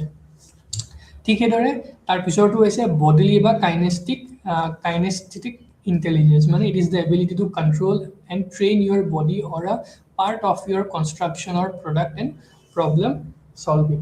তো উদাহৰণস্বৰূপে আপোনালোকে যদি মানুহৰ বডি লেংগুৱেজটো যদি অনুভৱ কৰে, আপোনালোকে চাব যিসকল ব্যক্তিয়ে ডান্স কৰে বা নৃত্য কৰে, বিশেষকৈ ইণ্ডিয়ান ক্লাছিকেল মিউজিক বা ইণ্ডিয়ান ক্লাছিকেল ডান্স, মানে সত্ৰীয়া হওক, কথাকলি হওক, ভাৰতনাট্যম হওক, কুচিপুড়ি হওক, এই বিভিন্ন ধৰণৰ আপোনালোকে যদি নৃত্যসমূহ যদি উপভোগ কৰিছে বা দেখিছেও, আপোনালোকে মন কৰিব সেই ব্যক্তিসকলে নিজৰ যিটো দৈহিক গঠন আছে বা নিজৰ দেহৰ জৰিয়তে, নিজৰ দেহৰ ভংগীমাৰ জৰিয়তে তেওঁলোকে বিভিন্ন কথা কৈ পেলায়। তাৰ লগতে কিছুমান ব্যক্তি এনেকুৱা আছে যিসকলে নিজৰ বডিক বা নিজৰ দেহত এনেধৰণে কিছুমান কণ্ট্ৰল বা নিয়ন্ত্ৰণ ৰাখিব পাৰে, কিন্তু সেই কামখিনি অন্য এজন ব্যক্তিৰ কাৰণে এইটো সম্ভৱ নহয়। চ' তেনেধৰণৰ যিটো বুদ্ধিমত্তা, মানে মই যদি নাচিব আৰম্ভ কৰিছোঁ বা কোনো এজন ব্যক্তি এটা গানত নাচিব আৰম্ভ কৰিছে, কি ভংগীমা তেওঁ প্ৰদৰ্শন কৰিব লাগিব যাতে সেই গানত থকা শব্দসমূহৰ লগত তেওঁৰ ভংগীমা, দৈহিক দেহৰ ভংগীমাসমূহ মিলি পেলাই যিজন শ্ৰোতা বা যিজন দৰ্শক আছে তেওঁ বুজি পাব পাৰে। আৰু ইয়াক ইংৰাজীত শব্দ কোৱা হয় এক্সপ্ৰেছন। এই বিভিন্ন ধৰণৰ যিবোৰ বুদ্ধিমত্তা, ইয়াক বডিলি কাইনেস্থেটিক ইণ্টেলিজেঞ্চ বুলি গাৰ্ডনেৰে অভিহিত কৰিছে। ঠিক আছে, আৰু যিসকলে নৃত্য, গীত বা সংগীত এনেধৰণৰ বিভিন্ন, আৰু তাৰ লগতে আপোনালোকে চাব যিবোৰ ডিফেন্স ছেক্টৰৰ লগত জড়িত ব্যক্তি থাকে, তেওঁলোকৰ বডিলি কাইনেস্থেটিক ইণ্টেলিজেঞ্চটো খুবেই বেছি হয়, কাৰণ তেওঁলোকে নিজৰ বডি বা নিজৰ শৰীৰৰ ওপৰত নিজৰ এটা নিয়ন্ত্ৰণ সদায় ৰখা খুবেই প্ৰয়োজনীয়, আৰু সেইটো this is also' a kind of intelligence গাৰ্ডনাৰৰ মতে। তাৰ পিছতো তেওঁ কৈছিলে ইয়াক কোৱা হয় intrapersonal intelligence, being aware of one's own feeling, emotion, needs, motives and are having interpersonal intelligence। মানে দুটা শব্দ আছে ইণ্ট্ৰা এণ্ড ইণ্টাৰ। ইণ্ট্ৰা যেতিয়া এজন ব্যক্তিয়ে অন্য এজন ব্যক্তিৰ লগত কথোপকথন কৰে, so' being aware of one's feeling, emotion, needs and motives are having intrapersonal intelligence। চ' মনোবিজ্ঞানৰ শাখাত যিসকল মনোবৈজ্ঞানিক হয় বা চাইকলজিষ্ট বা কাউন্সিলাৰ হয় বা ডক্টৰ প্ৰফেশ্যনত আছে বা চিকিৎসকৰ প্ৰফেশ্যন আছে, তেওঁলোকৰ মাজত এই ইণ্টাৰপাৰ্চনেল ইণ্টেলিজেঞ্চ থকাটো খুবেই প্ৰয়োজনীয়, কাৰণ তেওঁলোকে মানুহৰ লগত ডিল কৰি আছে, মানুহক জানিব চেষ্টা কৰি আছে। চ' সেয়ে মই আৰু তাৰ লগতে যিসকল মানুহে ৰাজনীতিজ্ঞ হয়, তেওঁলোকৰ কাৰণেও এই ইণ্টাৰপাৰ্চনেল ইণ্টেলিজেঞ্চটো খুবেই প্ৰয়োজনীয়, যাৰ জৰিয়তে তেওঁলোকে জানিব পাৰে কি অন্য এজন ব্যক্তিয়ে কি ভাবি আছে, অন্য এজন ব্যক্তিৰ মনোভাৱটো কেনেকুৱা, how they are feeling, what is their emotion, তেওঁৰ আবেগ অনুভূতি কেনেকুৱা, আৰু তাৰ ওপৰত ভিত্তি কৰিয়ে মই নিজৰ কথাখিনি উপস্থাপন কৰিব লাগিব। ইয়াৰ কোৱা হয় ইণ্ট্ৰা পাৰ্চনেল ইণ্টেলিজেঞ্চ। আৰু শেষৰটো হৈছে interpersonal intelligence. It is our ability to understand others persons behaviour, motive and feelings. It is our ability to understand other person's behavior, motive, and feelings. People high on this use their understanding of other people to develop a comfortable bond with the other people. So, interpersonal মানে হৈছে ব্যক্তিৰ লগত ব্যক্তিৰ সংযোগ। তো আপুনি জানিব লাগিব যিসকল ব্যক্তিৰ ইণ্টাৰপাৰ্চনেল ইণ্টেলিজেঞ্চটো খুবেই বেছি, তেওঁ জানে কি অন্য এজন ব্যক্তিয়ে কেনেধৰণে ভাবিব পাৰে বা কেনেধৰণে ভাবি আছে, আৰু তাৰ লগতে খাপ খাই পেলাই মই কেনেধৰণৰ কথাৰ উপস্থাপন তেওঁলোকৰ সন্মুখত কৰিব লাগিব যাতে তেওঁলোকে মোৰ শব্দ বা মোৰ ভাৱ বা মোৰ মনোভাৱটো সহজে বুজি পায়। চ' গাৰ্ডনাৰে মানুহৰ বুদ্ধিমত্তাক এই বিভিন্ন 7টা ভাগত বিভক্ত কৰিছে। কিছুমান ব্যক্তি আৰু প্ৰত্যেকজন ব্যক্তিৰ ভিতৰত বা বুদ্ধিমত্তাত এই বিভিন্ন ধৰণৰ বুদ্ধিমত্তা থাকে, কিন্তু কিছু ব্যক্তিৰ কিছু বুদ্ধিমত্তাৰ কিছু দিশত সেই বুদ্ধিমত্তাটো বেছি থাকে আৰু কিছু দিশত বুদ্ধিমত্তাটো কম থাকে। তাৰ লগতে ইয়াৰ পিছত যিহেতু আপোনালোকে গাৰ্ডনাৰে 8টা ভাগত ভাগ কৰিছে, থাৰ্ষ্টনে 7টা ভাগত ভাগ কৰিছিলে, স্পিয়াৰমেনে 2টা ভাগত ভাগ কৰিছিলে, আৰু তাৰ লগতে ষ্টাৰ্ণবাৰ্গে 3টা ভাগত ভাগ কৰিছে। আৰু তাৰ পিছৰ যিটো থিয়ৰী আছে ইয়াক কোৱা হয় Raymond কেটেলছ theory of intelligence. Raymond kettle বুলি এজন মনোবিজ্ঞানী আছিলে, তেওঁ মনোবিজ্ঞানৰ বিভিন্ন শাখাত তেওঁৰ অৰিহণা আগবঢ়াইছে। তেওঁ মানুহৰ ইণ্টেলিজেঞ্চটোক 2টা ভাগত বিভক্ত কৰিছে। প্ৰথমটো কোৱা হয় ফ্লুইড ইণ্টেলিজেঞ্চ আৰু দ্বিতীয়টো কোৱা হয় ক্ৰিষ্টেলাইন ইণ্টেলিজেঞ্চ। চ' ফ্লুইড ইণ্টেলিজেঞ্চ মানে হৈছে, ফ্লুইড মানে অসমীয়াত আমি তৰল পদাৰ্থ বা ফ্লুইড বুলি কওঁ।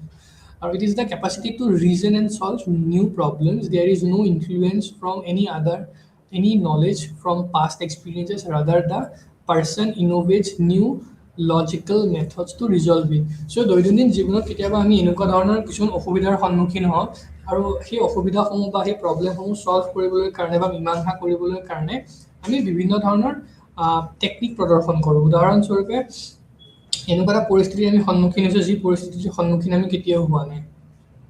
চ' উদাহৰণস্বৰূপে আমি জংঘলত গৈ থকাৰ সময়ত ঘপককৈ আমি সন্মুখত এটা বনৰীয়া জীৱ দেখি গ'লোঁ, বা মই জীৱনত কেতিয়াও জীৱনত চাগে আমি কেতিয়াও এক্সিডেণ্ট দেখা নাই, আৰু ঘপককৈ আমি সন্মুখত এটা এক্সিডেণ্ট দেখিলোঁ। চ' সেই পৰিস্থিতিটো আমি নিজকে খাপ খুৱাই চলিব লাগিব। সেই বনৰীয়া জীৱ-জন্তুটো বা কোনোবা এজন ব্যক্তিৰ এক্সিডেণ্ট হোৱাৰ পিছত আমি কেনেকৈ সেই পৰিস্থিতিটোৰ লগত কেনেকৈ আমি নিজকে খাপ খুৱাই চলিব লাগিব, আমি কেতিয়াও আগত শিকা নাছিলোঁ, আমি কেতিয়াও দেখা নাই বা আমি কেতিয়াও নাজানো।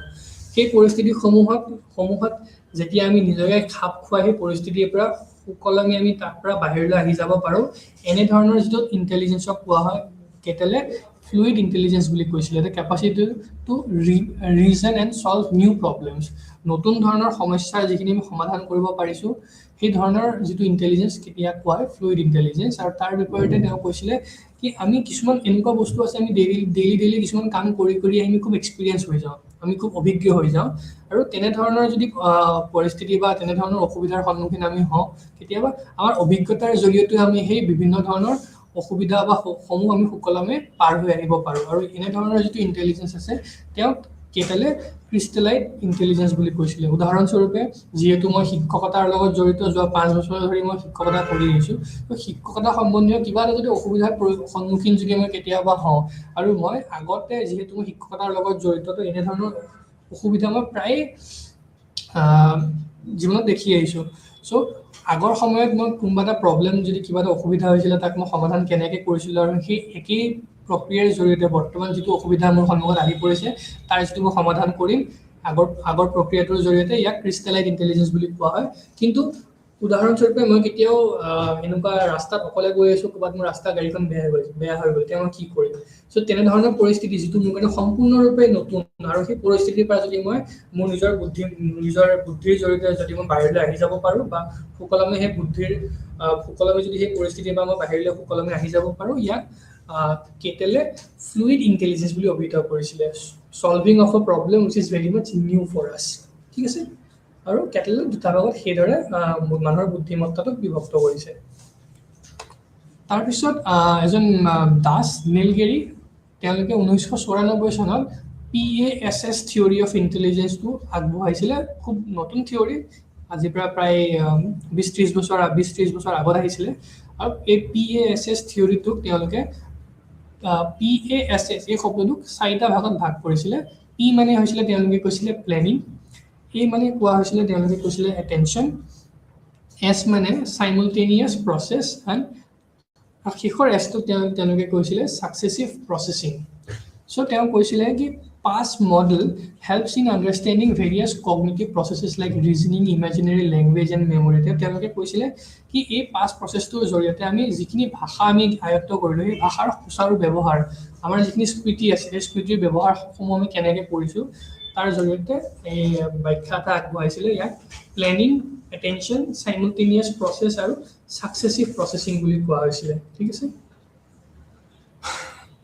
so planning মানে it is when individual make decision about how to solve problems to carry out an activity so কিবা এটা কাম কৰিব যোৱাৰ আগতে আমি কিবা এটা প্লেনিং কৰো নহয় জানো প্লেনিং মানে কামটো কৰিম কেনেকৈ কৰিলে ভাল হ'ব আৰম্ভ কৰবাৰ কৰিম শেষ কলৈ আৰম্ভ কেনেকৈ কৰিম আৰু মাজত কোনখিনি জায়গাত ব্ৰেক ল'ম আৰু শেষ কেনেকৈ কৰিম এই গোটেই প্ৰক্ৰিয়াটো তেওঁ প্লেনিং বুলি অভিহিত কৰিছিলে দেন দ্বিতীয় ওৱান যে প্লেনিং যেতিয়া আমাৰ হৈ যায় তেতিয়া সেকেন্ড হৈছে ইয়াক কোৱা হয় attention it allows a person to attend selective stimuli and ignore others মানে তেওঁ যেটো কাম কৰিব গৈছে তেওঁ ধ্যান দি বলে কেৱল হেতু কামেই কৰে আৰু বাকি কামসমূহৰ ওপৰত তেওঁ বেছি গুৰুত্ব আৰোপ নকৰে প্ৰথম প্লেনিং কৰিলো কামটো মই এনেকে কৰিম সো প্লেনিংটো যেতিয়া ফিক্স হৈ গল তেতিয়া মই কিখিনি কাম নিৰ্দিষ্ট কাম কৰিলে মই সেই যেটো মোৰ লক্ষ্য স্থানত মই উপনীত হ'ম সেইখিনি তেওঁ ধাৰণাখিনি লোৱাৰ পিছত সেই কেৱল সেই কামখিনিহে তেওঁ কৰে যাৰ জৰিয়তে লক্ষ্য স্থানত উপনীত হয় বাকি কামসমূহ বা বাকি যিখিনি ইনফৰমেশন বা তথ্য তেওঁ পায় সেই তথ্যসমূহ তেওঁৰ কাৰণে ইমান ইম্পৰ্টেন্ট নহয় তৃতীয় simultaneous processing it helps in perceiving the stimuli as a whole and integrate stimuli into groups তাৰ পিছত যিখিনি তথ্য তেওঁ পৰিবেশৰ পৰা আয়ত্ত কৰে সেই পৰিবেশৰ পৰা আয়ত্ত কৰা তথ্যসমূহ তেওঁ জানিব চেষ্টা কৰে বুজিব চেষ্টা কৰে আৰু তেওঁ চেষ্টা কৰে কি সেই তথ্যসমূহৰ জৰিয়তে আমি কেনেদৰে মোৰ লক্ষ্যত উপনীত হ'ব পাৰো আৰু শেষৰটো হৈছে সেই যিখিনি তথ্য আছে তেওঁ নিজৰ স্মৃতিৰ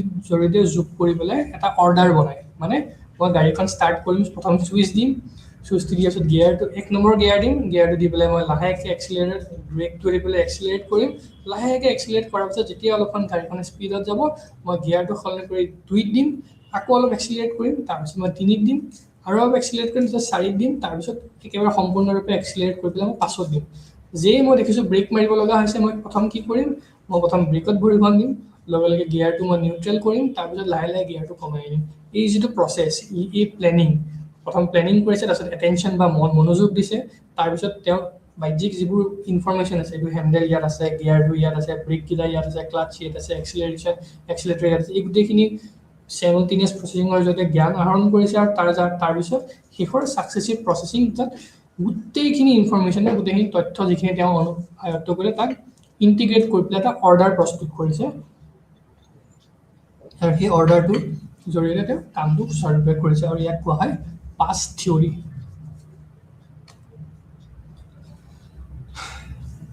tar bisot jeti ami buddhimottar kotha ami alochona koru tat এটা শব্দৰ ব্যৱহাৰ আমি খুব ভালকে বা খুব বিস্তৃতভাৱে কৰো ইয়াক কোৱা এই শব্দটো হৈছে ইয়াক কোৱা হয় আইকিউ সম্পূৰ্ণ অৰ্থ হৈছে ইন্টেলিজেন্স কোশিয়েন্ট 1912 চনত উইলিয়াম ষ্টাৰ্ন বুলি কোৱা এজন ব্যক্তিয়ে এই আইকিউৰ কনসেপ্টটো কৈছিলে বা আৰাম তেওঁ দিছিলে সো আমি সদায় আমি শব্দ এই আইকিউ শব্দটো ব্যৱহাৰ কৰো কি এই ব্যক্তিজনৰ আইকিউ বেছি এই ব্যক্তিজনৰ আইকিউ কম সো আইকিউ বেছি বা আইকিউ কম মানে কি So basically যেতিয়া আমি উইলিয়াম ষ্টাৰ্নে এই আইকিউ এটা ফৰ্মুলা হয় যাৰ জৰিয়তে এজন ব্যক্তিৰ বুদ্ধিমত্তাটো আমি জুখিব পাৰো ঠিক আছে আৰু এই যেটো ফৰ্মুলা আছে আইকিউ মই তলৰ যেটো পইণ্টছ এটা দেখুৱাইছো IQ is equal to MA by CA into 100 MA by CA into 100 so দিয়া MA মানে ইয়াৰ সম্পূৰ্ণ অৰ্থ হৈছে ইয়াক কোৱা হৈছে মেন্টাল এজ আৰু CA মানে হৈছে ক্ৰনোলজিক্যাল এজ So chronological age মানে হৈছে আজি যদি মই জানিব চেষ্টা কৰো মোৰ আইকিউ কিমান আজি মোৰ 28 বছৰ বয়সত বা 27 বছৰ বয়সত সো chronological age হ'ব মোৰ 28 chronological age মানে জন্মৰ পৰা বৰ্তমানলৈকে মই কিমান বছৰ অতিবাহিত কৰিছো বা অতিক্ৰম কৰিছো এটো হৈছে chronological age মানে হৈছে 28 ঠিক এদৰে মেণ্টেল এজ মানে হৈছে ক্ৰনলজিকেল এজ বা বায়'লজিকেল এজ বুলি কোৱা হয় 28 আৰু মেণ্টেল এজ মানে আজি বায়'লজিকেল বা ক্ৰনলজিকেল 27 বা 28 বছৰ বয়সত মোৰ মানসিক বয়সটো কিমান মোৰ মানসিক বয়স মোৰ যিহেতু বছৰ 28 মোৰ 28 হ'বও পাৰে 28তকৈ বেছিও হ'ব পাৰে 28তকৈ কম হ'ব পাৰে সো কেতিয়াবা আমি এই শব্দটো ব্যৱহাৰ কৰিছোঁ কি ল'ৰাটো কম বয়সতে খুব বেছি মেচিয়ৰ হৈ গৈছে কম বয়সতে মেচিয়ৰ হোৱা মানে সেই ব্যক্তিজনৰ বয়সটো কম মানে ক্ৰনলজিকেল বায়'লজিকেল এজটো কম বাট তেওঁৰ যিটো চিন্তা চৰ্চাৰ যিটো প্ৰক্ৰিয়া চিন্তা চৰ্চাৰ যিটো ধৰণ কাম কৰাৰ যিটো ধৰণ কথা কোৱাৰ যিটো ধৰণ সেইটো তেওঁৰ বৰ্তমান যিটো বায়'লজিকেল এজতকৈ খুব বেছি হ'ব পাৰে আৰু সেইকাৰণে ইয়াক আমি কওঁ ল'ৰাটো বহুত মেচিয়ৰ মানে বায়'লজিকেল এজ 27 হ'ব পাৰে কিন্তু মেণ্টেল এজ তেওঁৰ চাগে 40 হ'ব পাৰে আৰু কেতিয়াবা আমি কওঁ ল'ৰাটো খুব ইমেচিয়ৰ ইমান ডাঙৰ হ'ল কিন্তু এতিয়াও ইমেচিয়ৰ হৈ আছে আমি কথাটো শব্দটো ব্যৱহাৰ কৰোঁ মানে ডাঙৰ হৈছে মানে ক্ৰনলজিকেল এজ বৃদ্ধি হৈছে 28ৰ পৰা 29 হৈছে 25ৰ পৰা 26 হৈছে কিন্তু মেণ্টেল এজ যিটো আছে সেইটো 28ৰ তুলনাত এতিয়াও চাগে 20-15 বা 10-12 হ'ব পাৰে আৰু সেইকাৰণে আমি কওঁ ল'ৰাটো ডাঙৰ হৈও ইমেচিয়ৰ হৈ আছে আৰু কেতিয়াবা কওঁ ল'ৰাটো ডাঙৰ হৈ সৰু হৈও বহুত মেচিয়ৰ হৈ আছে মানে ক্ৰনলজিকেল এজটো বা বায়'লজিকেল এজটো বহুত কম কিন্তু তেওঁৰ চিন্তা চৰ্চা প্ৰক্ৰিয়াটো বহুত বেছি আৰু সেইকাৰণে তেওঁৰ মেণ্টেল এজটো খুব বেছি বুলি আমি কওঁ সেইকাৰণে আমি তেওঁক মেচিয়ৰ বুলি কওঁ সো যেতিয়া আমাৰ মেণ্টেল এজটোক আমি ক্ৰনলজিকেল এজে ডিভাইড কৰিবলৈ পূৰণ 100 কৰিম যিটো আমি সংখ্যা পাম সেই সংখ্যাটোৱে হৈছে সেই ব্যক্তিজনৰ IQ বা ইণ্টেলিজেন্স কোৱেশ্যন বুলি কোৱা হয় আৰু তাৰ ওপৰত ভিত্তি কৰিয়ে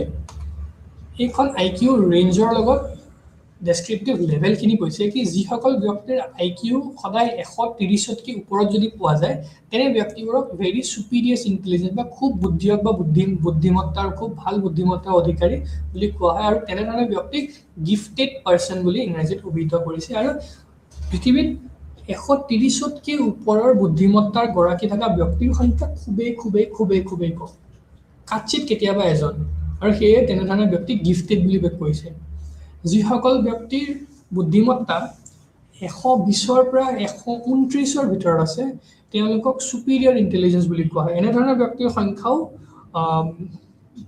মানে সচৰাচৰ কম থাকে বহুত কম থাকে 100জনৰ মেবি 2জন বা 3জন হ'ব পাৰে তাৰপিছত 110ৰ পৰা 119 এই ৰেঞ্জত থকা IQ ৰেঞ্জত থকা লোকসমূহক হাই এভাৰেজ ইণ্টেলিজেন্স বুলি কোৱা হয় মানে তেওঁলোক নৰ্মেল ব্যক্তি বা সাধাৰণ ব্যক্তিতকৈ অলপমান ওপৰত আৰু most of the people মানে 50 to 60% বা 70% যিখিনি ব্যক্তি আমি যদি দেখা পাওঁ আমি যদি 100জনৰ ওপৰত আমি 100জন ব্যক্তিৰ IQ চাওঁ 100জনৰ ভিতৰত প্ৰায় 70-80জনৰ বা তাতকৈও বেছি ব্যক্তিৰ যিটো IQ লেভেল সেইটো 90ৰ পৰা 109 যিটো এভাৰেজ ইণ্টেলিজেন্স বা 80ৰ পৰা 89 যিটো ল' এভাৰেজ ইণ্টেলিজেন্স এই ৰেঞ্জটোতে আমি মেক্সিমাম মানুহৰ IQ লেভেলটো পাওঁ আৰু ইমানখিনিত থাকিব লাগে ইয়াতকৈ বেছি হ'লেতো ভালেই বাট ইমানখিনি ইউজুৱেলি মানুহৰ সচৰাচৰ থাকে কিন্তু কোনো ব্যক্তিৰ যদি IQ লেভেলটো বা IQৰ যিটো স্তৰ 71ৰ পৰা 79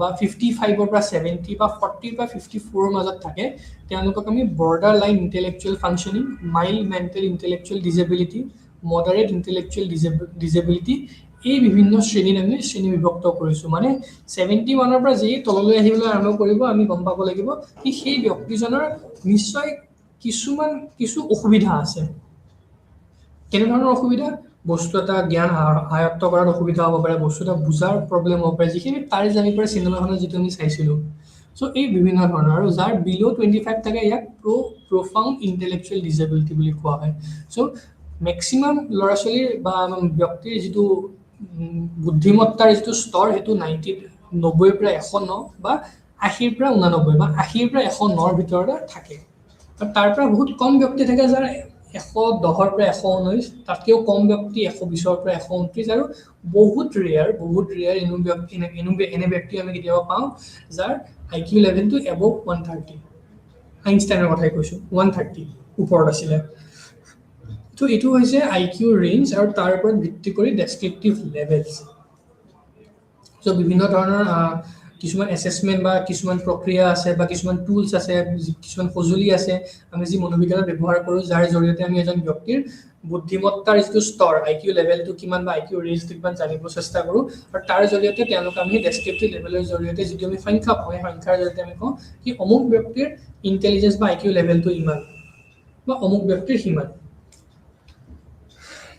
সো যদি আপোনালোকে চাই বিভিন্ন ধৰণৰ ইণ্টেলিজেন্স টেষ্ট বা সঁজুলি আমি ব্যৱহাৰ কৰোঁ যাৰ জৰিয়তে কোনো এজন ব্যক্তিৰ আমি ইণ্টেলিজেন্স লেভেলটো জানিব চেষ্টা কৰোঁ আৰু এই সঁজুলি বা ইণ্টেলিজেন্স টেষ্টসমূহ সচৰাচৰ আমি তিনিটা ভাগত বিভক্ত কৰিছোঁ প্ৰথমটো base on the number of participants base on the types of item use in the test and base on the applicability across the culture so base on the number of participants মানে মই কোনোবা এটা সঁজুলি ব্যৱহাৰৰ জৰিয়তে ব্যক্তিৰ IQ টেষ্টটো যদি কৰিব বিচাৰিছোঁ তাত মই কেনে ধৰণৰ সঁজুলি ব্যৱহাৰ কৰিব পাৰি এটা দুই ধৰণৰ সঁজুলি ব্যৱহাৰ কৰিব পাৰি কিছুমান এনেকুৱা টেষ্ট থাকে এনেকুৱা টেষ্ট আমি কৰোঁ যিবোৰ ইণ্ডিভিজুৱেল টেষ্ট মানে কেৱল এজন ব্যক্তিৰ ওপৰতে আমি এটা টাইমত কৰিব পাৰোঁ মই সঁজুলিটো দিলোঁ এজন ব্যক্তিৰ ওপৰত মই ইণ্টেলিজেন্স টেষ্টটো কৰিছোঁ ৰিজাল্টটো কৈছোঁ আৰু ৰিজাল্টটো তেওঁ কৈছোঁ তাৰ বিপৰীতে এনে কিছুমানো টেষ্ট আছে যাৰ জৰিয়তে আমি গ্ৰুপ ইণ্টেলিজেন্স মানে 10জন 12জন 15জন 20জন পৰ্যন্ত ব্যক্তিৰ IQ টেষ্টটো আমি এবাৰত একেলগে টেষ্ট কৰিবলৈ ক'ব পাৰোঁ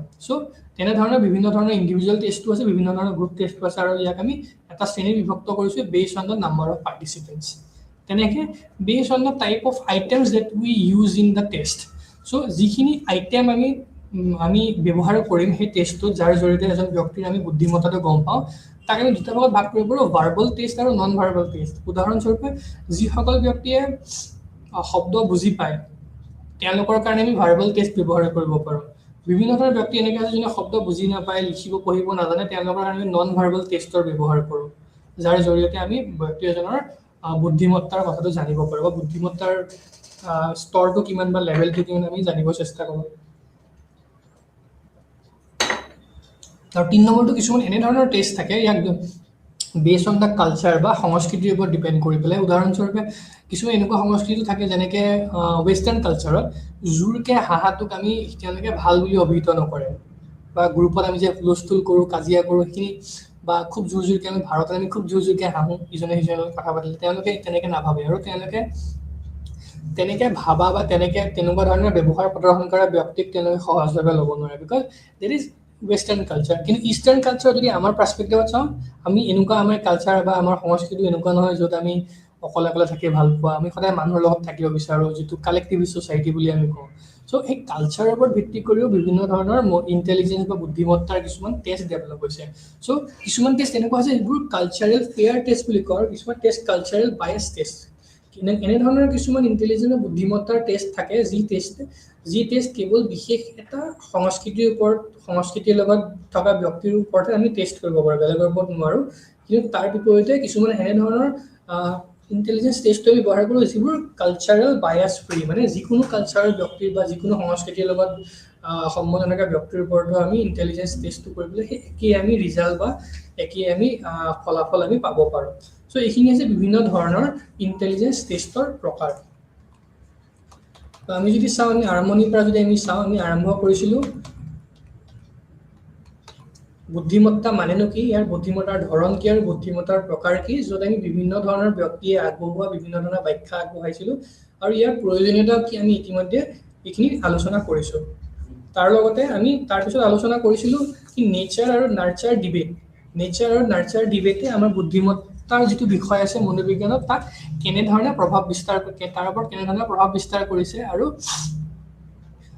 ইয়াৰ জৰিয়তে বিভিন্ন ধৰণৰ ব্যক্তি যোনে বুদ্ধিমত্তাটোক এনভাইৰনমেণ্টেল বা পৰিৱেশৰ ওপৰত ভিত্তি বুলি কয় তেওঁলোকক এনভাইৰনমেণ্টেলিষ্ট বা এম্পিৰিচিষ্ট বুলি কৈছে আৰু যিসকল ব্যক্তিয়ে হেৰিডিটেৰী ফেক্টৰৰ ওপৰত বেছি বিশ্বাস কৰে তেওঁলোকক নেটিভিষ্ট বুলি কোৱা হৈছে তাৰ লগতে নেচাৰ আৰু নাৰ্চাৰ ডিবেটৰ ওপৰত ভিত্তি কৰিয়ে বিভিন্ন ধৰণৰ মনোবিজ্ঞানীসকলে বিভিন্ন ধৰণৰ ব্যাখ্যা আগবঢ়াইছে এই ব্যাখ্যাসমূহ আমি ইতিমধ্যে আলোচনা কৰিছোঁ তাৰ লগতে বিভিন্ন ধৰণৰ মনোবিজ্ঞানৰ বুদ্ধিমত্তাৰ যিবোৰ থিয়ৰী যেনে স্পিয়াৰমেনছ থিয়ৰী অফ ইণ্টেলিজেন্স আমি ইতিমধ্যে আলোচনা কৰিছোঁ তাৰ লগতে থাৰ্ষ্টনছ থিয়ৰী অফ ইণ্টেলিজেন্স আমি আলোচনা কৰিছোঁ তাৰ লগতে ষ্টাৰ্ণবাৰ্গছ 3 ফেক্টৰ থিয়ৰী তাত কণ্টেক্সুৱেল ক্ৰিয়েটিভ আৰু এনালিটিকেল ইণ্টেলিজেন্স মানে কি আমি আলোচনা কৰিছোঁ তাৰ লগতে গাৰ্ডনাৰে যেনেধৰণে ইণ্টেলিজেন্স বা বুদ্ধিমত্তাক বিভিন্ন 7টা ভাগত শ্ৰেণী বিভক্ত কৰিছে সেইখিনি আমি আলোচনা কৰাৰ লগতে আমি আলোচনা কৰিছোঁ ৰেইমণ্ড কেটেল বুলি কোৱা মনোবিজ্ঞানীজনৰ কথা যোনে ইণ্টেলিজেন্স বা বুদ্ধিমত্তাক 2টা ভাগত ভাগ কৰিছে ফ্লুইড ইণ্টেলিজেন্স আৰু ক্ৰিষ্টেলাইন ইণ্টেলিজেন্স বুলি তাৰপিছত পাছ থিয়ৰী পাছ মানে P for planning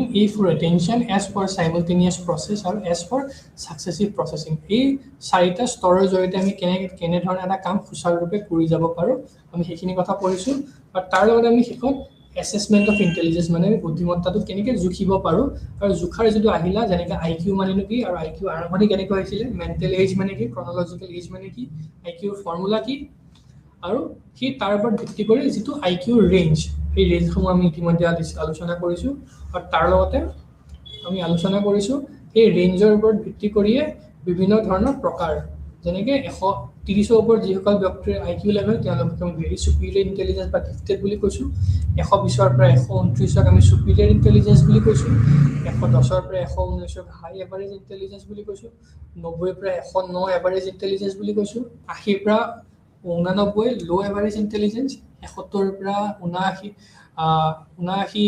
border line intellectual functioning 55ৰ পৰা 70 মাইল্ড মেণ্টেল ইণ্টেলেকচুৱেল ডিজেবিলিটি 40ৰ পৰা 54 মডাৰেট ইণ্টেলেকচুৱেল ডিজেবিলিটি 25ৰ পৰা 39 সিভিয়াৰ ইণ্টেলেকচুৱেল ডিজেবিলিটি আৰু 25ৰ তলত প্ৰফাউণ্ড ইণ্টেলেকচুৱেল ডিজেবিলিটি ধন্যবাদ